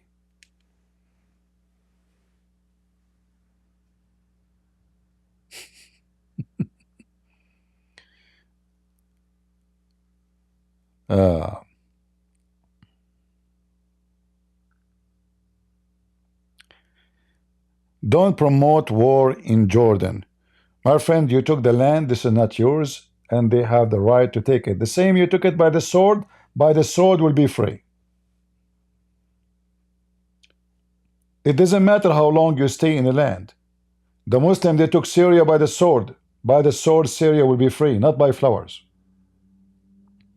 So if you are against war, leave the land which is not yours. You took Iraq by the sword, Iraq will be free. So you don't take a land by sword and then you say, don't promote war. Muhammad, he took the city of Mecca from the Arab, who they are not Muslims. Muhammad, he took the city of Yathrib from the Jews, who they are not Muslims. Muhammad, he kicked all the Jews and the Christians from the Arabian Peninsula just because they refused to accept him. So, can the Jews go back and take Yathrib? Yes, they can. This is their city. Don't promote war.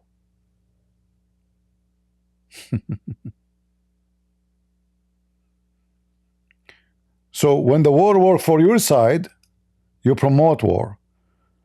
When the war go against your benefit, you're against war.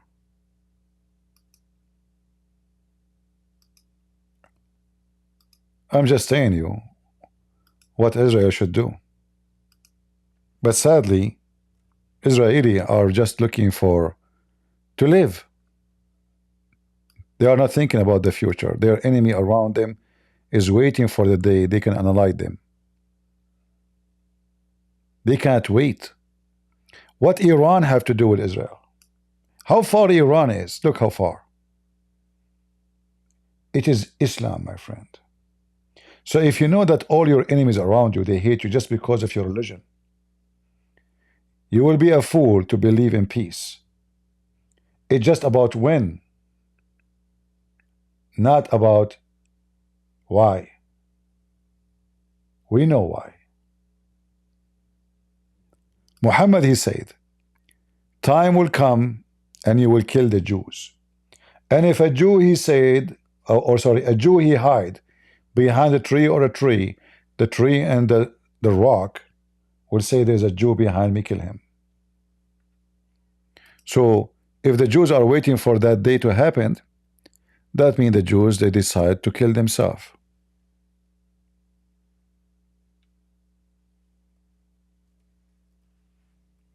And thanks to you, Christians, you support anyone who's against the Jews because you're an idiot. Seeking your own death too. They finish with them, they come to you. This is how donkey stupid you are. And you claim to be Christian. Saturday first, Sunday is next. This is what I learned when I was in school. I was a kid, I didn't know what they are talking about. What Saturday first and Sunday next mean? Then I learned, now we are busy with the Jews. Tomorrow we will kill the Christians. It's just a matter of time. Everything is in order. The filthy Muhammad, he says, the last hour would not come unless the Muslims will fight against the Jews, and the Muslim would kill them. Kill what? Kill them. Who? All the Jews. Until the Jews would hide themselves behind a stone or a tree. Look how poor they are. But guess what? Even the stones and the trees will deliver them. Will say, hey, hey, Muslims, O servant of Allah, there's a Jew behind me, kill him. So when somebody he go against Israel, he is supporting the filthy Muhammad and the genocide of the Christian too. Muhammad, he said the same of the Christians. Time will come. Muhammad, he claimed that the Christians are the Roman, the people of the cross, and the people of Allah. And then one of the guys of the cross, he will insult Allah, and then the Muslim will kill them all. The same story.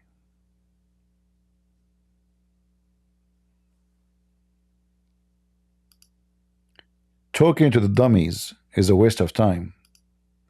But I assume that there is some people, they have little brain still left. Or some of them, they are smart, but they are few. Go ahead, Hidi. Hi, CP, how are you? I'm fine. Good, good. As you know, I'm a ex-Muslim, and I've always, there's always two sides of history. And to this day, I don't really know what exactly happened in Israel and Palestine. Because I've always just, exactly what you're telling me right now. Jews are bad, Jews are evil. They are the worst. They are evil. They're doing all of this. They killed all of our people.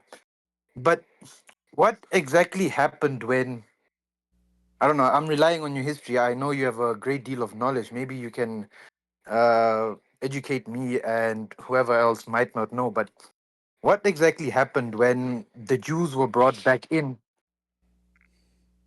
at the time of in the beginning, or at the time of Nakba? What exactly happened that caused the entire conflict to start between the Palestinians and the Israelis? Why couldn't they integrate together? First of all, there's no Palestinian there. Those are not Palestinian. The only one we can count Palestinians are the Canaanite, which are the Christians. Those are exist for hundreds and thousands of years before the Arab. The Arab, they came to that land in the 670 something, in the time of Umar al-Khattab. You can go and read the Pact of Umar. Same time, the Jews are not brought. The Jews are in that land, but they were scattered during many reasons. As an example, the Jews during the time of Muhammad, they joined forces against the Roman with the Persian. So when the Persian, they attacked Jerusalem,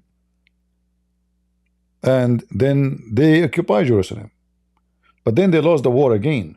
So the Roman, they seek revenge and they kick all the Jews from the land. But that will not change the fact that this is their land still.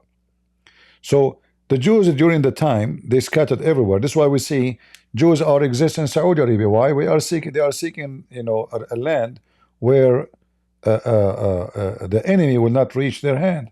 At that time, the Arab, they were fine with the Jews. There's no Islam, there's no Muhammad.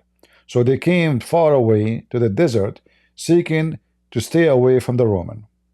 The Roman, they occupy Israel for a long, long time, but doesn't mean Roman have the right to be Israel.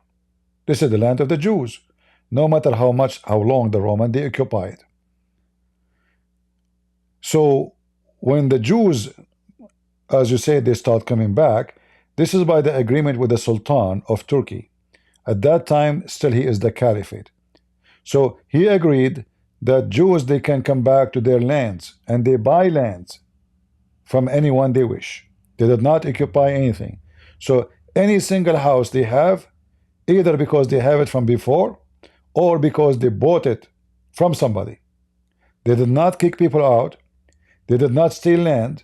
They came and they bought lands and houses, coming back to their home, their dream. This is their land. They are not foreigners. This is their land. But then, when the Arab, they notice that the Jews are coming and their numbers is increase, they start calling for finish them, go to war against them. So they go at war with the Jews. They lost. And war after war after war, and the more war they do, the more land they lose. To the point, the Jews, they were able to take Jerusalem. Even though the Jews, they were not planning even to establish a state. They just wanted to go back home to their dreamland. They never asked for a state. They never have a government. They never have a king. They said, we want to go back home. But because the evil Muslim, they don't want them to be there. They cannot accept them there. Even though the Sultan, he said, yes, you can. And they gave a lot of money to the Sultan. It wasn't for free. It was not for free. A lot of money. Let us please go to our land. So the Muslim Turkish Sultan, he is the one who agreed. Go back. The Arab Muslim, they could not take it. They start attacking the Jews. And each time they attack, they lose. And until now, the same history repeating itself. Each time they attack, they lose. So the king of Jordan now, his father is a scumbag. His father is other scumbag. None of them is from that land. They are Saudi. They are from Mecca, in fact. In fact, they are proud about themselves. They are descendant from Muhammad. So what he's doing in Jordan? He's an occupier. The occupier, the Arab, occupy the land, and they don't want the Jews to go back to their land. Imagine. The Arab, they believe, the Arab Muslim, any land we take it, we should not give it back. And this is why their dream is to take back Spain, even though Spain have nothing to do with the Arab. They took it. They controlled for hundreds of years. And when the Spanish, they were able to free themselves from the Muslims. Until now, the Muslim, they have maps. And the map is including Spain, including Rome, including Romania, Bulgaria, including France, because they wanted to control it. A land we enter it, we should not leave it. So the whole idea of the war with the Jews is the Muslims' greed and supremacy. They believe that they are supreme. How in the world the Jews, they take us? How in the world the Christians, they kick us? We are the Muslims. Allah gave us their women. Allah gave us their land. We will not let it happen. So this is the whole story. The story is the Jews are fought just because they are Jews. But this is their land. As simple as that. When I was in Ukraine, I was invited to a house. I did the, I was invited to do a seminar, but I could not do the seminar in that church. So I invited to the house of those people, and then he said to me, do you know why we have our food involve a lot of pork? I said, no, I don't know why. He said, because the Muslims, they used to attack our villages. Imagine Ukraine, how far Ukraine from the Muslims? They are not safe from them. They go by tens of thousands. The Turkish. And they invade all the villages. And they take all the food. The only thing they leave behind is pigs. They take the cow. They take the sheep. They take the chicken. They take the crops. They take anything. So he said the villagers, they noticed that those Muslims don't take pigs. So they stopped growing sheep. Stop growing cows. Because why want to grow it? In 2 months from now, they will come and steal it. They are thieves. They are criminals. If we try to find them, they are massive in number. We are no match. We don't have army. We don't have a king to fight them. So they started growing pigs. Was the Ukrainian the Jews at that time? No. This is Islam, the religion of theft. They want to take everybody land. And the Jews is just one more victim of this garbage religion.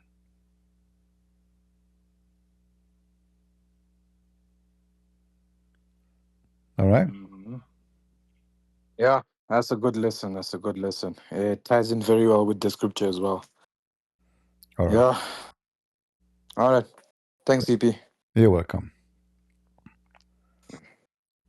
What the Muslims have to do with so-called Turkey now? How Turkey become Turkey? Erdogan, he makes speeches about the occupation when all his country is not Turkey. Not a single inch of what so-called Turkey belong to the Turkish. It's a land they stole from everybody. From the Armenian, from the Greek, from the Assyrian, from the Chaldean, from the Syrian, from the Aramaic, from the Kurdish. From everybody. And then he makes speeches about the occupation of Israel.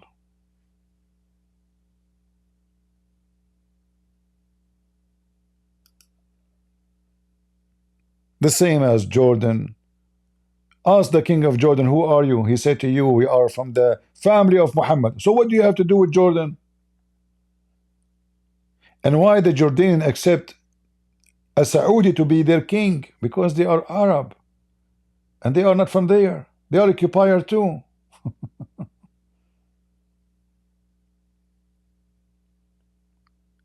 All of them, they are tribes coming from Saudi Arabia. They have nothing to do with the land. So when I say Israel should take Jordan, because this is belong to them, not to those people. And you know, if I am a Jordanian, if you ask me which one you prefer to live as a citizen, a citizen of the king of Jordan's comeback, or a citizen of an Israel, I would say Israel. I cannot compare. If you tell the Jordanian we will give you Israeli citizen, trust me, everybody will take it.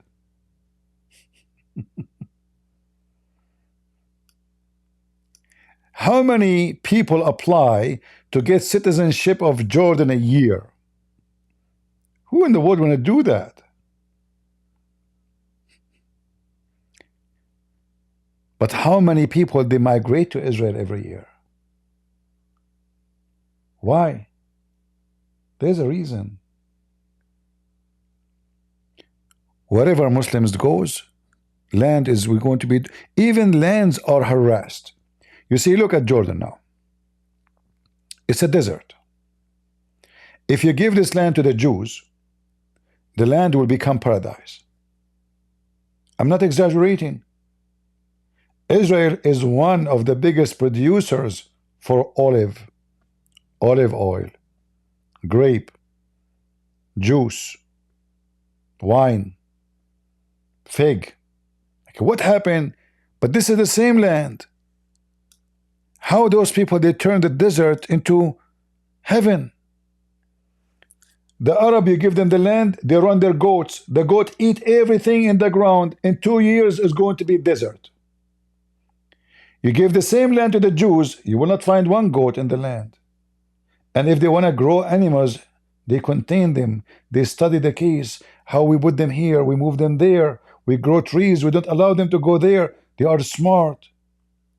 The Arab, he grow a goat. Hey, goat, go and straight. Yeah, the goat is eating the trees. Hey, yeah, eat it, eat it. We want milk today. Okay, don't care.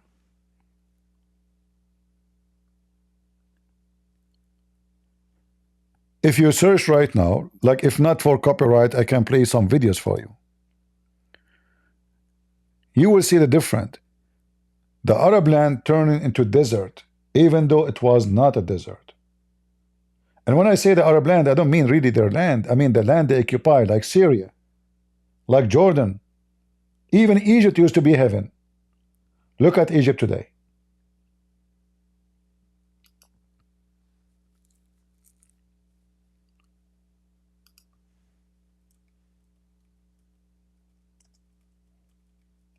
I saw some documentaries. Like from the first day the Israeli, they start building, they were thinking about their dream is to how to turn this desert into the beautiful heaven.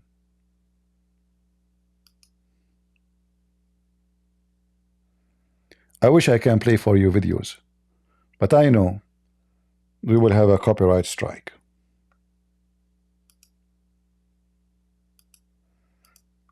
Otherwise, It's a great example why some people they are losers and why some people they are winners.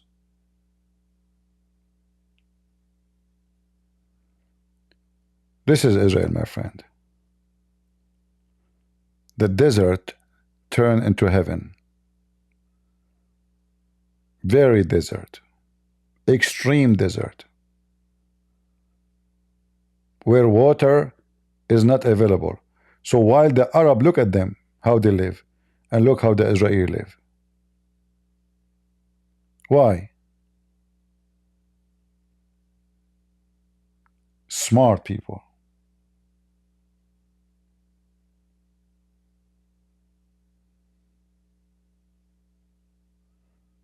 If you look at the land actually there, me myself I cannot believe that this is a land you can make it what it is now. I mean, even the soil is bad. Right away from the first beginning of Israel, the dream was how to turn the land into heaven. They are not coming to destroy, they are coming to build. You give the Arab the land, if it is heaven, it's going to turn into desert.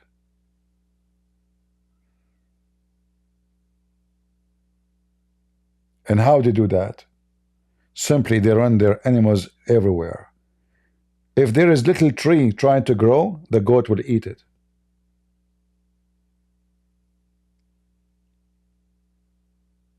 If there is little grass starting to grow, the goat will eat it. They don't give a chance even to the earth to recover itself. In a natural way, their animals run everywhere. They don't use their brain. And that's why the desert in the Middle East are increasing in a massive way so fast, because they abuse the land.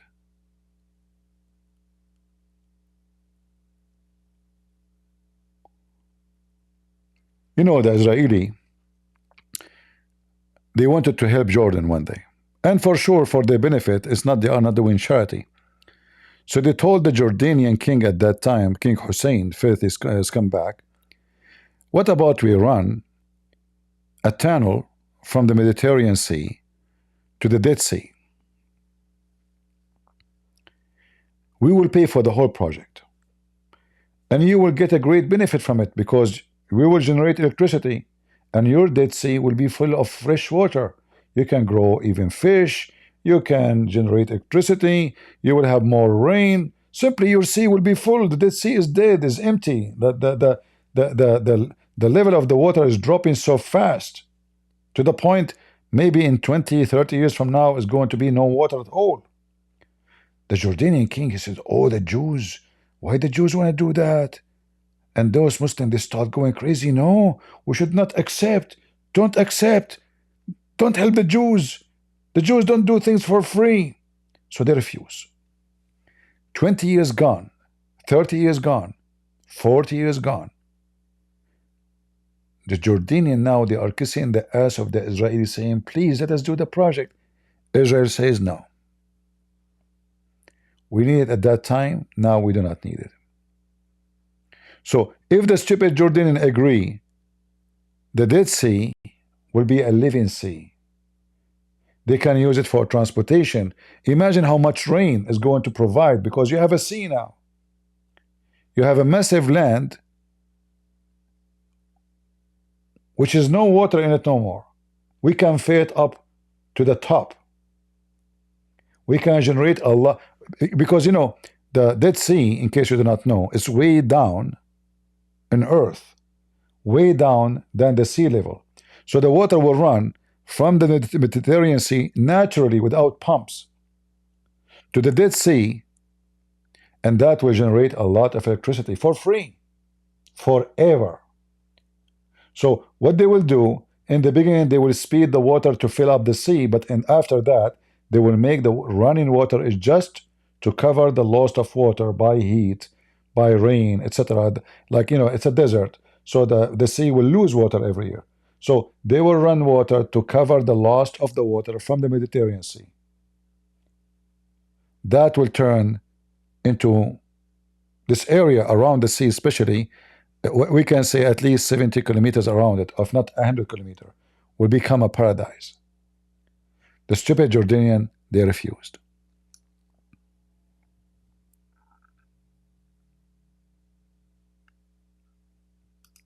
And why they refuse? Just because they hate the Jews. As simple as that. Their hate blinded them. Even though this project was going to be great for every human being who live in that area. Muslim, Christian, Jews, doesn't matter. Rain will come to everybody. Food will be for everybody. But because of their hate, they refused.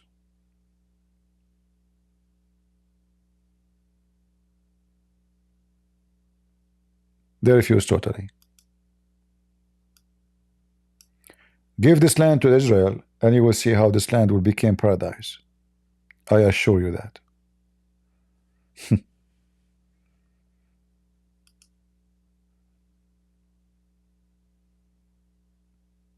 Look what they are doing in Europe. Give Europe to the Muslim, Europe will become third world countries. It's already a third world country. Just look around you.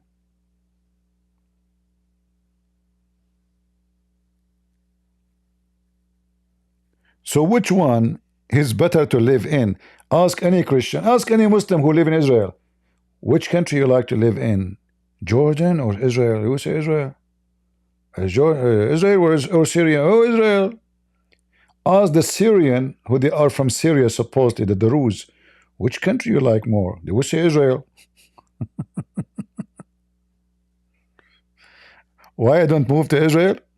It's not my land. This is their land. This is a good question. Why I want to go to the land is not mine. To steal it from them? I'm just saying to the people, give the land to the people. So you want me to go there to take it from them? Who said to you I will mine?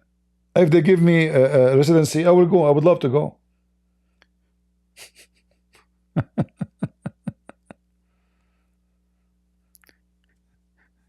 Abdul, we are speaking about facts. You are just being a dumb person. None of the Muslim countries have better life than any place in Israel. Nobody. Israel is the only civil nation in the Middle East. The only place where is election. The only place where there is a human right. You speak about a human right, they are the only one who have a human right in the Middle East. In the Middle East, if you say one word against any president, any king, you, your family, your offspring will disappear in 2 seconds. Those who speak for a human right, they are the first one to kill. Just make one statement against them.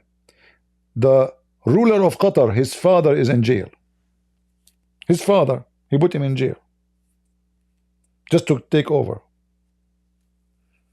Go speak one word against the king of Jordan and see what will happen to you. Or what about Syria? Oh boy. What about Iraq? Don't even mention it. What about Emirat? Oh man, very freedom. What about Egypt?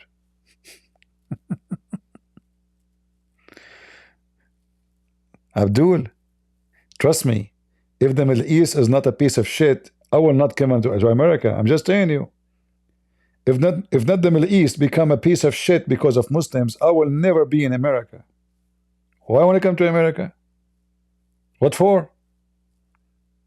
Now, do they have a sky here different from the sky there? I will tell you what there is different. There's a freedom. And freedom is priceless. In those countries, you are a piece of shit. You can't even open your mouth. You live like a goat, you die like a goat. You can't say what you believe, and you cannot believe what you say. You have to say what they like you to say. In the Middle East, you are a slave. You are a dog. You are someone who have a leech in his head. You think you are a human, but you are not. And nobody treats you like a human. In America, I can make fun of Trump. I can make fun of Joe Biden. I can make fun of any governor, any government, any police, and I will not be arrested. The same in Israel. Go see how they throw tomato at the house of Netanyahu. Go see how they shoot at him, shout at him, call him names. Nobody's arrested.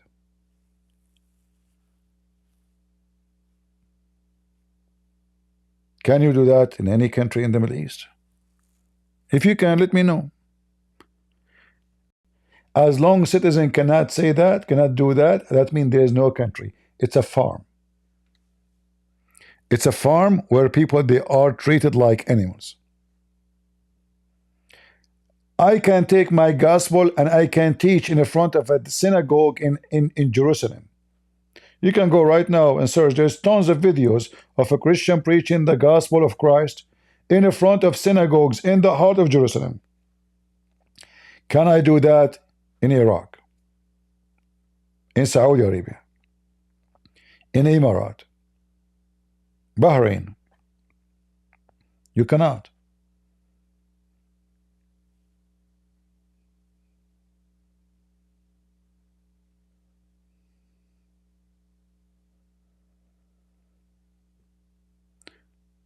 You've seen many videos of Jewish priests not happy with Israel because they are dumb. So why they are staying there? Leave. You see, a second ago you said to me, why you don't go to Israel then? And you are saying to me, there's many Jewish priests, they are unhappy with Israel. So why you don't? Why they call themselves Jews, and why they call themselves? Why they are living in Israel? Those are the dumb.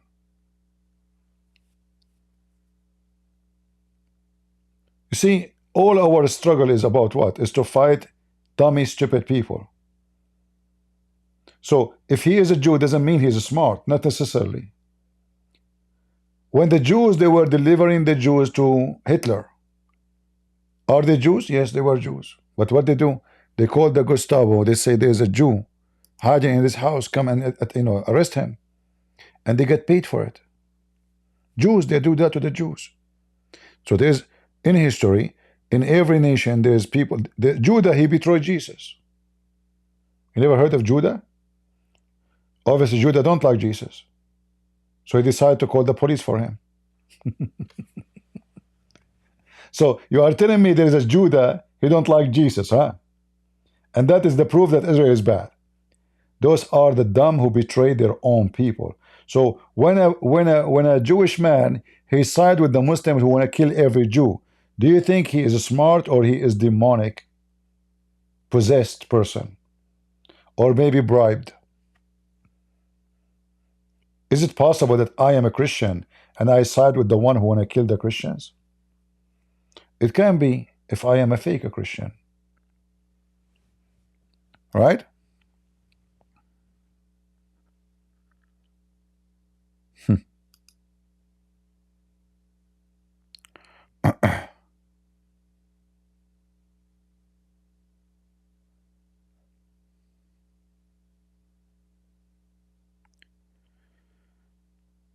uh,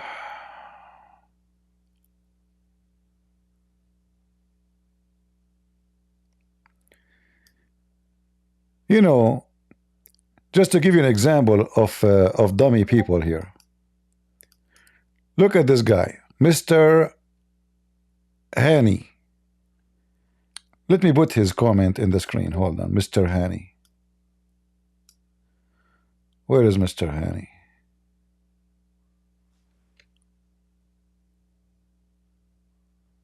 Huh.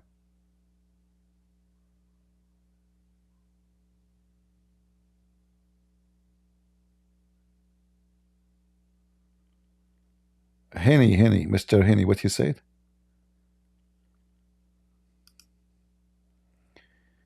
CCP calling Jews who did not like Bibi action stupid. This is not what I said, you idiot. I don't like Bibi action too. I mean, do you see how stupid you are? He's not talking about those. He's talking about the Jews. They are against Israel, you donkey. Not as our Jews, they don't agree with Bibi. Same time, in politics, you can agree or disagree. However, I have a proof that Bibi is stupid. He is the one who caused all this problem to happen. Not creating Hamas, no. But he is the one who gave them the hope that if you kidnap our daughters, we will free all your criminals. So 20 years ago, the stupid Bibi, he exchanged 2,000 criminals from Hamas for one soldier. Just one. So I'm against Bibi. What does this have to do with being stupid or smart? You are stupid. You don't know what I'm talking about.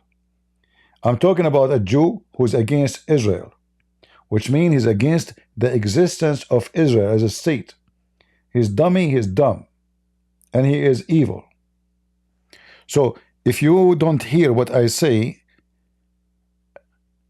because you don't use your ears, this is your problem.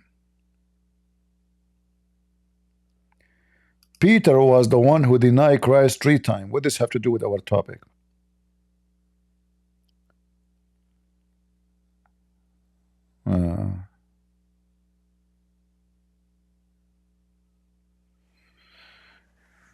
Just to show you how some people, they are so stupid.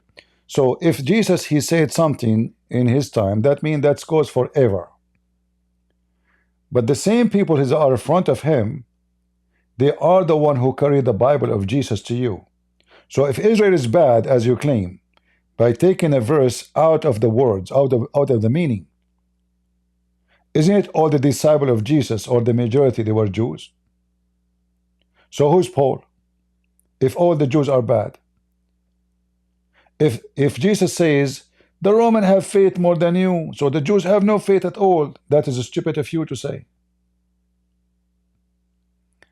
People, they manipulate any verse in the Bible to make it fit with their agenda, for they are satanic. If we go to Matthew 21, let me open the Bible. That said, they want to convince you that the Jews, they are cursed, they are bad, we should kill them. All right, we join Hamas and we kill the Jews, and then we finish all the problem of the world. Evil. They are full of hate. They claim to be Christians. This is Matthew 21, the one he's posting. This is, look what Mr. Henney said. Peter was the one who denied, that even denied Christ 3 times. No? Didn't Christ preach that Roman centurion had greater faith than all of Israel? Didn't Jesus move their fruit in Matthew? I don't know what this guy is talking about. His English is more funny than mine. But just to show you how dummy some people are. This is Matthew 21 in front of us. I'm trying to understand what he is saying in English.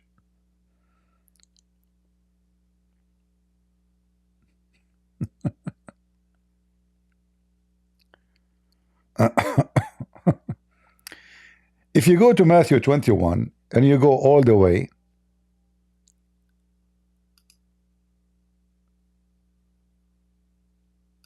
to verse number 10, look what it says. And when he was come into Jerusalem, all the city was moved, saying, who is this? And multitude said, this is Jesus the prophet of Nazareth, of Galilee. And Jesus went into the temple of God. So did the Israeli are moved by the coming of Jesus? Yes. Is it a great people who they love the coming of Jesus? Yes. Did they call him even a prophet? Yes. Yes. Yes.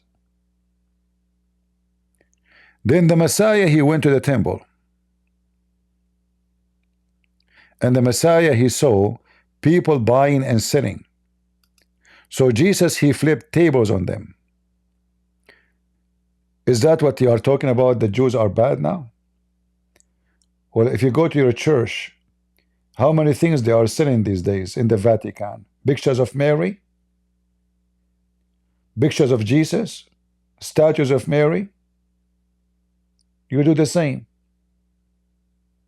However, Jesus is upset from them, not because they are going to the temple, but because they make the house of the Father a place of bazaar.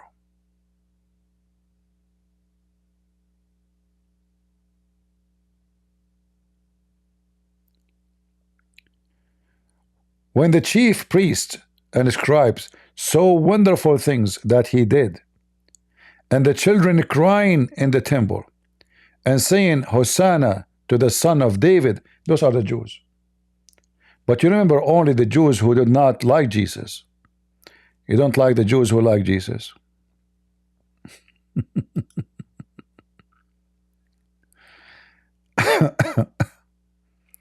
So look what the children of the Jews they were saying. Those who? Those are the children of the Jews. Hosanna to the Son of David.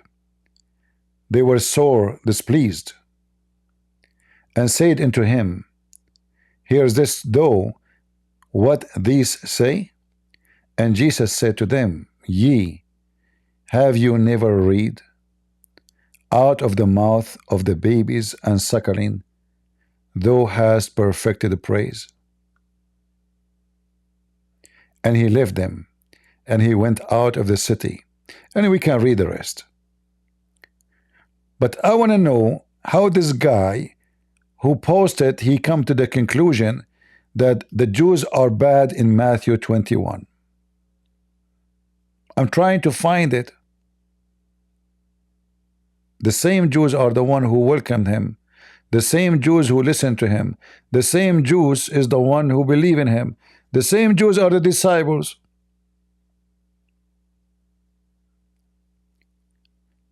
Are you willing to come to the mic and say to me that Paul is an evil Jew? He's a Jew.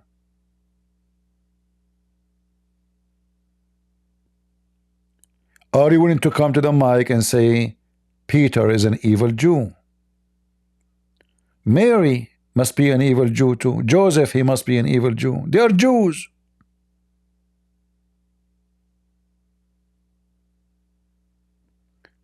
And then he will mention to you that in Matthew 21, Jesus, he gave them a parable about when the owner of the field like he have farmers working for him. And then the owner of the land, he come to them, or he send them his servants, and they beat them up, and they kill the other one, and they stone the other one. And then the owner, he sent another person, and the same they did to him. And then he sent his son. He said to himself, they will respect my son. But they did not. They killed his son. So he's trying to say to you, well, the Jews, all of them, they are evil. They killed the son. But just to show you how hypocrite you are, all the Jews, they killed the son? Or Jesus speaking about a group of people who they are against him, while there's a huge number of them, they believe in him. So they go to Matthew, they found Jesus speaking about how the owner of the land, he sent his son, hoping they would respect him. And that will be the excuse to hate all the Jews, including the Christians who became Christians. And to show you that this is cannot be about all the Jews, because not all the Jews, they are the one who deny Jesus. Not all the Jews, they want Jesus to be killed. Not all the Jews, they want Jesus to be crucified. There's a lot of Jews who believe in Jesus, they follow Jesus, and they never betray Jesus. But because this story serve your purpose and your agenda to make people hate the Jews, you'll love it. This is a story used by someone like Sam Shamshun and his scam. But who is the one who wrote this story for you? The Jews. Who is the one who wrote this book? Who is the one who wrote those parables for you? Who is the one who discussed the stories? Who is the one who transformed the gospel to you? The Jews. But remember, the Jews are bad.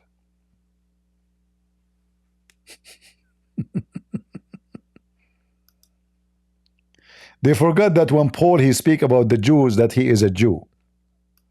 They forgot that when Peter speak about the Jews, he is a Jew too. They want only to quote certain verses because they are evil. The same as when they say, Jesus says, the one who lived by the sword, he died by the sword. And then they say to you, Jesus saying, don't use sword. But this is not what the Bible says. Jesus says, the one who don't have a sword, go and buy one. They don't mention that verse for you. They mention only Jesus saying, the one who hit you in your cheek, give him the other one. But they never mention to you, Jesus said, if you don't have sword, go and buy one. Sell your clothes and buy one. Isn't this the same Jesus? Well, they don't like this verse. They don't want to mention it.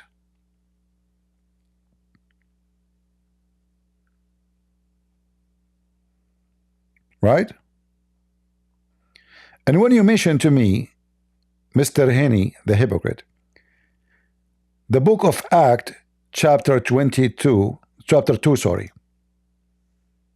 Why you don't mention the holy chapter? I will tell you why. Because the holy chapter will show that you are a stupid liar.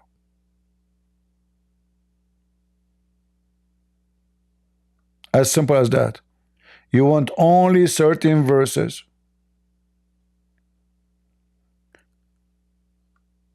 Right? So he could for us, guys, let me show you the hypocrisy of this Henry or Henny. They are thieves. They are criminals. They are Hamas. So he said to us, read the book of Acts, chapter 2. And he jumped right away to verse number 22. But do you know why he wants you to read only 22? What about the rest?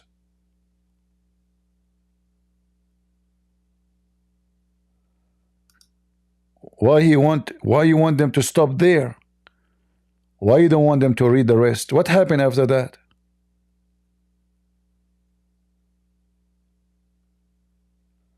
Do you like to come to the stage?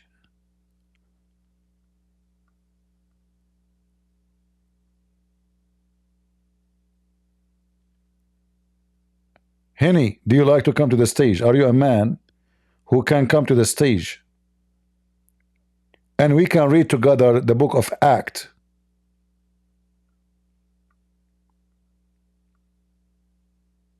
Are you there?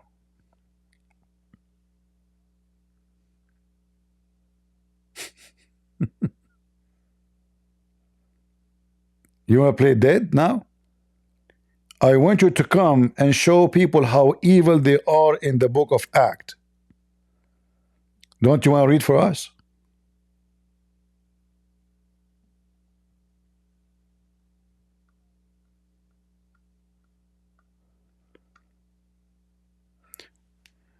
You know, they claim that Jesus, he taught love. And they love everybody, but not the Jews. The second you say the Jews, no, Jesus did not teach to love the Jews. No. We love the Muslims. We love the Muslims. The second you say Jews, oh no. They are evil, they are disgusting, they are filthy.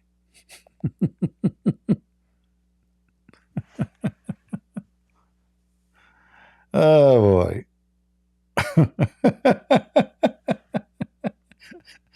Those are Christian, they love everybody except the Jews. Oh, Lord have mercy. Scumbags everywhere has existed. Satanic heart.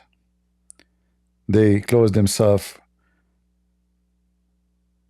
with Halloween clothing, claiming to be angels.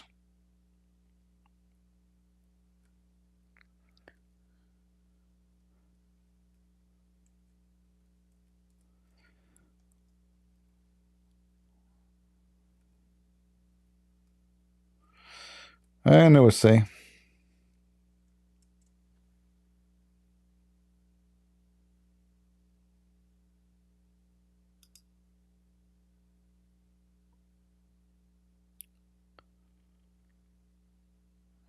Anyway.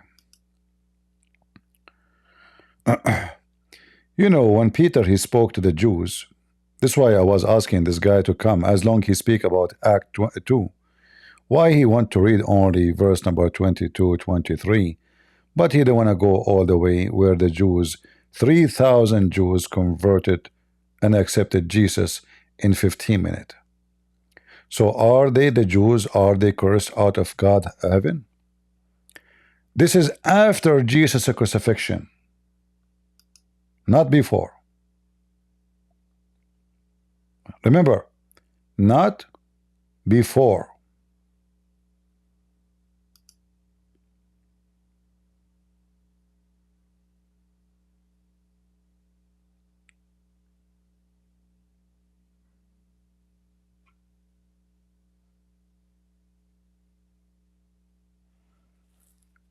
Why they accepted Jesus if they are cursed? That's it, they are cursed. You know, they say to you that Jesus spoke. He said that the owner of the land, he sent his servant, they beat them, they killed one. Then he sent his son, they did disrespect him, they killed his son. Okay, they are cursed. So how 3,000 people they converted in 15 or 10 minutes speech? And they are Jews. They are what? They are nothing but Jews.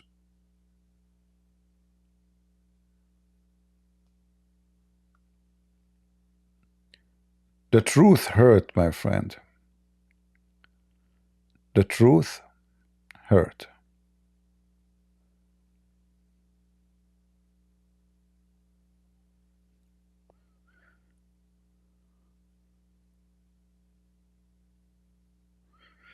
Do we have any Abdul?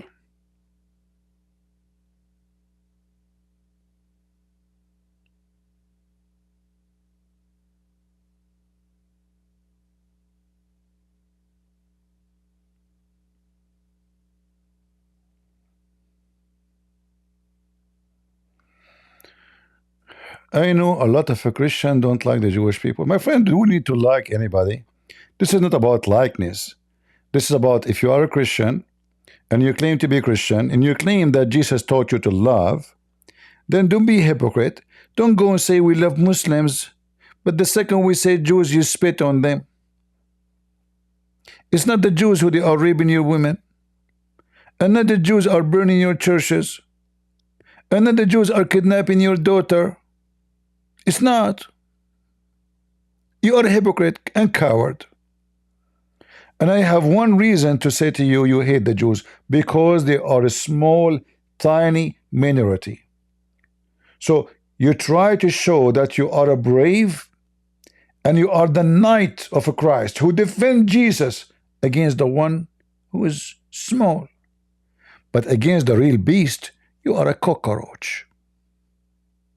You don't dare to open your mouth. Like your Pope.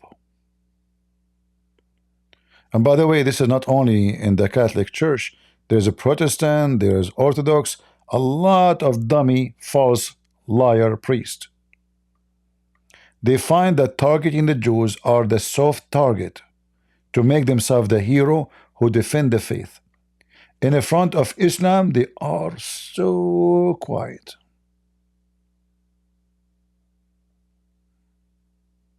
Right?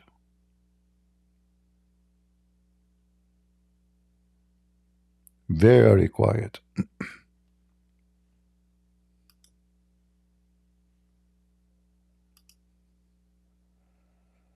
Anyway, for me, and the Bible says it clearly, that a lot of people who claim to be Christians will go to hell. So if you are worried about the Jews, they don't accept Jesus, worry about yourself. You go, you have a girlfriend, and you claim to be a Christian. You go and you drink, and you do everything wrong, and you claim to be a Christian. And then you are worried about the Jews. You do gambling, you do everything wrong, and then you claim to be a Christian. You are just a false person like everybody else, and you are going to go to hell. You are worried about the Jews, but you do everything wrong in the book of God. Everything.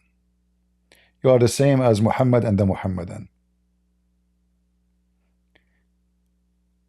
If you go check out that those who speak against the Jews, and by the way, I'm not saying that we should not say to the Jews they are wrong if they don't believe in Jesus. Absolutely not. Anyone who don't believe in Jesus, he will go to hell.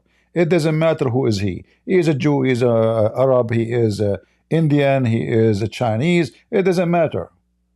Never, never stop saying the truth that if you don't believe in Jesus, you are going to hell. I'm not defending the Jews. I'm just proving the hypocrisy of those people who attack the Jews. There's only one simple reason they attack the Jews. They are soft target. As simple as that. If I write a book against the Jews, I'm not going to be kidnapped or killed.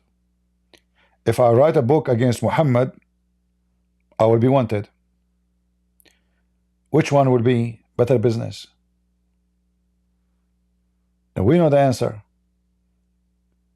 If I write a book against the Jews now, against Israel, Christian Prince, he wrote a book against Israel. I assure you, it's going to be a very well-known book and I will make a lot of money. But if I make a book defending Israel, who's going to buy my book? Who? Nobody. As simple as that. If I make a book now praising Muhammad, how many people they promote my book? Why YouTube censor me? Why TikTok censor me? Because I speak against Muhammad. If I speak against Israel, I will be fine.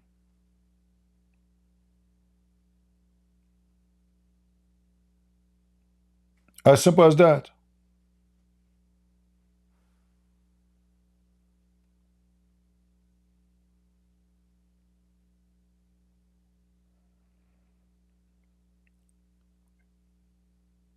Most of them, they are doing business. They don't care for God. That's why you see all of them. I want to buy a chair. I want to buy a van. I want to go vacation. I want to go, okay, guys, fund me. Buy me. Pay me. Their super chat is running like crazy.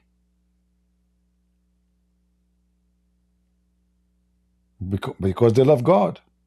They are here for God. Are you kidding me? They don't care for money. Every single one of those, if you take from them the money of YouTube, they will never show up in YouTube. They are in YouTube for many hours live just because of super chat. If super chat disappear, they will make a video for 15 minutes and they will go to watch TV. Am I lying?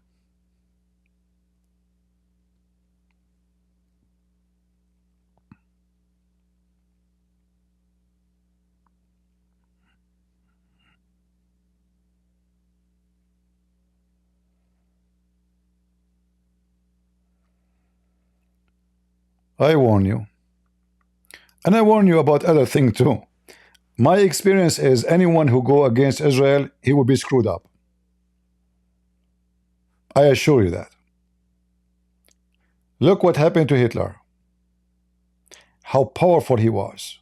Man, his army is massive, powerful. The major point of weakness he did, the biggest mistake when he killed the Jews.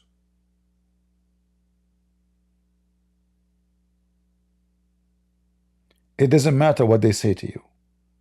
Name for me one country. Go satanic against Israel and tell me what happened to them. Just name one. Whoever go against Israel is going to be punished by God. And that goes for individuals. not only two countries. Look at Turkey. Turkey before Erdogan used to be flourishing. Way better. We cannot compare. Look at the currency of Turkey. Horrible. Look at Qatar. How rich is Qatar? Extremely rich. I mean, money come from under the ground, but inside the country, there's a lot of things happening. They hate each other. Any second, any moment, they might kill each other and the whole country collapse.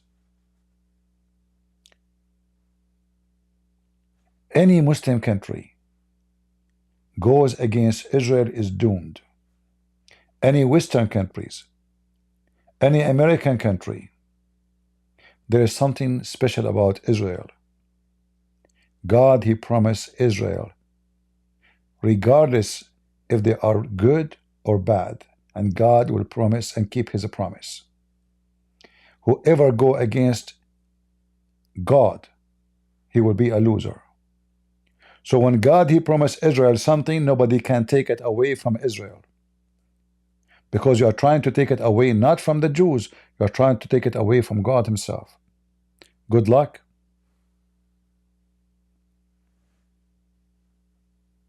That will be the most stupid decision you make.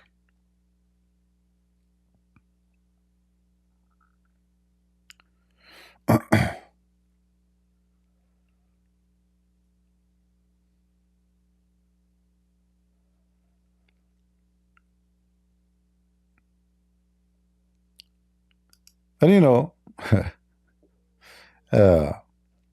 it's funny that I'm an Arab. I'm trying to convince you. Say this is funny. I mean, those are European are really doomed and stupid. I didn't know what to say. You know, I used to think about European before that they are the most smart, the most intelligent. But then I noticed what they do. I mean, look at their countries. They open their borders. They are confused about who is a woman, who is a man. They don't know how many gender there is. They don't know the bathroom should be used by who. Even in a sport, they want a guy with two big balls between his legs to dress like a girl, and he want to swim with the girls, and he fight to win the prize against the girls. I mean, just amazing smart people.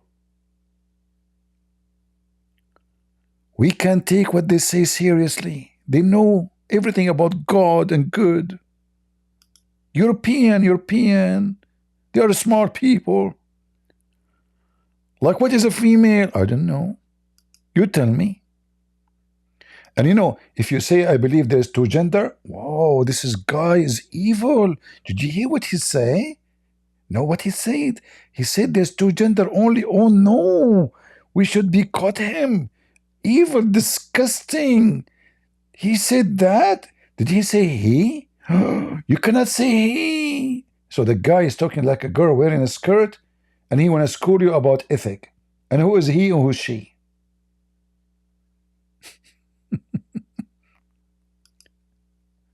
You don't complain about them, but you complain about Israel. You see, freedom is good, by the way, because in a freedom society, you can see who is who. Like in Israel, there's gays, because there's a freedom. If you give a freedom in Iraq, half of the country will be gays. If you give a freedom in Saudi Arabia, everybody will be wearing a skirt, but because there's no freedom, nobody there. So the difference between certain countries and other countries is a freedom. Freedom exposes the filthy of us and the good of us. Because then you are home because you choose to be home. You are not in the nightclub in a Friday night or Saturday night because you chosen to be, not to go in such a place. There's a freedom. Nobody can stop you. But if you cannot go, but you wish to go, how we will know? Where there is a freedom, there's a truth. Where there's no freedom, there's a lot of hypocrisy. As simple as that. So nobody dare to say what he believes because there's no freedom. And there's many priests, they are worried to say we defend Israel because they are living in an atmosphere where everybody hates Israel. So we cannot say that. We will lose our job. We will lose support. We will lose money. We will lose our place. So I better go with the wind.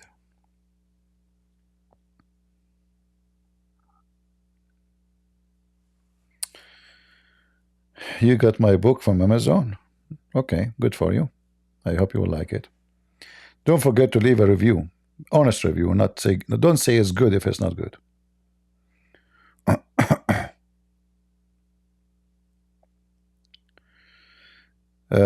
Ken, go ahead, Ken. What do you want to say to us? ICP, God bless you, what the work you're doing. Thank you. Just a quick review about, I mean, many people, Christian people, don't know about the Muslim eschatology, wherein they have, I mean, just like we Christians have a false prophet and antichrist. So they have prophet, we, as per us, Isa, they call is as prophet. For us, it is a false prophet, and then the Antichrist, which would be Mahdi, presuming. So they say that Isa will break the cross, kill the pigs, and all stuff. So many people, I mean, they will get deceived. I think so, because in the end times when deceivers would come. That's what I believe. Okay. Anything else? No, but just wanted to know about your point of view about this. I mean, not studying much about it, but My point about what? Say again? about the eschatology, or I mean, would it be the Islam to dominate the world, or No, something like that Islam cannot in the end times? no, Islam cannot dominate anything. Islam cannot dominate it's even Muslim words, you know. People do not know that there's a big change happening in Muslim countries. Things is not going to the side of Islam. Like in Saudi Arabia right now, just 15 years ago, people have to close their stores and go to pray against their will. If you don't do that, they will beat you, they will arrest you, and then they will take you to jail. If you repeat that more than twice, third time you will be questioned for apostasy and you might be executed. Right now in Saudi Arabia, the Sharia police is gone. There's no Sharia police no more. The whole department is cancelled. Women, they can dress as they wish. But doesn't mean they can walk in the bikini, but still they are wearing short clothing. They don't need to cover their hair. There is theaters. There is nightclubs. Music was forbidden. So this is Saudi Arabia. If this is Saudi Arabia, what about the rest? So in the appearance, Muslims are still exist, but in reality, Islam is gone long time ago. Muslims themselves don't want Islam. In any country, the Muslim in that country try to make it Islamic, which means in the real way of Islam, will go and collapse. And nobody will like it. And they will be isolated, like what happened in Afghanistan. So, and even if Afghanistan, they don't practice really Islam, but a form of Islam. But the second they practice it, they will be isolated even by Muslims. No, Muslims don't want them. Like Saudi Arabia have a very limited number of how many Afghani can come to the country because there's Taliban. So they have to watch them. They watch their phones. They watch their email. They watch their connection. They have limited number of visas to be sure who is coming. And before they give you the visa, they have to make full study about who are you. What is your connection to Al-Qaeda, to ISIS? So Muslims themselves, they don't want Islam. But in the appearance, they claim to be Muslims. In the appearance, it sounds like they are Muslims. But the second I go to any Muslim countries, and then I check this country, I will see Islam is gone long time ago. Remember, Islam is not just a religion, it's a government. So if the government is not to be located, it means Islam is not to be located. Islam is not the same as a Christianity based on faith. It's based on politics and governing. So if the people don't want to vote for Sharia law, In a country, the majority of it are Muslims. That means they are rejecting Islam. So who is stopping the Muslim in Algeria to follow Sharia law, or Morocco, or Tunisia, or Egypt, or Libya, or? Is it America? No. Is it European? No, they don't want it. Nobody want it. So if really they are Muslims and they are successful with Islam, why they reject Islam? If Islam is the way of life, if Islam is the way of governing, why do they want to have an Islamic government? For a very simple reason. Islamic government is very bad idea, and all Muslims, they knew that very well. This is why since the time of Muhammad, when Muhammad died, those Muslims, they struggle against the Islamic government, and the first war they have, it's called the war of apostate. As soon they notice that Muhammad is dead and now freedom is coming, everybody left. Even though by name still they are Muslims. They did not say we are out of Islam totally, but they said we don't want to practice anything. Okay, we are Muslims. The caliphate, they have to decide to go for war so he can enforce Islam as a government. Because without the government, there's no Islam. So now we are in the state of apostate, where there's no government of Islam in any Islamic country. Starting from Pakistan to Indonesia to wherever you go, which country they have Islamic government? Nobody. You go to Indonesia, they have nightclubs in the size of a city. Literally. What about Pakistan? What about, I mean, whatever country you want. What about Egypt? Nightclubs in Egypt is in every street. Belly dancers is almost half of the nation.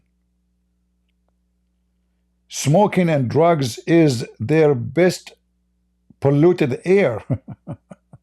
And this is Egypt. What about Turkey? Did Erdogan, the Muslim Erdogan, the Imam Erdogan close a single nightclub in Turkey?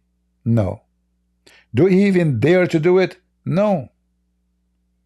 So when we say Islamic country or Muslims will dominate or not to dominate, look at them. They call themselves Muslims, but in reality, there is zero Islam. And if there is a Muslim, he is really serious about his religion, he will be watched carefully by Muslims. He will be traced, he will be chased, and mostly he will be arrested. Because then he is dangerous. This is why the dangerous Muslims are already, either they are chased or arrested. And the second a new one come, they watch him. When they are confirmed that he is a serious Muslim, he will be captured. By who? By Muslims. In Syria, the government of Syria now is Al-Qaeda. Al-Qaeda. A guy who stood in the middle of the street preaching Allah, he want to do jihad. They arrested him right away. Immediately. So jihad was a propaganda to take over the government. The second they took over the government, they don't want Islam no more. They want Islam as an image, but not as a reality. I hope I answered you. Sure. Iran as well, because there are many atheists and all. But after Ayatollah Khamenei, most probably he would die. The regime would collapse. Who will collapse? I mean, Iran's regime. Yeah, the same. In Iran, there is no Islam anyway. I mean, in the appearance, it's Islamic government, but if you go to Iran, you will find there is no Islam really. What Islam? Muta, my friend, Muta is #1 business there. Women renting their vagina, prostitution, horrible. I mean, the country is messed up. What Islam? If I go right now to YouTube and type one word, nothing to do with sex, just one word, you will see how Muslim women practice Islam in the Islamic countries, specifically the Middle East. This is the Middle East, my friend. Do you see it? This is the Middle East. This is not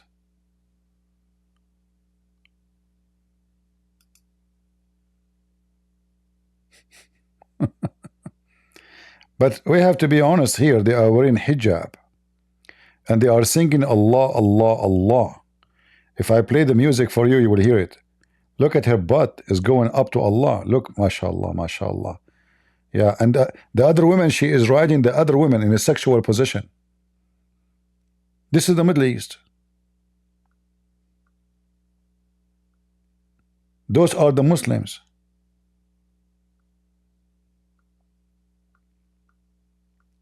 They get upset if somebody preach the gospel, but they don't get upset for this.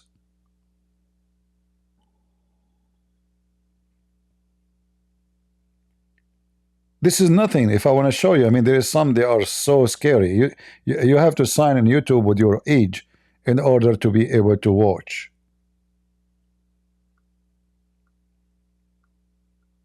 Allah, Allah, Allah, Allah, Allah.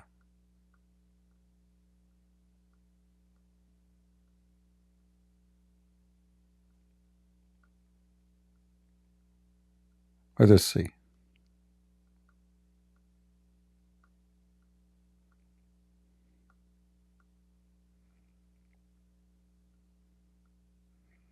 I just type one word actually. I did not even type, much.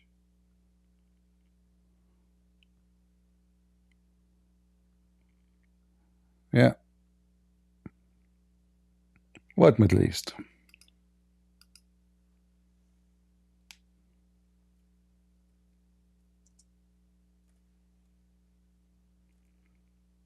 What about we go and take a trip to Jordan or Egypt? Sorry, guys. I just typed. I cannot show you really what I have in my screen now right now. I type in different browser. Just one word. Have nothing to do with sex really. And if you see what you will see in the screen, what I see in the screen, I cannot show you really. Very, very horrible. And the funny, this is all in YouTube. And YouTube, they don't flag those videos. I'm seeing literally women are naked. Muslim women are totally naked in YouTube. And nobody is flagging those videos. But my video, they get flagged. I cannot show you really what I see.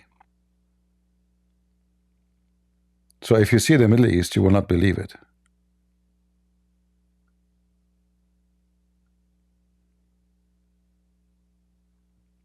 Very disgusting.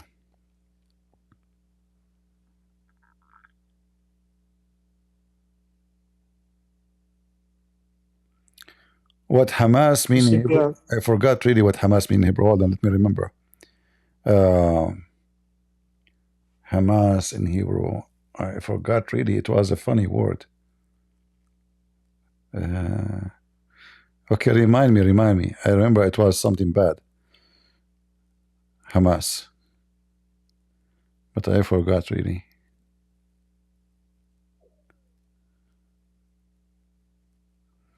Anyway, we have a song for Hamas. Maybe we should play it. There's a song, it's called Yalla Ya Hamas.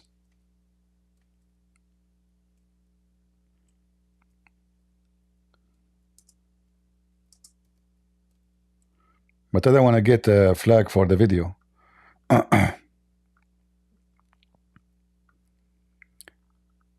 Yalla Ya Hamas.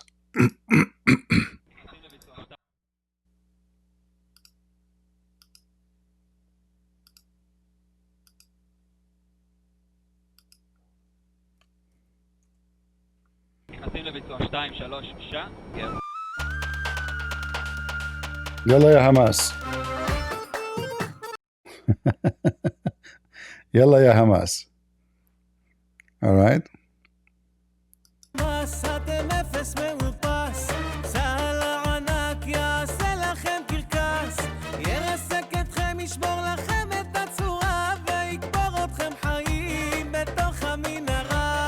Yalla ya Hamas. That's a good video. Anyway, I hope soon you will demolish them all and we will step on them as you see in the video. Filthy dogs. Any human.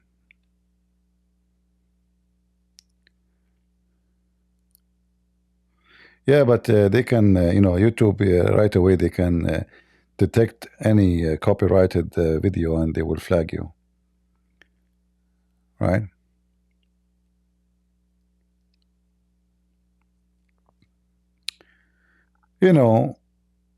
Any country will go against Israel is going to be doomed. And I hope that the Iran, the Iranian government will be collapsed before a war happen, because there's a lot of Iranian, they hate Islam seriously, and they wish they can get rid of it. They are desperate. So I hope that Israel can help the Iranian. I don't want Israel to destroy Iran. I want the Israeli to destroy the Iranian regime. So the Iranian, they can have their freedom. And I know, I met a lot of Iranian, a lot of convert. The biggest church, converted church in USA are Iranian. Massive number of Iranian Muslims, they become Christians. So, and even if they are a Christian, we don't praise killing of others if things can be done in different way. But what I know for sure, Iranian are not into Islam. They hate this religion, especially after they lived under Islam for real. You see, Islam can appeal to you as long it is not in charge. The second you implement such a garbage, everybody hate it. So as an idea, yeah, Allah, alhamdulillah, blah, blah, blah, they are okay with it. But the second you say, I'm going to practice Islam on you, I'm going to force you to wear certain clothes and to eat certain food and to listen to certain music and to say certain word, and you cannot say this and you cannot do that, then the people will notice that Islam stripped them from everything good in their life. Music is haram, but muta is okay. Renting your vagina is okay, but not covering your hair is filth. Shame on you. But how much you charge me to sleep with you? It's allowed in Islam. Alhamdulillah. So Iranian, they are boiling inside them, and they wish the day will come and the Islamic regime will collapse. So my hope is that with the existence of a Trump and the help of a Trump, both Israel and Trump, they will be able to cause the Iranian regime to collapse. I hope so. That will be wonderful news if before Trump he leave the office, Iran will be free from the garbage of Islam. And then trust me, Iran will become a great nation again. You see, look at Iran before Islam. Just check the history. What happened to Iran after and since the Arab they came to it? The country became a piece of garbage. The whole country. From Persia to Iran. From Persia to the Islamic Republic of Iran, and the mullahs with their big beard and their stupidity. From a country used to be equal to the Roman, one of the biggest massive empires, to the Islamic Republic of Iran. They're busy with death to America and death to Israel, and the country have no water, no electricity, no vegetation, no food, no work. People, they are selling their kidney to make money.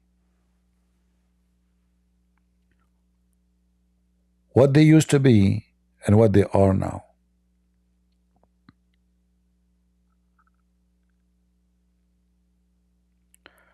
Wherever the garbage of Muhammad goes, fly come with it.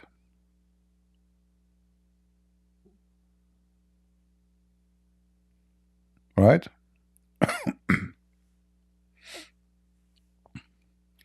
Now they are busy fighting the lizard We need to kill the lizard because Allah Prophet says kill the lizard.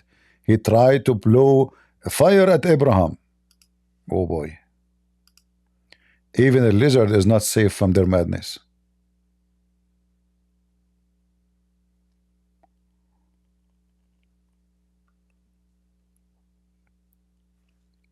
I hope one day I will be able to go to Israel, even though I hate the Middle East, by the way. Honestly, I hate the Middle East. I don't have anything good about the Middle East. I hate to go back and see those ugly faces, and not because of a look. No, no, no. I am from there, you know. But the faces of people are so sad, so unhappy, and so weird. Like you feel there is an evil spirit in everybody in front of you. People are possessed. Hatred, anger, very bad. Like you feel the energy, how sad it is, how bad it is. Even though they give you a big hug, but it's fake. You go to buy vegetables. You buy 3 kilos of tomatoes. 2 of them you will throw in the garbage. 1 of them is you are lucky you can eat. You go to the butcher to buy beef. You find later it is donkey meat. You go to the police to report the thief. They arrest you and they free the police. I'm not lying. I'm just saying the truth. You go to buy bread and you think it's a bread. You find it is made of something else. They mix it with many things. You buy coffee. You find they put in it charcoal. Charcoal in the coffee. You buy olive oil. You find that most of it is water. In the best scenario, they mix it with the cheap oil, have nothing to do with olive. Cheating is a lifestyle. Bribe is a wisdom. Torture and kidnapping is a business. Harassing women in the street is fun. This is the Middle East. Whatever they try to give you an image about it, they have a great history, great building. None of those have to do with the history. Egypt is not built by those Arab. Egypt destroyed by the Arab. Syria was a great country. Look at the Syria now. Go just check it out. Go check it out. From the land where the Roman theaters in every corner, art and poetry and writers and authors, to the land of blood and rape and killing and kidnapping. Go to Iraq, the land of the Assyrian, the Babylon. What happened? Islam came. Wherever this beast goes, beast comes.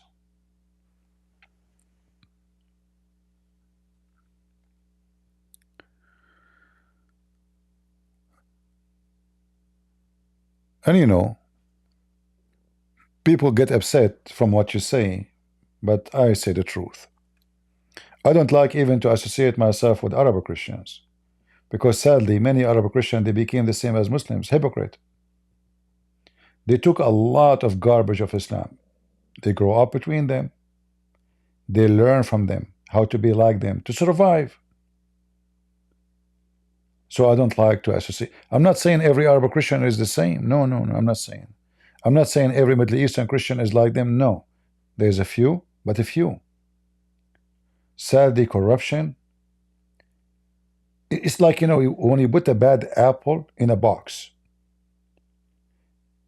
is the bad apple going to make the box of apple, or like there's a 25 apples in the box and there's one bad? Which one is going to be to affect the others? Sadly, the bad apple will make all the apples bad, not the opposite. That is the situation of the Middle East. So after 1400 years of corruption, the land is corrupted to the bones. There's no bones left. The termite ate everything. Literally. So hypocrisy is a lifestyle. Relationship is hypocrisy. Your friends, they come to visit you. The second they leave the door, they start talking bad mouth you. I'm just telling you how it is. I saw what you cannot believe. That's why I reject them. I don't want to be around them. I have like a, like a very, very negative reaction for who they are. I'm a witness. I am not somebody told me. They come to your house, they give you a hug, they bring you even a gift. The second they leave your house, they start talking about your wife, your children's, your family. He used to be nothing. Look, now he have a villa. Look, he have a car. The second ago you were hugging him, but now we need the guy. He's rich. He is in important position. Everybody suddenly is kissing your ass and he love you. But everybody bad mouth you. And this is how the society is. A society of gossip, bad mouthing, filth, cheating. Everything is upside down. In the appearance, there is a family. And the family, they love each other. But the second you go inside the family, you see how much the family hate each other. In the appearance, they are a tribe and they defend each other. But the second you go between them, you see how much the worms is eating everything. This is how the Middle East is. It sounds good as long as you don't live there. The second you go there, especially if you understand the language very well. If you are a foreigner, you understand nothing, you will be fine. You will not understand anything. You have no idea what's going on. All right?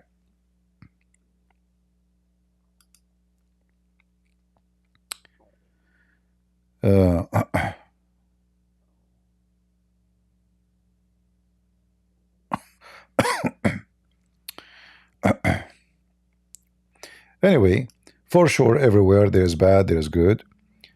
Like, in America, there's, good quality people, there's junkie. There's people live in drugs, they die in drugs. They are, I mean, there's, but the difference is in the Middle East, it became like everything is bad. Police is corrupt, judge, ruler, everything. The teachers, even your phone. I mean, if I tell you stories about the phones, you will not believe it. The phone guy, like I'm talking about the time where there's no cell phone, all right? There's like a hard line.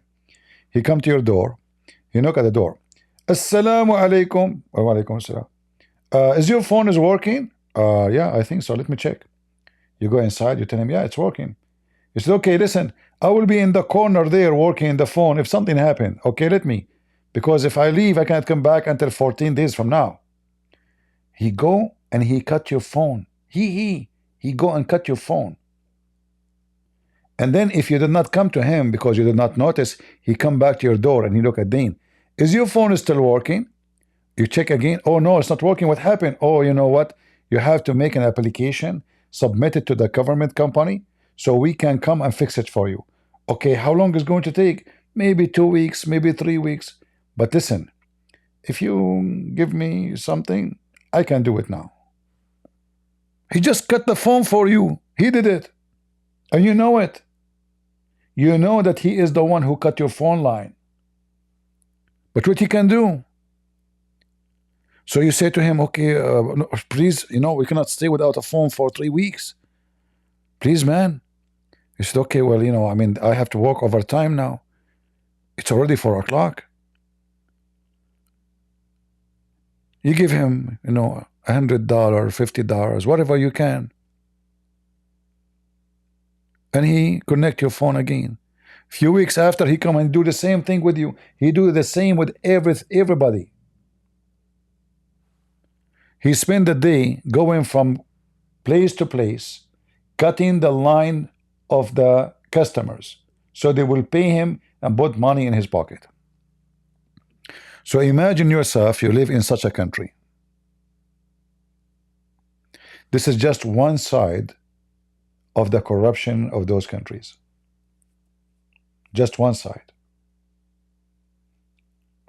What about heat? You want to heat your house. Oh, there's shortage of oil. How come we have a lot of oil? I mean, we are the one who sell oil for everybody.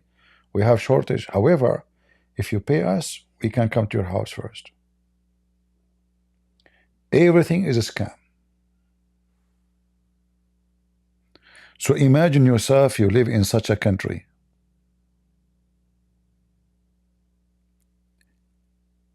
How fun it is. People who live in the West didn't know how lucky they are.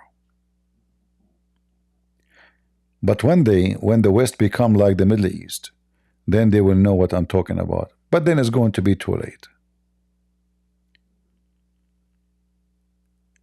You spend your life trying to warn the dummies.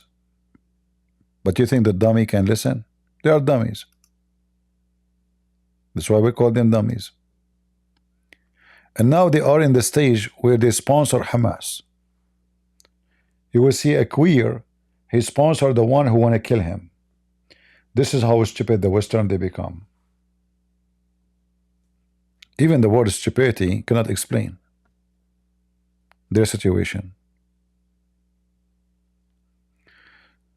And I know there's a lot of Middle Eastern, they come here, they get upset from me.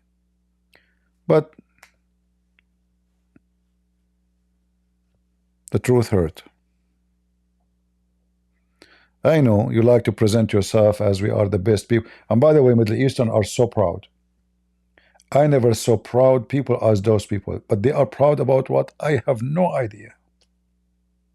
Just give me one thing to be proud about. They think they are supreme. The Arab, they think they are supreme. I am saying to you, they are supreme. If an Arab man, he wanna go and marry a woman, the first question is not about you love her, she love you. No, they are supreme. Which family? Oh, this family, we cannot marry from them. We are the supreme, they are lower. Everybody think he is supreme. Even the law, by the way, he think he's supreme too. Their marriage, their engagement, their sexual life, it's all fake. They don't get married because they love. They got married because there's a benefit of this marriage. Business, money, our family versus their family. Oh, if we marry from this family, they are strong. We can strengthen our. It's not about family. It's about business. If a man he go to ask for, you know, we have tradition, like you go and you bring your parents with you to ask for the hand of a girl. What is the first question? How much money you have? You own a villa, you own a house, do you have a car? Are you going to provide a servant for my daughter? Even the woman, she is living in a house, maybe her roof have a hole in it. She want a servant, you know? Yeah. Their life is so, if you go to Lebanon, you will see the guy, his salary is $800. His wife, she forced him to bring a maid from Sri Lanka for $400. The guy, his salary is $800. The maid, she take 400. Just, I mean, why you need a maid? Do you live in a villa? No. Small, tiny apartment. She need a maid. How a Lebanese woman, she make coffee by her hand in the front of her friends. She want to show off. So this is how the Middle East is. You go to the Gulf, now they have oil. And they are bragging about how many drivers they have. So the one who have one driver is a poor guy. What? How many? You have one driver? I have 10. Uh-oh. How many maids you have in your home? 6. Only? Oh, my husband, he have brought me 20. It is so fake culture. Their lips is fake. You can't even see women in the street. They have lips of a woman. They have balloons. Their faces, their eyes, their nose, they don't even look like Arab.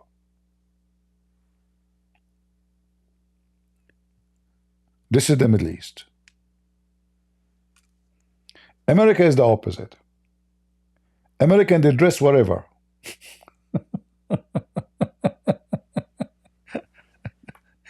American, they marry whatever. You will see a guy is so tall marrying a woman so short. You will see someone, she is so pretty, marrying someone look like a monkey. You will see someone looking so handsome, he marries so a woman, nobody will marry her. American are totally different because they marry someone they love. Middle Eastern, they don't do that. Everybody want to marry a beauty queen. They want to measure her hips, her tips, her nipples, her shoulder. Nobody want to marry the women who don't look so good, especially if you are rich.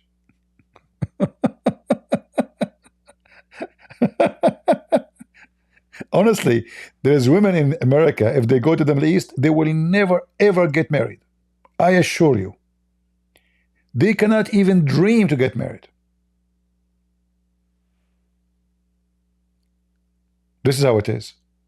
Nobody want to marry a girl because she is good, she is no. She have to be so pretty. And she have to be so young. Like if you are 30, you are a grandma now. Who's going to marry you?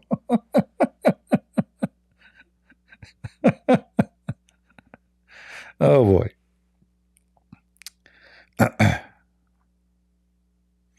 Everything about money, even in my channel. Why? Did you pay anything to get to my channel? When the last time I said, guys, look at this guy, what he's saying. Jonah saying, everything about money, even in your channel. Why? Did I sell anything? Did I say to you, you need to pay me? Did I say donate to me? Did I mention any word about money? If you go to my Patreon, guys, do you have a single video in Patreon is blocked for private donors? Anybody can witness for that? So Jonah, you are fake and you are fraud. I give my books for free, you potato. Have you ever heard of a writer, he give his books for free? The most rich writers in the world, they sell their books.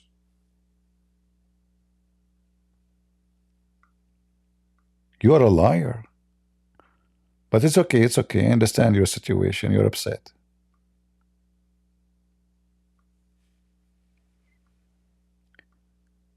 Maybe I should do like you know what they call it, like join, and we activate super chat. And the one who asks me a question, he have to donate, otherwise I will not answer. What a funny creature you are.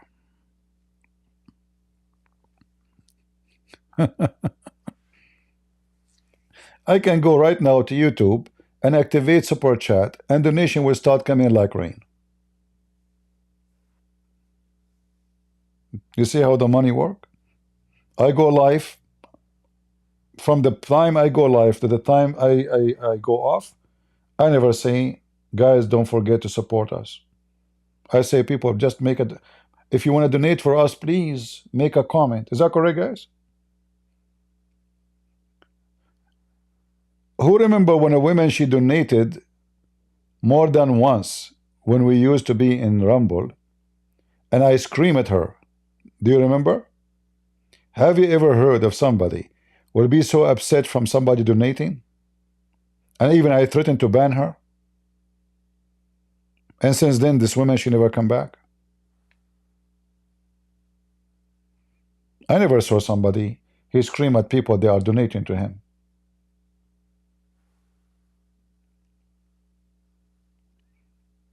So what you said is very stupid. Very stupid.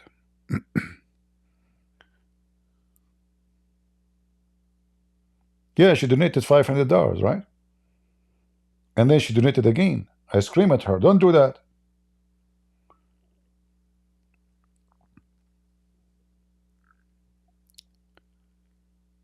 But anyway.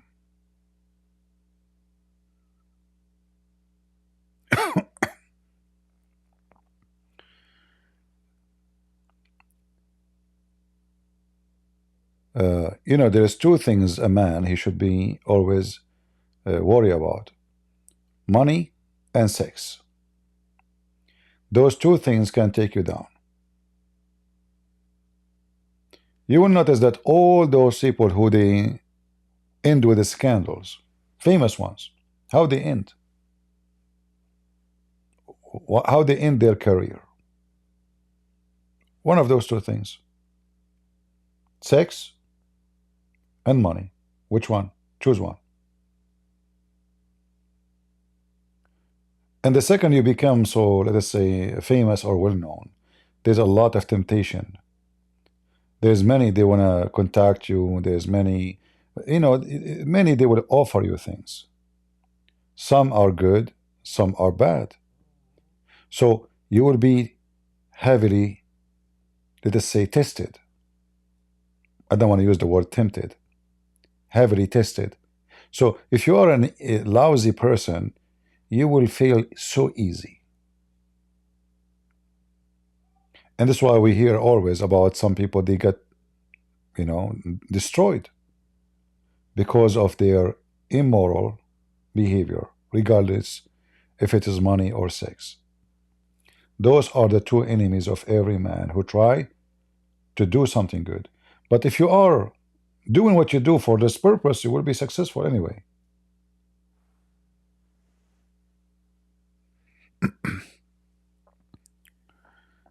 Uh,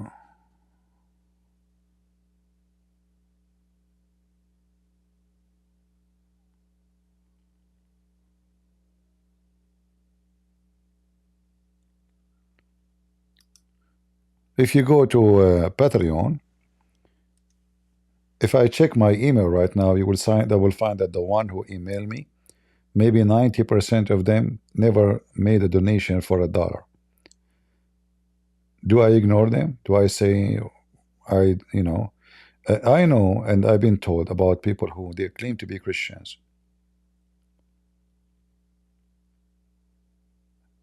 If you donate like $1, they don't even answer you. If you donate $10, you are not even to exist. You have to be a big donor, and then they will send you a private message. Thank you. We appreciate you. How many of you receive messages from private messages from a Christian prince? Like suddenly he sends you an email saying, thank you for donation. Anyone can say that to me? If ever any one of you receive an email from a Christian prince saying to you, thank you, I am the one who sent you email, not you sending me email. Like, it's not me responding to you. I send you email. So you donated to me, and then I send you email saying, thank you very much, I appreciate you. If there's any, please let me know. All of you are witnessing. You are listening, and many of you are in Patreon already. Let me know. I don't send private messages. I don't say to people, thank you.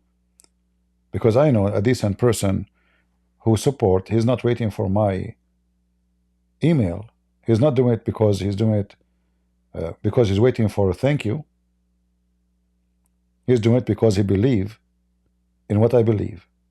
And his support have nothing to do with receiving, you know, praise of somebody. I never send. Maybe once a year I say in the public, thank you guys for your help. That's it. God bless you. Merry Christmas. If you go to all those who they have Patreon, check them out. I will not mention names. You will see that their videos is locked. You cannot see the video. You cannot view their videos unless you are donating.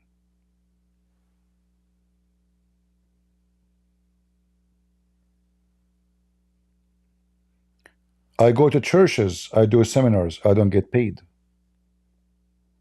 I do it for free. When I went to Ukraine, I went around the country from city to city. They never paid a penny, not even for my hotel, not even for transportation, not even for the airplane. The same in the Philippines, the same anywhere I go. And the funny, what I learned, they say to me how much you charge. I was surprised that people do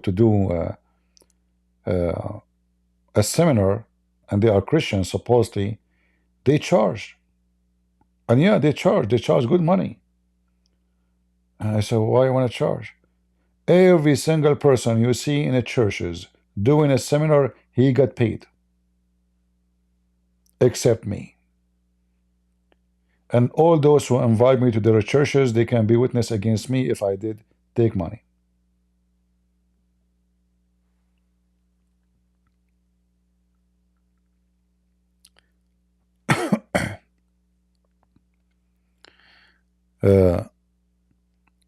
The last time I did a seminar in Texas, in a massive church, there's a Pakistani brother. He paid for my ticket actually. What happened? I bought a ticket, but the reservation date was wrong.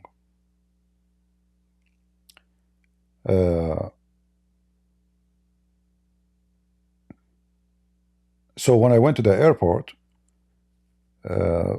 they told me, "Oh, your ticket to come back is a month from now." So what month? I reserved to like the second day. I came here for work to do. So they told me that's it. We cannot do anything. Your ticket is next month. So he was texting me. He came back. He's from Pakistan. He's a Christian.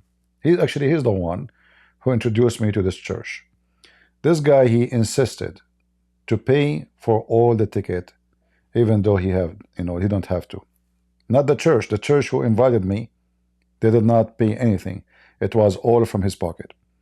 But this was not for wages. It was for the cost of flying.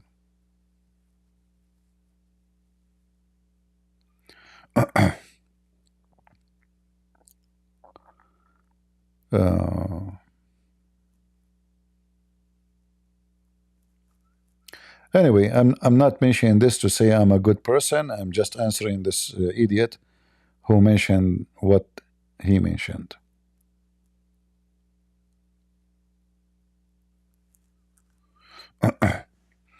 Do we have any Abdul?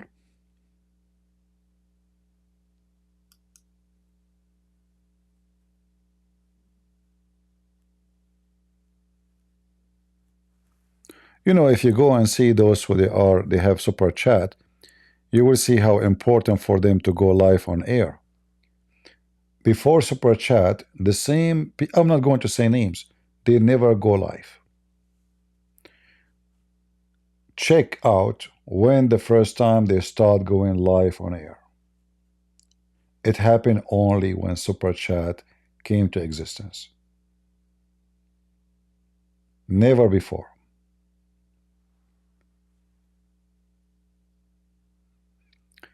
Money, my friend, money. Money. Maybe it's strange for you. You know what is my happiness? I love trees, not money. I love plants. I love nature. I love simplicity. I enjoy it. I love being unknown. I don't like to be celebrity. I love to be a simple Christian man. They want to be rich. I am very thankful for every piece of bread I eat. It's a gift from God. I appreciate it. They want to be rich. I'm very pleased with being who I am. The Lord, He gave me a lot. I have a roof in the top of me. I'm not hungry. I'm not thirsty. I'm not stupid. What more I want? I never needed something and the Lord did not help me. As long I have what I need, I'm rich. I'm satisfied. And I say to you, the key of happiness in life is not about how much money you have. It's about how much appreciation you do. Because if you have all the money in the world and you don't appreciate what you have nothing. So if you appreciate a piece of bread, simple food, you are a king. God made you a king in your home. If you have a roof in the top of you, how many people they sleep in the street? They wish to have a roof one day. They wish they can go and take a shower, sleep clean. They wish they can brush their teeth. How many children they can't even afford to have a lunch or a dinner? We are blessed in a massive way. But some, it doesn't matter how much money they have and how much money they make. They use God to fool people and to get rich. And this is why you see them from time to time, they make excuse to support me, to fund me, to give me, to buy me. From their fruits you shall know them. Any excuse right away will be in public. Oh guys, I want to do this. I want to buy that. Please guys, fund me. Please do this to me. It's not enough the donation. It's not enough the super chat. In the top of that, he have another project, and the project never ends.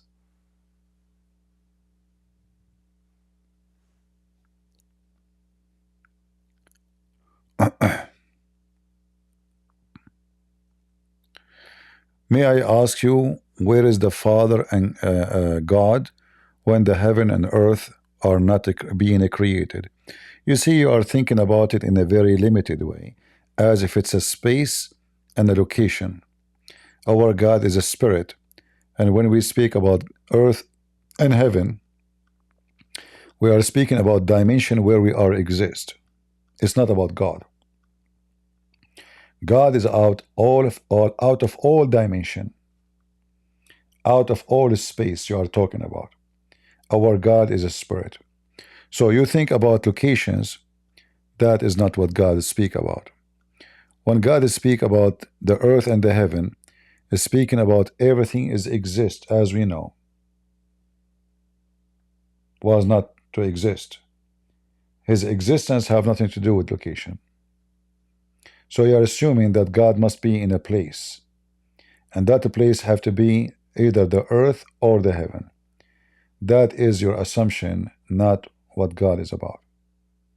If God is part of this heaven and the earth, then he is part of a physical system, which means he's under the conditions of this physical systems. But what we know that God is eternal, and this heaven and earth are not eternal. So the eternal is not part of something is not eternal. He's God above all. This is why Jesus says, I am from above, you are from below. The above does not mean it's a sky above you. Above mean I am from high, you are from low, which mean I'm God and you are my maid. So you are questioning. I'm not going to say it's a silly question, but obviously you don't understand what God stands for.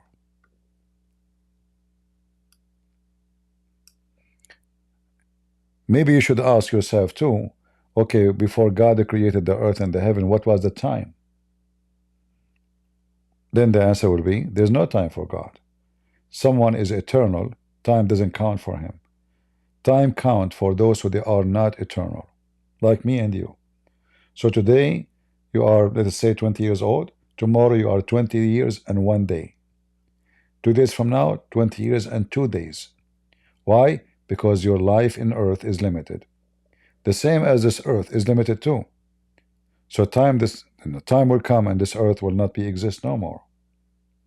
So time, space, and physics is located and exists for those who they are limited, but it's not and have nothing to do with God. He is not under the conditions of those things.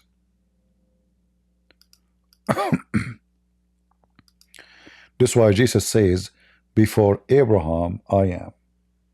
But we know that Jesus was born long after Abraham, so how he can be before Abraham? Because time doesn't count, not for God. So what he's saying, before all of you, before the whole world, I am.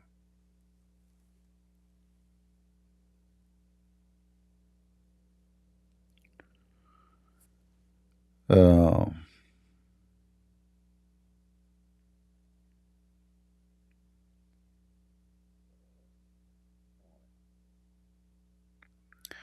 somebody saying that Jonah said, I am, he's accusing me, I support Israel because I am making money. Oh, okay. Yeah, all right. Well, you know what I will tell you, that because you are cheapo and low class, you think people they will support their belief because of money. If I want to make money, my friend, the easiest way to make money right now as a Christian prince is to make a book about Muhammad, saying he is the most amazing man. Do you know what the Muslims will do with it? They will go crazy. Christian prince is saying this about the Prophet Muhammad. I can get so rich so fast. The fastest way to make so much money to convert to Islam. So imagine if a Christian prince tomorrow come and say, hey guys, I become a Muslim, Alhamdulillah. How much donation will come? How much Muslims money they will give to me? Do you see how easy for me to make money? And by the way, Abdul Potato, I'm a person who have degrees.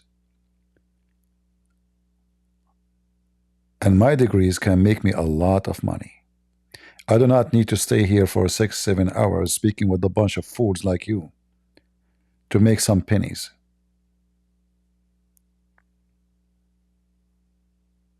Hmm?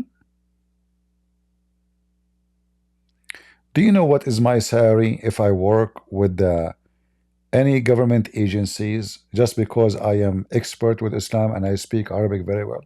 Just because of that. And I have a degree in Islamic law. Can you imagine how much my salary is? Just think about it. A person who works as a translator only, $210,000 a year tax-free. Tax what? Free. Just because he's a translator. I am a person who have degrees in Islamic law.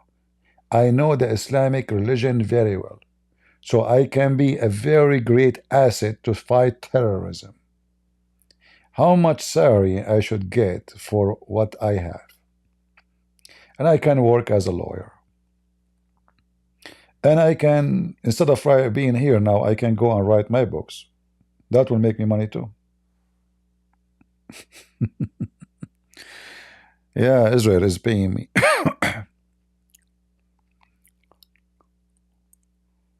Betito. So now we know why he's upset, because he is supporting Israel.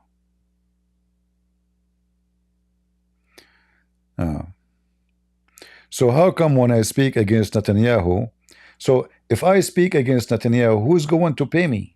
Netanyahu?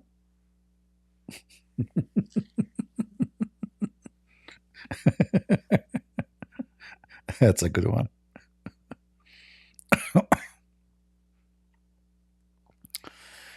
So, you know, Netanyahu, he will send me a check because I'm speaking against him.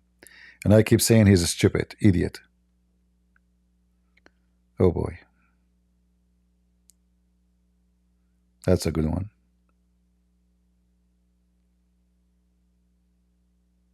You know, the funny is, if I speak against Netanyahu, you will see an Israeli guy, he says, oh, CP, now show your real color. You're attacking Israel. Oh, what the heck?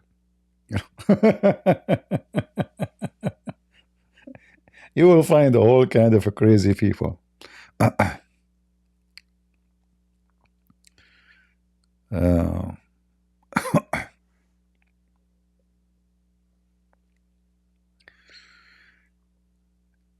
Thank you, Ingrid. All right.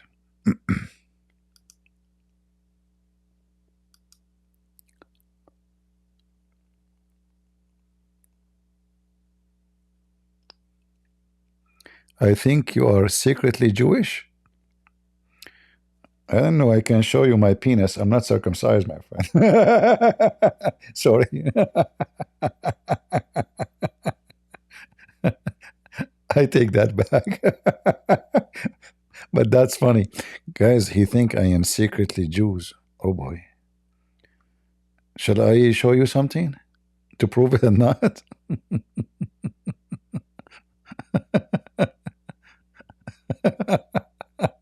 I have a clear evidence there. Lord have mercy. I apologize, guys, but I mean, this is a crazy what I can say. It made me laugh, you donkey.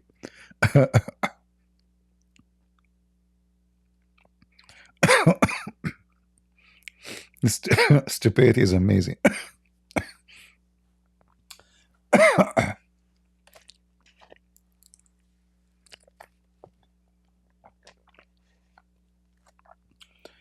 You know, you remind me of someone he claimed to be a Christian. He gets so upset because I ask him why he support Hamas against Israel. So he said to the audience that I am a Mossad agent.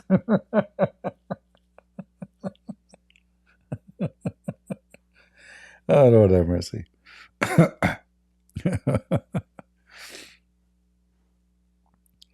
You made me laugh.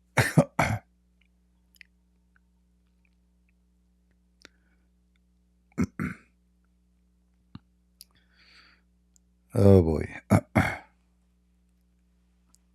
You know, those things actually I see always. Like, if you, like, sometimes somebody say the Catholic is the one who created Islam. I shout at him, "You liar, you idiot! Who said that to you?" Then the guy, he will send me email. "Why you are defending the Catholic? Huh? I'm so disappointed about you. Okay, I will never come to your channel again. Okay, bye bye." And then a few days after, somebody says something about the Protestant. He's a Catholic. Say, "Stupid idiot, don't say that. They are lying. This is not true. They don't believe in that." Then he will send me email. "You defended the Protestant. We thought you are on our side. You have double faces. I will never come to your channel again. You are fake. May God punish you." Okay, bye-bye. I block him.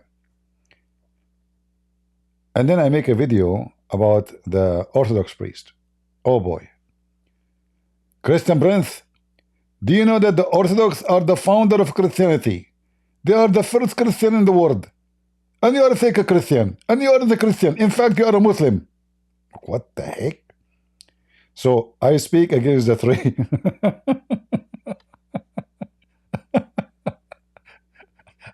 I left without with nobody. Protestant, Orthodox, Jews, Catholic. You speak against the Pope? How dare you?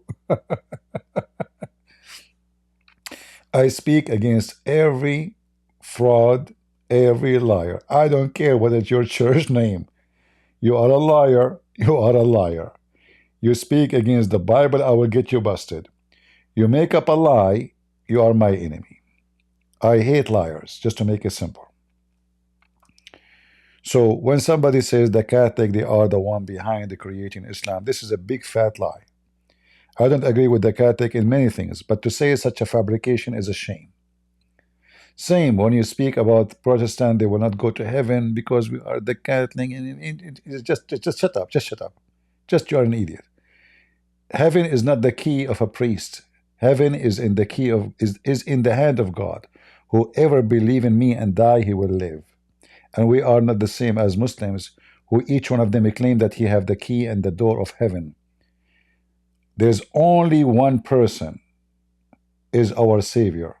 That is not Paul. That is not Peter. That is not any of the disciples. That is Jesus. And if the disciples, they have any authority, is going to be in the name of Jesus and not the opposite. And Jesus said, whoever believe in me and die, he will live. So when you see someone as a priest, he say that this church have no salvation, right away you should put some question mark on him. Because we know that salvation is not in a church name. Salvation is in believing in Christ and following his step. Priest cannot save you. Bishop cannot save you. The Pope cannot save himself. Only God can save you. And the Messiah, he made it so clear that the Father, he gave the Son the power of the judgment over the flesh. So none of them can judge you. We can judge the fruits. Like somebody is filthy, corrupt, we can say he's corrupt. But the one who will judge who go to heaven, who go to hell, is God. So, fighting for me in the chat, I was not looking at the chat, trying to avoid to look because my eyes hurt from looking at the screen for many hours. Anyway, you should debate Candace. She will not dare to debate me. She is just a fraud. She made her fortune. You see all those names, Tucker Carlson, like Tucker Carlson, he was invited to Saudi Arabia. And in there he was saying, by the American weapon, a lot of Arab, even Arab Christians killed. Anyone can tell me what the Tucker Carlson was talking about? Who is the Arab Christians killed by American weapon? I want to know. So those people, they are paid by the Muslims. Massive amount of money. You can imagine how much money is behind the scenery. You know, we know that Qatar spend a lot of money for lobbyists. Then they will invest a lot of money in those who have influence. It's not a secret. So those people, you will notice, all of them, they hate Israel. But there is always a reason for that. Those are businessmen. They never do charity. So when they speak, they make $1. And I'm talking about millions of dollars.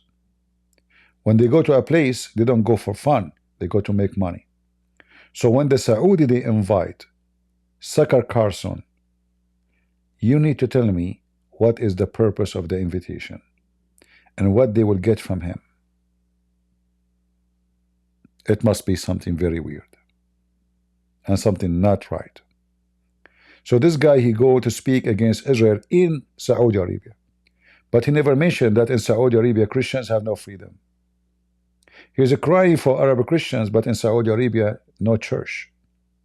He's crying, oh, I met many Arab Christians, they are nice people. He claims Israel is killing the Arab Christians, but he don't tell us what the Arab Muslims are doing to the Arab Christians.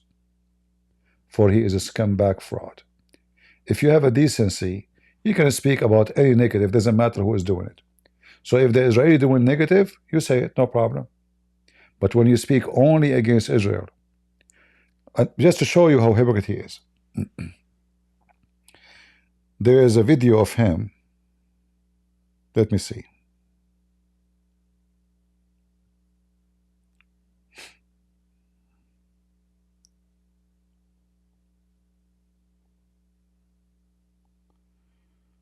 What was the name of the video? Let me see.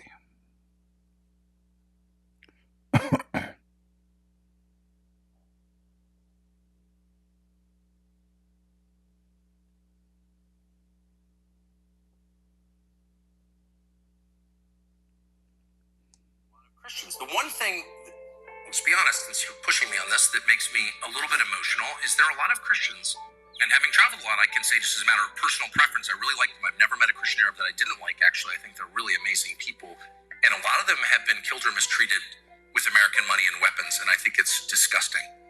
And I think it's especially disgusting that Christian leaders in the United States have said nothing because they're bullied and bought off, and I think they should feel shame because they've dodged their duty, which is to speak up on behalf. Do you see the scumbag? Can somebody ask the scumbag which Christians, which country is killed by the American weapon? So he noticed that Arab Christians are killed by American weapon. But he did not notice that in Saudi Arabia there's 0 Christians.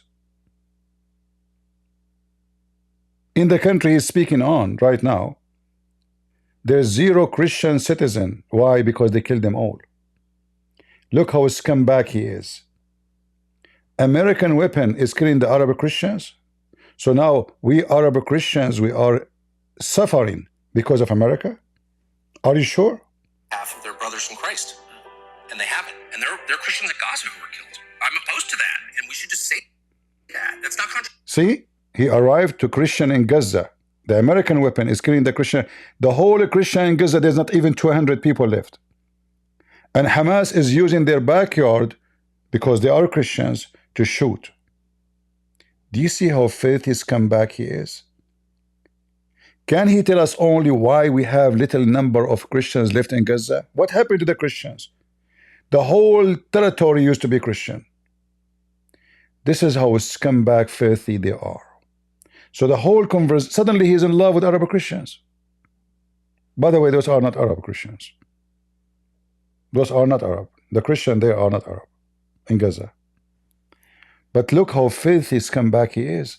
Suddenly drama, Arab Christians. He is now in Saudi Arabia. Him and the guy with him, what's his name? This guy, the rich guy. Both are scumbags. They are paid massive money to come to Saudi Arabia, and now they are defending the Arab.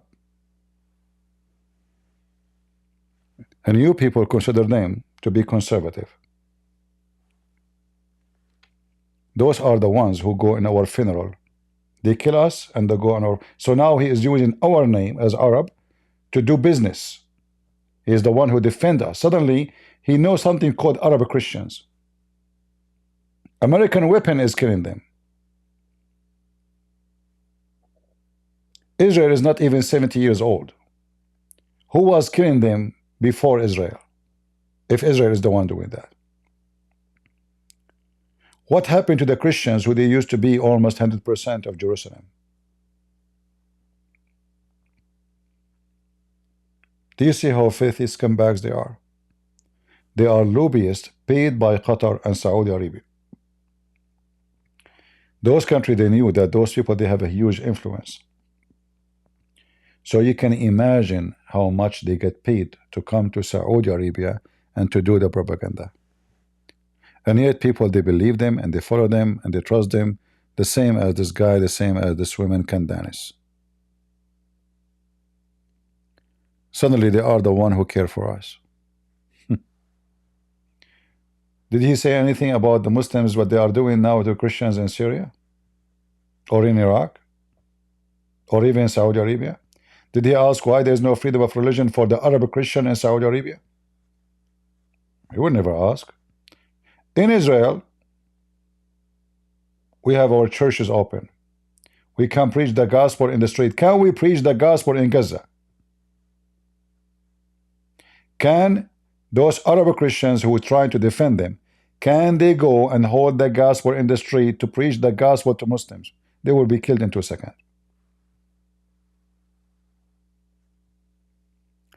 But you know, people like the famous.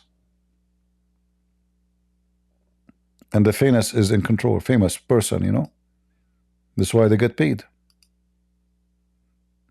They get paid for a reason.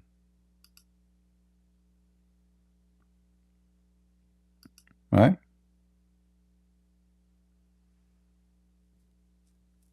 Why my videos, you know, we go live, most of you never receive notification.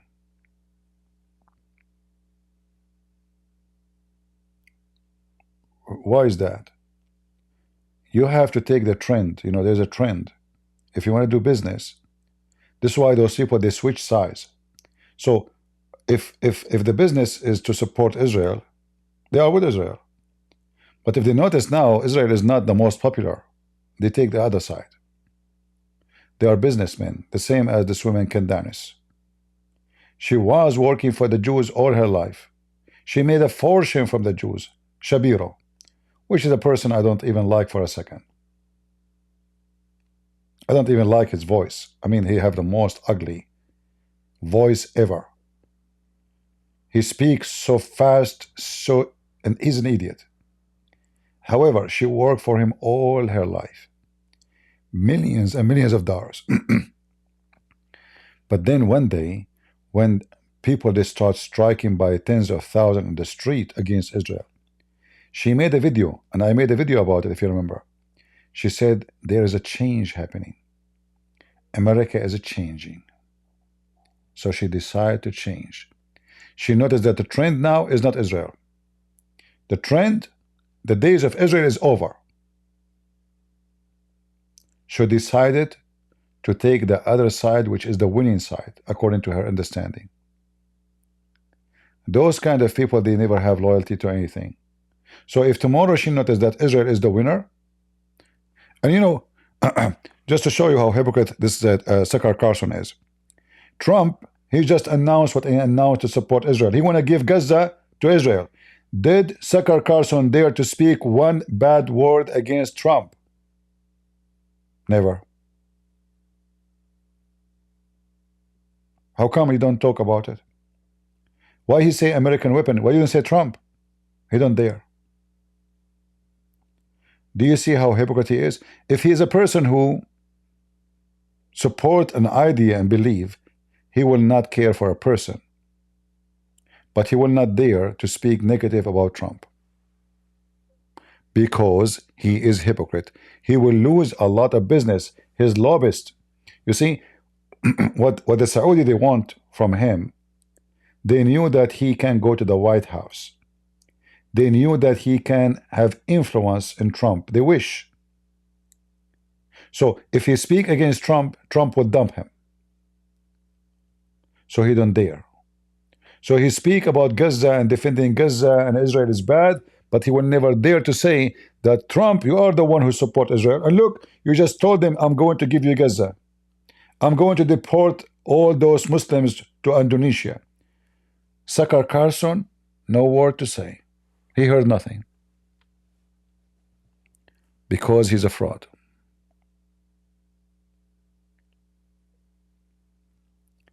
If he is a person who believes that supporting Israel is wrong, then he should speak against Trump. Why you don't? Give me a reason. The answer is very simple. He is a fraud.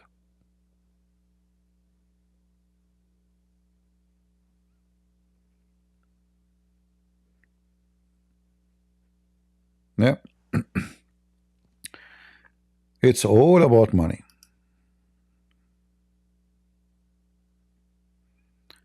Suddenly they care for Christian, Arab Christian. This guy now he's speaking about Arab Christian. Amazing.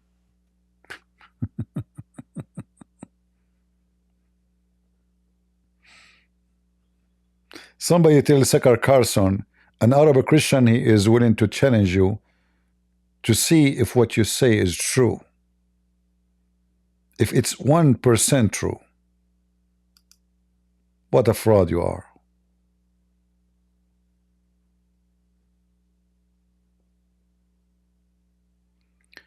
I think we have Muslims in the chat, but I don't know if they would like to join us.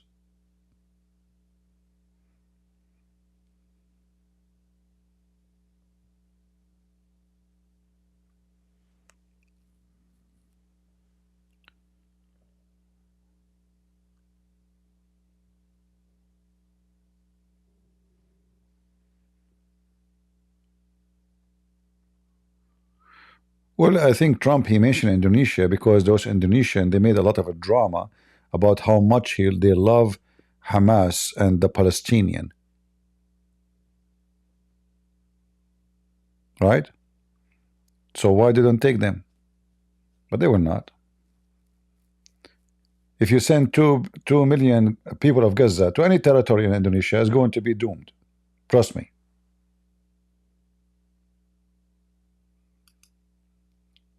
All those people who cry for Gaza, they will never like to have a Gazan neighbor.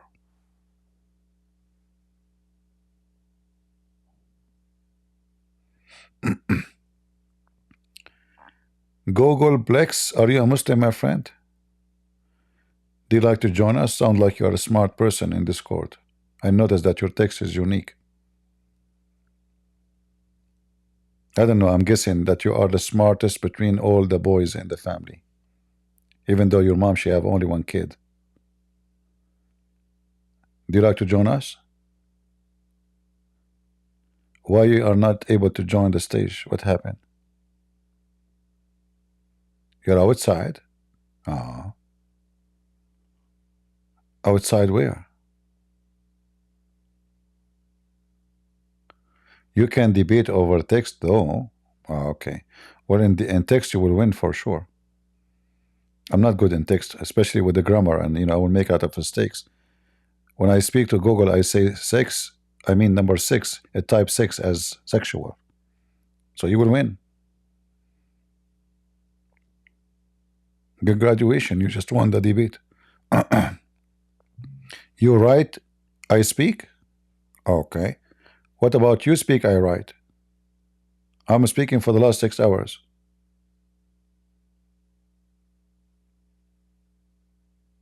I don't know. I just noticed that you are so unique. So you are outside, you can chat, but you cannot talk. Yeah. Location make a difference. I noticed that when you are outside, you cannot talk. Only inside you can talk. It happened. Me, myself, when my mom, before she delivered me out, I could not talk. I cannot. There's liquid, in her womb. You open your mouth, liquid will go. I cannot. So I said, okay, I'm not going to talk. When I came out, I start like, why? This is your case right now, right? But you're outside, not inside. So I don't know how to work for you. Anyway, you have a good excuse. Yeah.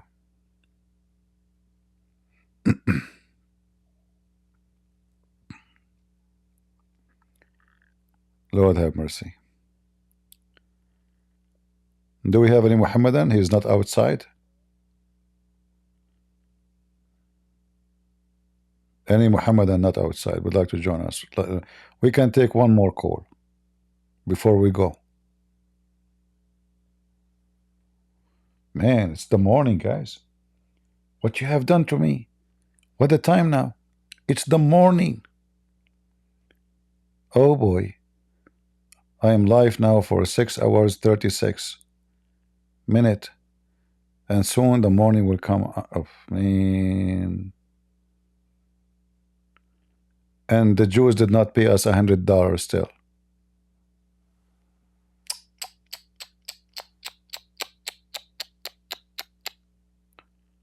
Not even $10. Where's the Jews? People, they accuse us we are supporting Israel because we're getting paid the money. Where's the money? You guys, you did lie to me. I'm going to switch sides. Free Palestine. Free Palestine. Okay, somebody is texting me. The money is coming? Okay, forget about Palestine. Free Israel. Forget, yeah. All right? Yeah, I mean, free whatever you want, but forget it. Potatoes.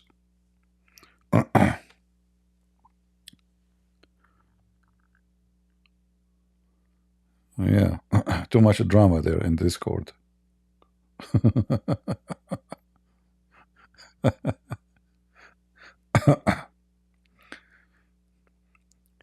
If you see guys that text in Discord, you will die laughing. Those Muslims are so fun. The guy what is missing, he might accuse us that he is going to deliver a child, and I am the father. Stop crying, man. Either you want to debate me or you go. What this drama is about? That's it. You want to talk? Come and talk. You don't want to talk? Take a hike.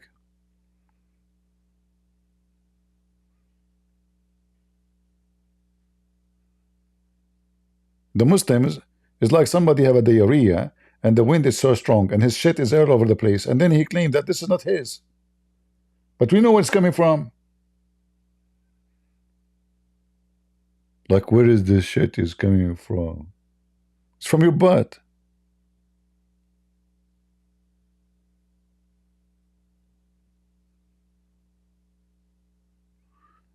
Any Abdul? Last call. We can take one more Abdul. We have only one space in the spaceship. I'm going to go to Allah. I can't take you with me. I'm an Arab. If you go to Allah, you don't speak Arabic, He won't understand you. So you get the benefit of having me, and I will translate whatever you say. Allah speak Arabic only. That's why you pray to Him in Arabic. Can you pray to Him in your language? You don't understand. Just face it. It's reality check.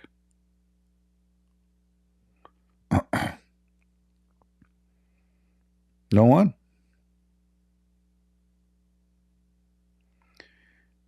Yes, you can, CP. Supplication is a form of worship. A liar. Supplication is not a form of worship. Salat is not the same as dua. Those things you can say to those stupid ones who do not know your religion. Worship is only a prayer you do. Dua, worship is a obligation. Dua is a volunteer act. This is why it's not an act of worship.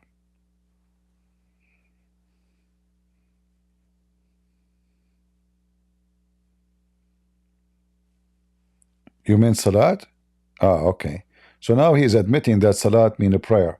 So why you say Allah and his messengers, Allah and his angels, they pray on the Prophet? They do salat.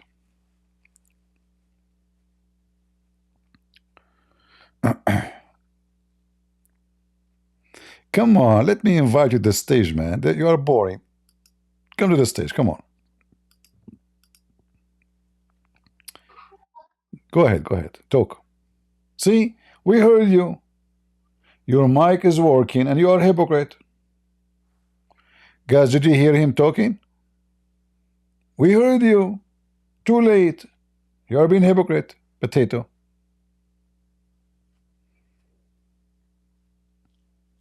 Yeah.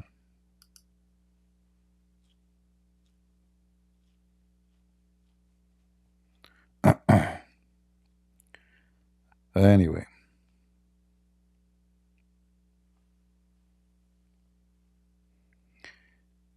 You are outside and there's a kid next to you?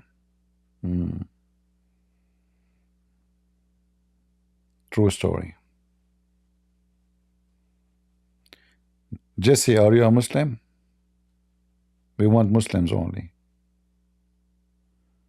Are you a Muslim? All right, go ahead.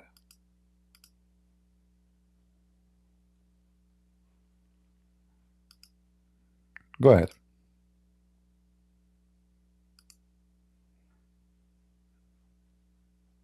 I'm listening, Jesse. Go ahead.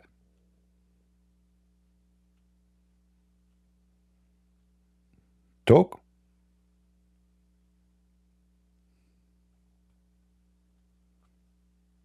Hello?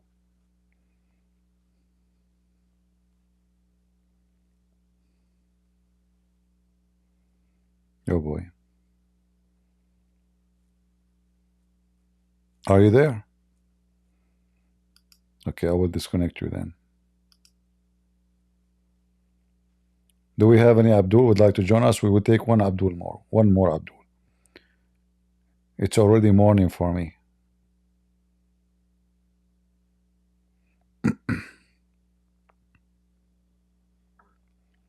Any Abdul? One Mayday, Mayday.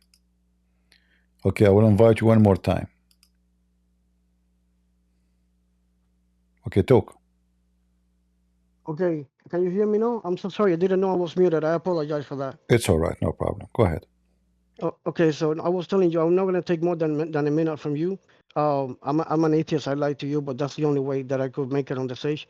And I just wanted to tell you that I'm still I'm still looking for the truth, to be honest, and at least if I haven't decided to go for Christianity 100%, at least I know one thing, and I learned this from you, that definitely Islam is definitely not the way. And I wanted to thank you for all that you have done, for all the videos, for all the educational material that you put out there, for so much education. Your shows are amazing. I mean, it's such a pleasure to even say hi to you and to even get to express how I feel to you. I really admire you a lot, and I just wanted to say that. I do apologize for lying to you before. No problem. But lying is not good, my friend. But anyway, you don't believe in heaven and hell, so you lie. But I want to ask you why you don't consider to become a Christian? What is holding you? To be extremely honest with you, the Hmm. only thing that has really uh the only thing like keeping me still, I'm agnostic. I'm not entirely like an atheist. I'm just agnostic, I would say. Okay. And the only thing that really that really I have a conflict with, at least myself, Hmm. is the fact that sometimes, man, when I'm not gonna lie to you, I am a therapist, you know, and I deal with a lot of victims of rape, sex trafficking, human trafficking, and when you deal with these kids and you hear the atrocities that sometimes happen in this world, you know, sometimes it's hard for me to really have faith and and believe that there is a God, and then you have these atrocities in front of your eyes. You understand what I mean? Yeah, but I live in this earth too, and maybe you do as a therapy as a professional, but I do it as a volunteer.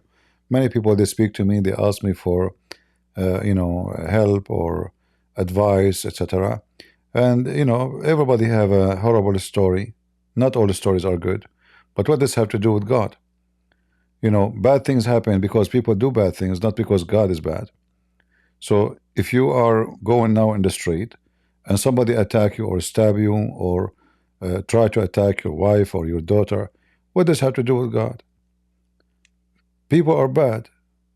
It's not God. If God is bad, then this is a different story. So if we want to fix this earth, is not by saying there's a lot of evil, is by fighting the evil. And how we can fight the evil? The best way to fight evil is to make people believe that there's God who's going to judge them when they do wrong. So even the one who he think he can get away with it, he will think twice and three times. Even maybe he don't really truly believe. So, but he just because he's worried now. Oh, I'm going to be punished. For me, I believe the punishment is real, for I am a believer. So I believe the best way to fight evil is to fight atheism, not the opposite, or to fight religion teach evil, like Islam. And that only happened with Christ. So Christ, if we can make people, understand Christ and follow his step, then all those stories, you will lose your job because all those victims, they would never be victims. They would never come to exist because victimizing somebody is based in use and abuse. I use somebody, but if I'm a Christian, I will feel so bad if I thought about using or abusing someone. So I believe, and this is my idea, that with the Christ, we can help all those people who are victims, even now, after what happened to them. Without Christ, you are useless. I don't think you can help them. What you will say to them? Take it easy? What you will say to them? He will go to jail? In a Christ, we have a different solution, which is work, even scientifically. Number one problem a human being he suffer from, when he suffer from being a victim, is unable to forget. In other way, we cannot skip away from the point of pain in our life. So something had done to us by somebody, we cannot forget. Why? Because we cannot forgive. The second we forgive, history is history. Because I forgive, it's over. Even though I cannot forget really what have happened to me. But forgiveness can change a lot on my future. So with the Christ, even the victim can be relieved from his pain. No therapy can do what believing in Christ can do. Christ I himself, agree with you. Christ himself, we can say he was a victim in the cross. What Christ he said he did? He gave us the example of best therapy.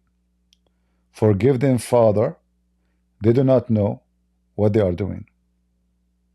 So if Jesus, he did not say that, then all those Christians who believe in Jesus, crying for Jesus' pain, they will say, oh, let us seek revenge. Let us kill them. and then the whole world in chaos because now we are seeking revenge and hatred. We were victims, they are the criminals, and now we make somebody have nothing to do even with that pay the price.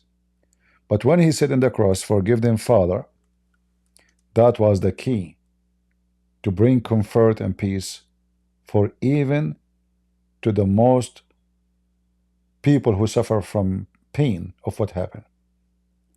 So if all of us we practice this and we teach others how to practice it, forgiveness will be the keys of happiness. Hatred is a kind of a poison will kill you. You think you want to kill the enemy, but your hatred is killing you first. So I advise you, and I think that will help you a lot to help your, let us call them patient. I'm assuming maybe you're a doctor, I don't know. If you want to do some help to them, is not by giving them your ideas as much as by giving them what the Bible says about forgiveness and about love. And then they will have a better understanding and they will have a better vision of what happened to them. That the world is not evil, but evil is exist and real. But not the whole world is evil. And then they can keep going and go on and, you know, enjoy a different stage in their life. Otherwise, they will never escape the pain they came through. I totally agree with you, and this has been a moment of a big realization. Let me tell you why. I myself went through a very hard time when I turned 33 years old. It was a moment that I cannot really explain it with words, and I'm gonna sound like so out of my mind. But I started seeing maybe the entities, demons, some other things that I just couldn't understand, and then I am baptized. I was raised as a Christian, and then in those moments that they were extremely dark in my life, I went back to Jesus, and I went back to seek for Him, and I would even sing a lot of the Christian songs that I love, and it was a huge relief, to be honest with you. However, even though after this moment, I kind of started to blame God for giving free will to the people that do evil in the world, you know. And I was kind of approaching it from the wrong angle, like you just explained. And after listening to this from you, I think it definitely makes perfect sense. I don't know why I was kind of like twisting the character somehow and putting the blame on God. I guess that because sometimes when the injustices are so much, we gotta find someone to blame, you know. And I was maybe blaming the wrong one, um, or or or perhaps I was just projecting it in the wrong way. Who knows? But I do want to thank you for your words. I will definitely listen to your advice. And I have one last question for you. Well, two last things. The before I let you go, you have to be easy on the people when they get up here. You have to understand that if we get nervous. We've never done this before. I've never used Discord before. So and to be here talking to Christian Prince is like it's like what the hell? Like I'm here, I'm talking to him, you know. So then you tend to get nervous a little bit, you know. That's the one thing, and the other thing would be how do I get back into Christianity? How do I accept Jesus Christ You as my see, savior? And how do I? yeah, I'm sorry, sorry. Go ahead. I'm sorry. So sorry. Please go ahead. no, no, no. I'm listening to you, and you see, the idea of being a victim.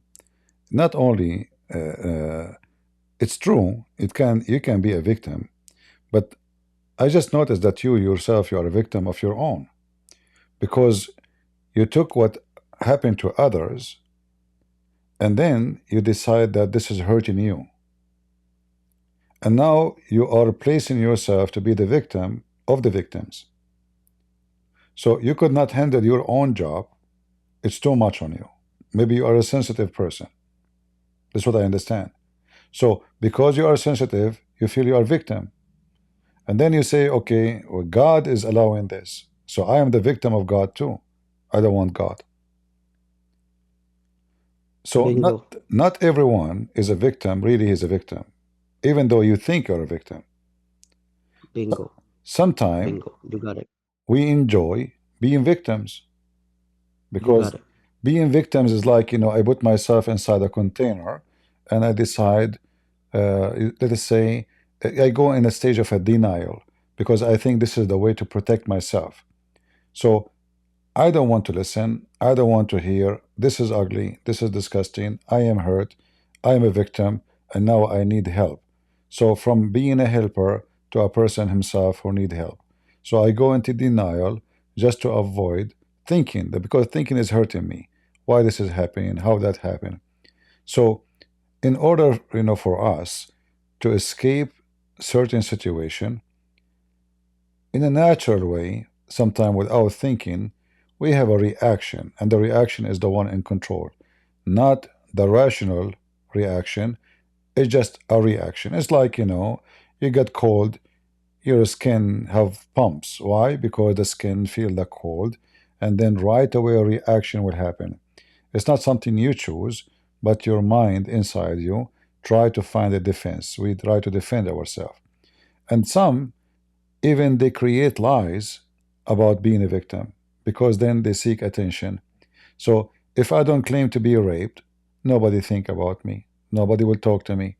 Nobody will think I need help. Nobody will give me attention. So many people who they claim to be victims, I'm not saying all of them, but many of them, they enjoy being a victim because that will make them under the spot of light. They got I support. agree with you. They got a lot of attention. People, they give them a I agree hug. with you. So suddenly they become important. Yesterday I was not. Yep. But today I Yep. just say, this guy, he did it to me. And my dad, he did it to me. Or my mom did that to me. And then suddenly the whole world is crying for me. And I Yeah. became a Poor star. little me. Yeah. Exactly. So there is Exactly. many uniform of being a victim. But all of them is just because a human being is so weak when he decides to be weak. And he can be so strong if he decides to be strong. So Amen. when I do find that my happiness is by being weak, and sadly many people they like it because being weak will make them take away all the responsibility for whatever happened to them. So women, she go in the middle of the night, she get drunk, she go to the bar, she wear short skirt, she spend the whole night, she came back at home 4 a.m. in the morning, and then she got raped, and now she is the victim. But she forgot all what she have done at that night. If I did not go, if I did not drink, if I did not spend the night in the bar, if I did not be stupid, I will not be Of course. a victim. Of course. Of So course. Of course. being a victim is just to, let us say, cover up that I am part of it mostly. I'm not sure. I'm saying everybody is the same scenario. No, there is people who they are really victim. They did nothing wrong. Like, No, no, no. Trust me. I'm following you. I'm following you yeah. 150%. You're right on point. You're right on line. I'm 150%. Yeah, I'm definitely capturing 100% your idea. Please continue. I'm definitely not misunderstanding you. Continue, please. So there is many uniform a human being he wear during his life. When I am single, I'm single. That is a uniform. When I'm married, I have different uniform. I'm a husband. When I am divorced, I have a new uniform now, and that is like I'm free. I'm divorced. So every uniform have a job to do. So human being he changed his uniform, and the uniform of a victim or a person who pray is just another uniform. So we switch uniform based in our situation in society. So if society allowed me to be a person who victimize others because maybe the society is a society of men, like in the Middle East. So the women always will be a victim, no matter what, how nice the society to them, always will be victims because they have no freedom, they have no choice, they are just a decor. So in such a society, the victim is not victimized by the person, it's victimized by society, a culture, a whole system. And that goes to many things. Same as in America. A woman, she is free. So how she can be a victim? Well, the society corrupt her mind. In school, they told her there's no God. In school, they told her it's good to be a gay or to be a lesbian. In school, they told her having tattoo will make you cute. Having 10 rings in your nose will make you smart. So they got a wrong idea. So the victimizing start from when you are a kid by brainwash the mind of a human being so he can think about the right decision when he grow. And then when we grow, anything happen to us. It doesn't matter how small it is. Like there's now millions of people they feel they are victims of Trump. But Trump, he did nothing. He just won the election. But they cannot live. They cannot handle it. They hit their head in the wall. They need therapists. They are seeing doctor. They are taking medicine just because a guy won the election. So all of this come from one and for one reason. When we have no faith on God, we have no mercy on ourselves. And when we have no mercy on ourselves, we are vulnerable for all kind of weather around us. It can be cold, it can be heat, it can be whatever you call it. I'm talking about weather, but I'm talking about bad things around us. So when I am exposed, because I'm standing alone and I am under the influence of the stupid society around me, who teach me that wrong is right and right is wrong, because simply I decide not to take what God said to me, I decide to take what a foolish man or woman said to me in school. Then I end to be a victim, because victim is a way to solve many problems. In fact, victim can be a very successful, let us say, business. I agree with you. I agree with you 150%. Yeah.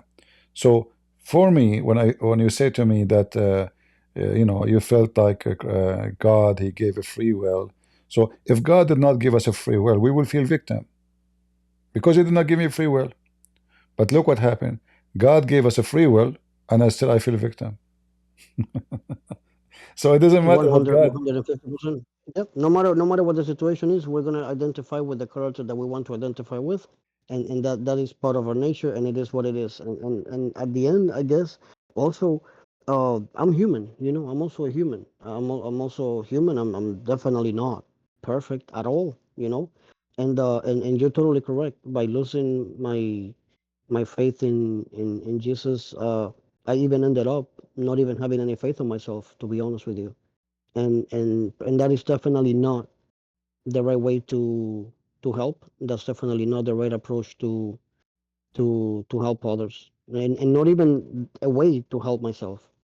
And I definitely agree with you, and I thank you so much for this moment of realization. I really, really, really, really do. I cannot express to you what an eye-opening moment this has been. I'm extremely, extremely honest with you. Um, and I would appreciate if you please guide me on how to come back to Christianity and how to come back to Jesus. I would love to do that in your show. Well, you can stay with us and listen, and you make a decision. However, that this is something very personal and special for every human being. Uh, when we decide to deny or to accept, usually we follow a logic, and most of the time our logic is not logical. Like what you said, why God He gave a Mm-hmm. free will, but if God did not give a free will, we feel upset because He treat us as slaves, and this is not right. So I have to enjoy the free will, but because I'm wise, or let us say I am the foolish wise, which means I understand that I am limited in my wisdom. So I can call it foolish wise, which means it's limited wisdom, but that limited wisdom is enough to tell me that I will be a big fool if I decide to deny what God gave me as guidance and depend on my own logic, because my logic is going to take me in the wrong place always. Anything happen around me, I will start right away judging somebody for what happened. I can I agree with mostly you. when we make a mistake, even about anything, the investment, marriage, anything. So I would blame everybody except myself. But Okay. mostly the error or the mistake start from yourself. However, doesn't mean that there's no evil. There's evil people who do bad and crazy, filthy stuff. And there's people that are really real victim and they need help. But I say the most and the worst thing to do is to think about yourself as a victim when you are not. Just because that will give you some relief from some problems happen in your life. So it's like I escape agree with you. a corner of darkness, you run to it when you don't want to be in the light, you want to be alone. So you run away from reality, you play a victim, so you feel more comfort, like comfort, or people give you comfort because now, you know, people they feel sorry for you. So we enjoy people saying, I'm sorry for you. Some people they go and they, like you go in line and say, guys, etc. This has happened to me, and they cry in front of the camera. And then people they start saying, sorry, brother, sorry, sister, for what happened to you. And I find that this is a form of a person he enjoy getting support by showing his sadness on the camera. A real sad person, he will not go in the camera and he will go and speak about it and make a drama and make more people sad with him because that will not help. He is being selfish. He enjoy bringing more people to be sad about him. Like now, if I get sick and I am struggling with something, I go, guys, I have a bad news. I'm dying. I will make many people who love me sad. Why I want to do that? I'm selfish. I tell them or I don't tell them, that will not change anything. So why I want to tell them? Why instead of me being sad, I make everyone else sad? The answer is very simple. I am being selfish. So what I think about you, I don't think you are being selfish, but you are trying to find reasoning, but the reason is not based on logic because your logic is against your own logic. So I advise you, if you want to know what is the right thing to do in life, not by listening to me, go open the Bible, see in the New Testament, any chapter you chose. I always advise people to do this. Go right now and open the New Testament, random opening. And whatever chapter in front of you, I believe strongly God will say to you something in that chapter, something personal to you, have to do with you only. So when you have time, maybe before you sleep, if the gospel is available in your house, grab it and close your eyes and open it. And whatever is going to be open, let me know what you will read. I believe strongly the Lord he will deliver a message to you which will help you about your own therapy because you cannot do therapy to others if you yourself you need it. Agree with you 150%. And by the way, there's no thinking to do. Um there's nothing else to be said. It is what it is. I'm accepting Jesus, and that is what it is. It's done. All right. I don't even know how I happened to to even fall on this deceptive identity, or I don't even know how to even uh, put this, but I don't even know how I fell in this hole, to be honest, and it happens. I mean, at the end of the day, like I said, I'm human. I'm not perfect, It happens. It happens. Like you said, in the same way that some people enjoy being victims, perhaps even though that is something that I hear a million times a day, or that I have read about it a million times a day, in a way or another, I'm also subjective to fall for the same thing, without even noticing, you know. And I totally agree to what you said, and I totally understand you 150 billion%. You have no idea, and there's nothing to really think about. I'm just accepting Jesus today, and it is what it is. Simple. Well, I'm happy for you, my friend. God bless you. Always, every day, before you come to a fast decision about things happening to you in your life, uh, try to think about things carefully and try to understand the nature of us as a human. When we say we are a human, we should understand that a human gets sick, a human die, a human get killed, a human can be happy in a second, can be sad in the second. Human is very vulnerable person or creature. The only way of having a stability in our life is to have faith, because then all the changes will change. For this is our nature. We will change. Our body will change. We get older. We don't get younger. We get weaker. We don't get stronger. But it's not right to get stupid, not to get wiser. Because supposedly, in every aspect of life, we lose except wisdom. So when we grow in age, we should be wiser.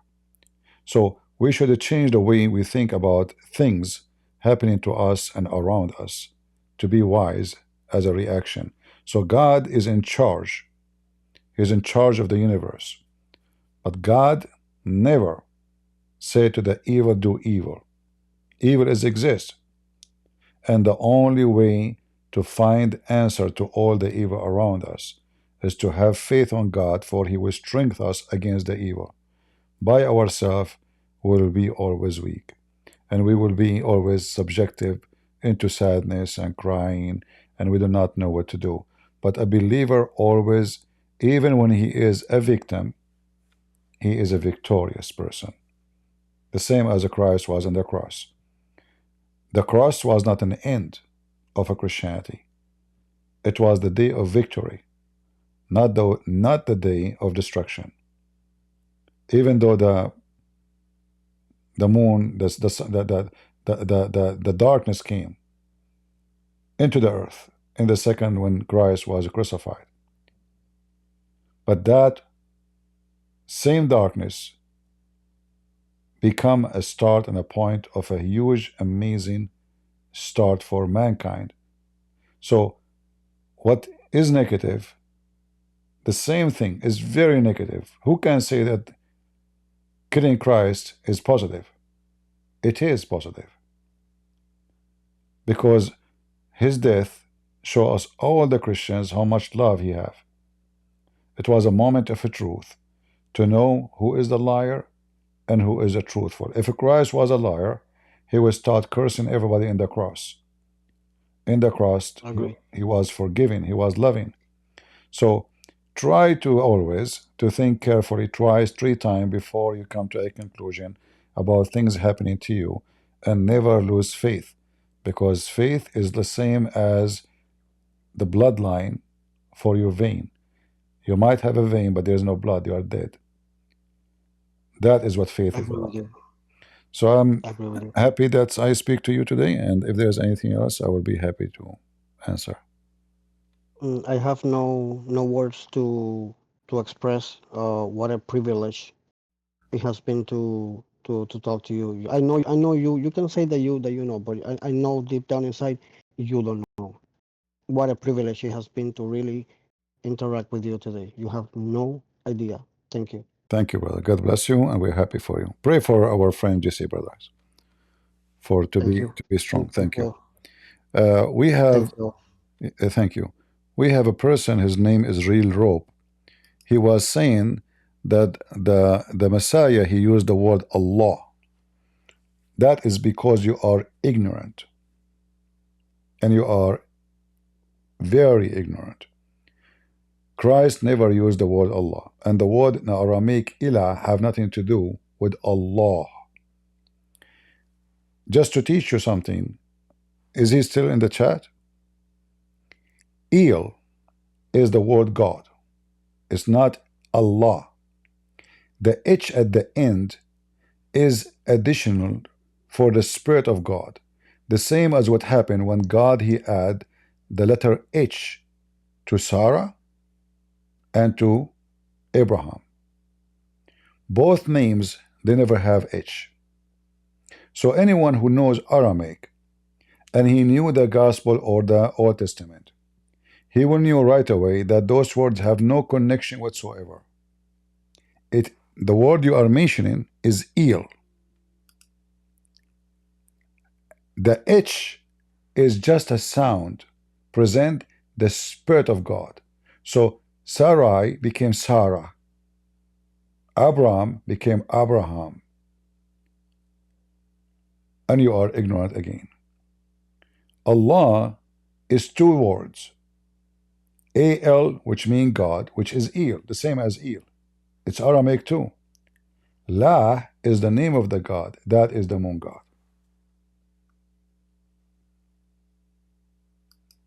All right? Anyone knows where in the Bible it says that God, he added those letters to the name of Sarah and Abraham? I will give you time to think about it.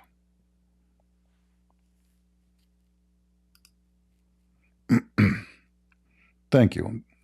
They posted already in Discord. This is Genesis 17:15. All right? Thanks. See, knowledge and ignorance, they cannot live together under one roof. So somebody, he is an idiot, they copy paste from each other. They say Jesus says Allah, Allah. Never say that. Ilah, have nothing to do with Allah.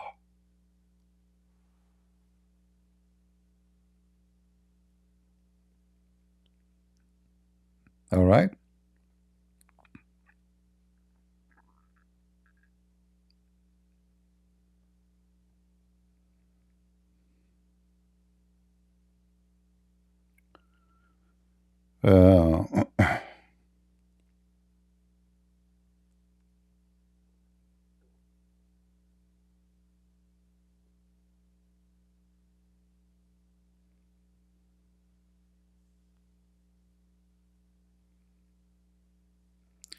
Yeah, you know, like when Moses he asked God, "What I will tell my people?" Then he should say Allah.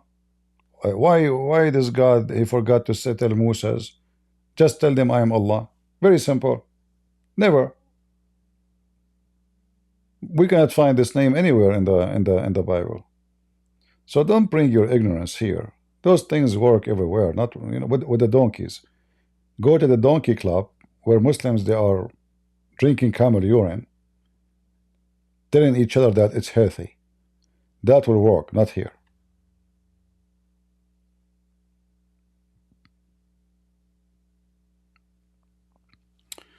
All right.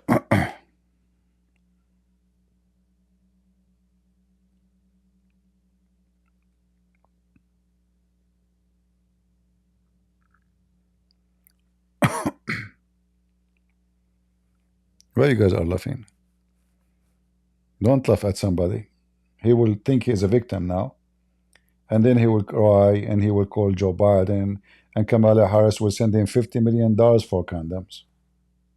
Is that what you want? Hamas called Joe Biden. We are victims. We need help. So he sent them $50 million for condoms. I mean, being a victim is a good business. Right? I wish I can convince Joe Biden that I'm a victim and send me $50 million to buy condoms. For sure, I will not buy condoms. I will buy ice cream. Because I'm a victim. Come on, I need some happiness. I need ice cream, a nice car. I'm a victim. Come on, Hamas. I'm a Hamas. Oh boy. All right, guys. It's time to go. I'm losing my voice. It's already morning for me, and it's going to be very hard for me to sleep, actually.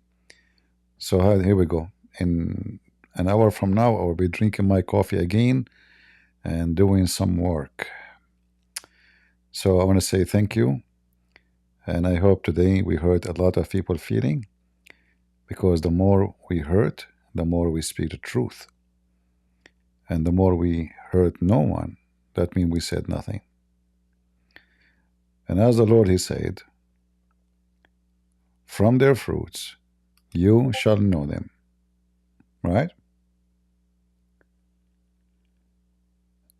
The Bible teaches us that no one can take you captive through philosophy and empty deception. Anyone knows why it says that in the Bible?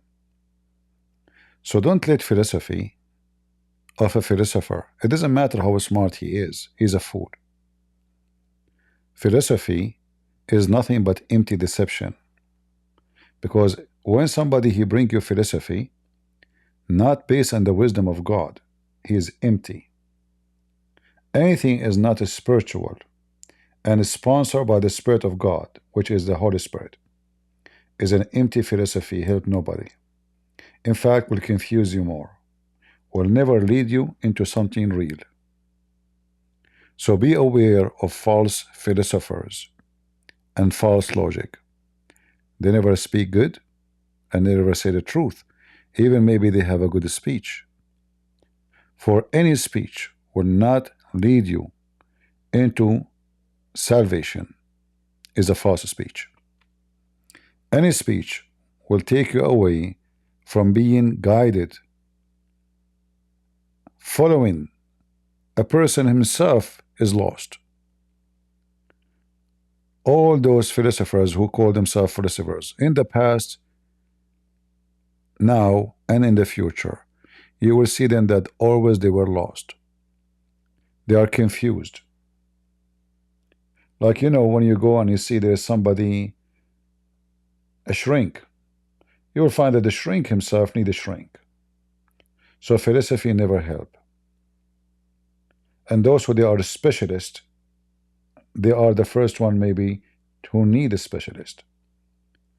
The only one who can help you always with the true wisdom, not empty philosophy, not empty deception, as the Bible says.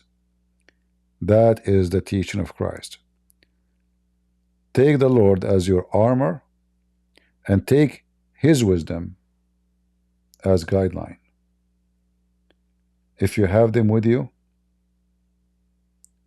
then the Lord is in your side. And if the Lord in your side, who could be against you? So you will not feel that you are a victim even when you are. Because then you will feel that even when I am a victim, I am a victorious. I am a winner. My pain can wash my guilt. My pain can wash my heart. My pain can make me close to God. So there are some people when they become a victim, they go away from God. But there are some people when they become victim, they get closer to God. The difference between two is very simple. Both are victims. But one of them, he found refuge with God. The other one, he found refuge with himself. So he will die alone, sad and more sad, cry and more cry, dying alone in the dark, struggling with his sadness. The one who seeks refuge to God, he is a victim still, but he will not be sad. He will be satisfied. He will be comforted, for he is going to be having the biggest help ever he can get. He will forgive, so he will be forgiven. Until I see you again, I say, may the Lord bless you. And God is good, so is Jesus. I mean to that. And see you soon again. Bye-bye.